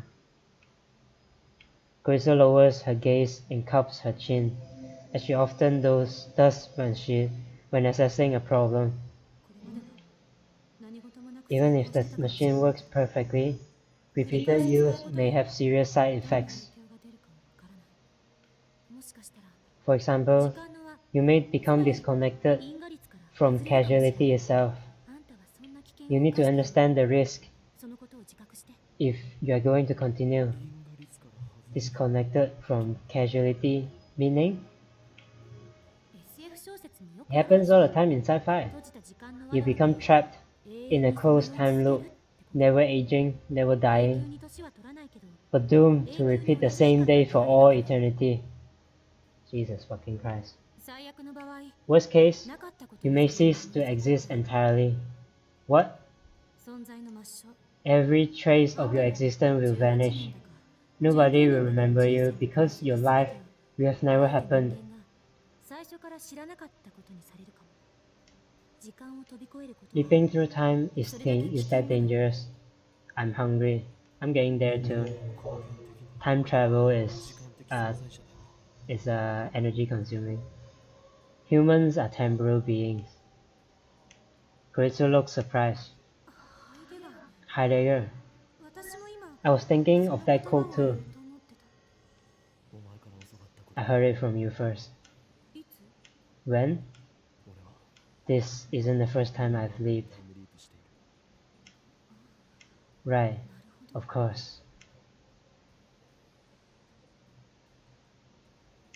Koritsu squats next to me, thinking deeply. あんたの話が本当だった If what you said is true, マユリを then I want to save Mayuri too. 私だって同じよ。でも But タイムリープマシン as the co-creator of Timely Machine, I can't recommend its continued use. 何度も使うことは勧められない。 Are you going to use it on yourself? Will you listen to my advice? もがく I want bubble tea. Wow, it's a big craving. I can't do it alone. I know that now. I need your help. I have to save Mayuri. I can't do it alone. But together, we might have a chance. I need to believe that. 何とかできるかもしれないできると信じたい I know I'm old cause I call bubble tea. I didn't know Boba was even a name. Same, I called bubble tea back in the days too. Please, lend me your strength. Kurisu sighs. しやがって You're such a stubborn fool. あんた What you've been through. おかしく I'm surprised it hasn't broken you already. It has. It's almost getting there. Incredibly, she sounds concerned about me. She looks at me for a moment, then turns away as if embarrassed. 協力は I'll help. ただし Anyway, あんたのために I'm not doing this for you, okay? 全部 I'm doing this for Mayuri. ああ Yeah, 当たり of 前 course. それに That, あんたを被験 and 者 I に think you will make a good test subject. そうだし それはつまり Now, you're talking like CERN. 肯定するということか全然違う It's completely different. どこが How so?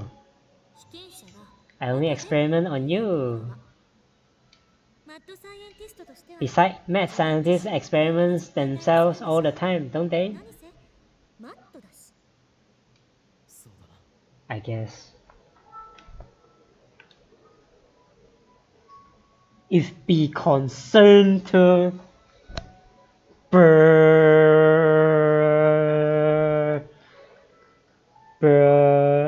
I'm no longer afraid to time leap. I'll do anything to save Mayuri. 冗談 It's just a joke. 気にするな Don't take it too seriously. Kurisu stands up and looks at her watch. さてもうあ Now, まり時間もない there isn't much time. I think you should have a clear plan before trying to change the future again. つまり Meaning, 今から leap to an even earlier time. そこで Then, 改めて私に explain the situation to me again. Kurisu is right. My actions so far have been almost entirely random. And look where that's gotten me. I need a real plan if I'm going to save Mayuri. Should make a batch. I'm concerned. No, we shouldn't. Fuck CERN. Let's go. Kurisu stretches out her hand. I grabs it and pull myself out. Mayuri and Daru are already back. When we return to the lab, Suzuha is there too. To get rid of them, Koitsu and I explained what we forgot to do the shopping so that they could. Please take care of it for us. I have to cough out the money to convince them to go, but it works. マユリ本人はともかく I understand why you can't tell Mayuri, but why can't you tell Hashida? 必要になったら話す I'll tell him when it's necessary. For now, it's not, and I don't have time to explain. While Koritsu sets up the machine, I head downstairs to the Bronze Tube workshop, kick the door open, and turn on the 42-inch CRT. That went more smoothly than I anticipated. It's highly illegal, of course, but I'll leap long before the cops get here. Koritsu looks shocked when I return to the lab. 銃の侵入罪で They'll throw you in the slammer for breaking and entering. After this, After the leap, I will end the stream because it's quite late now. In a few seconds, it wouldn't have happened. Gracer hands me the headgear and I put it on. I see.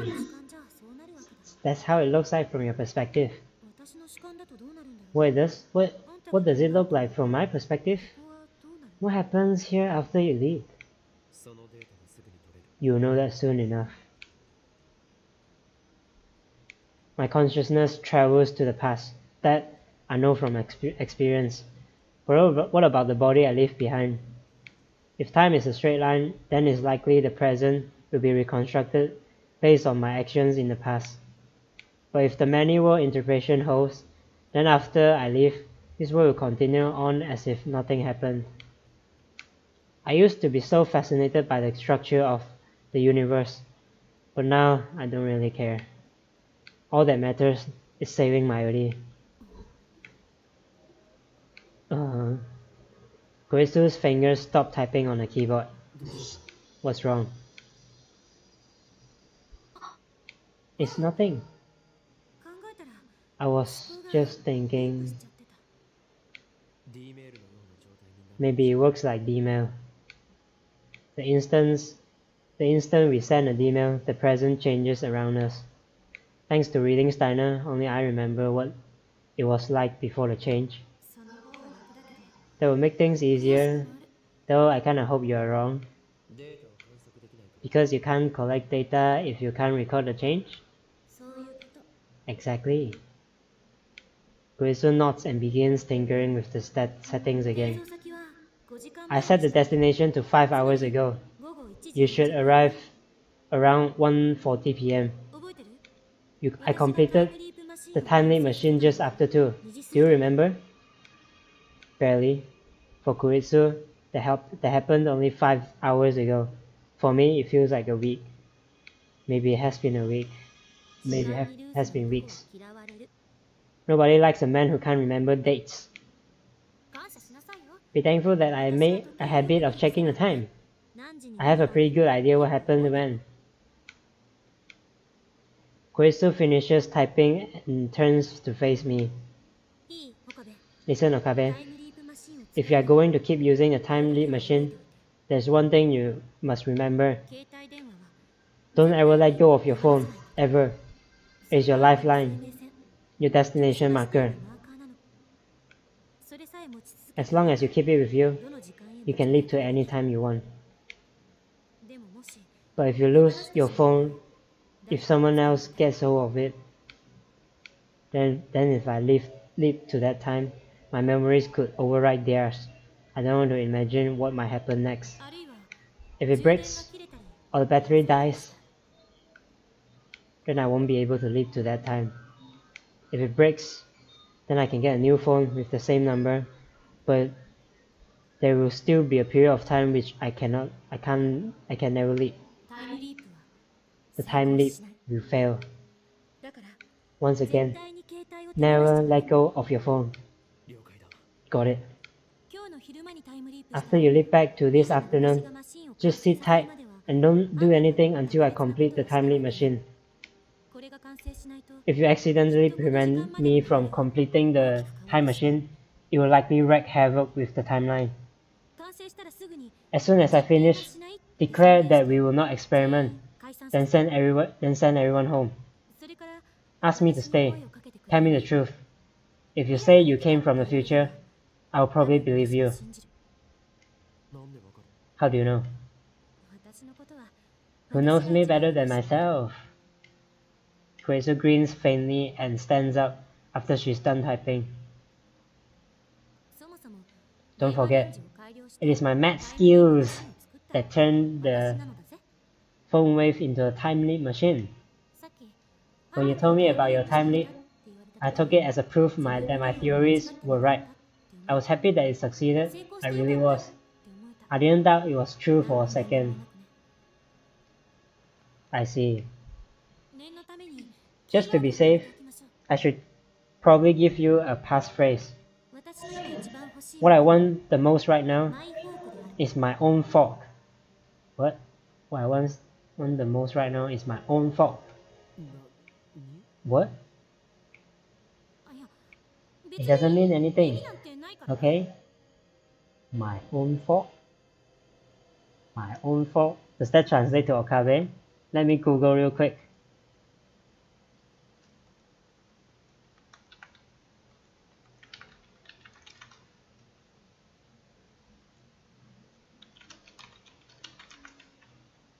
My own fault. Translate to Japanese. Fork. Fork is pronounced as fork. Doesn't make sense. Maybe I was wrong. You want your own fork? マイスプーンはもう持ってるから。 I already have my spoon, my own そこに spoon. 興味持つな。 Wait, that doesn't matter. はいはい。 Everything's 準備でき ready. た。 Now let's get out of here. I nod and call up the phone with name subject to change.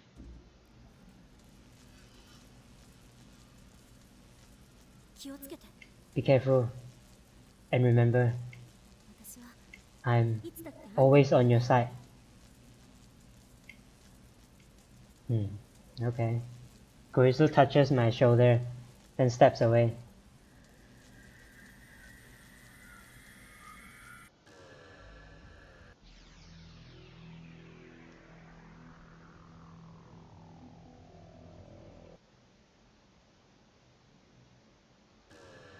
Alright. I lie back on the sofa with my phone in my hand. Alright, okay, let's call it a day, because it's been quite long already. But yeah, I think it's a good place to end it here, because yeah, I think the conversation with Kurisu is really brings a good end to the endless time leap that I was doing. Man, damn, that's fucking heavy, man. This stream is heavy as fuck, man. And tomorrow I'll probably play this game again. I hate this game. Okay, I love it. The story is damn so heavy. It's so heavy. My honest opinion. That's okay. People have their preference, but I love it. I'm loving it so far. Oh, it's so fucking heavy. I don't think the hype was worth it. It was for me. Yeah, so damn, super heavy episode today. We tried to save Mayuri for so many fucking times, and apparently Sun was definitely behind the scene. They were tracking me all the time, and you know, and they finally decided to strike, and it all goes out of hand. So yeah, so now we need to see how Kurisu and maybe Satsuha too. I hope Satsuha helps. How Kurisu can help me save Mayuri. Yeah, and I'll probably play this again tomorrow, which is later tonight or something, you know. Yeah, so like, yeah, cause I'm like, I can't. Usually I put another game between stream, but I can't do it, man. This is too intense already. I need to save Mayuri. Yeah, so good times. Very traumatizing, to be honest. Let me save one more just in case. Yeah, very traumatizing. So yeah, let's exit the game. Yeah, so I'll call a stream. I'll call an end for stream today. Yeah, so Idiot Steak is just a fucking moron. Okabe, of course. Yeah, he is, of course. There's no doubt about it. But that's what makes the story interesting, you know. It makes things go. That's worth my while. Yeah.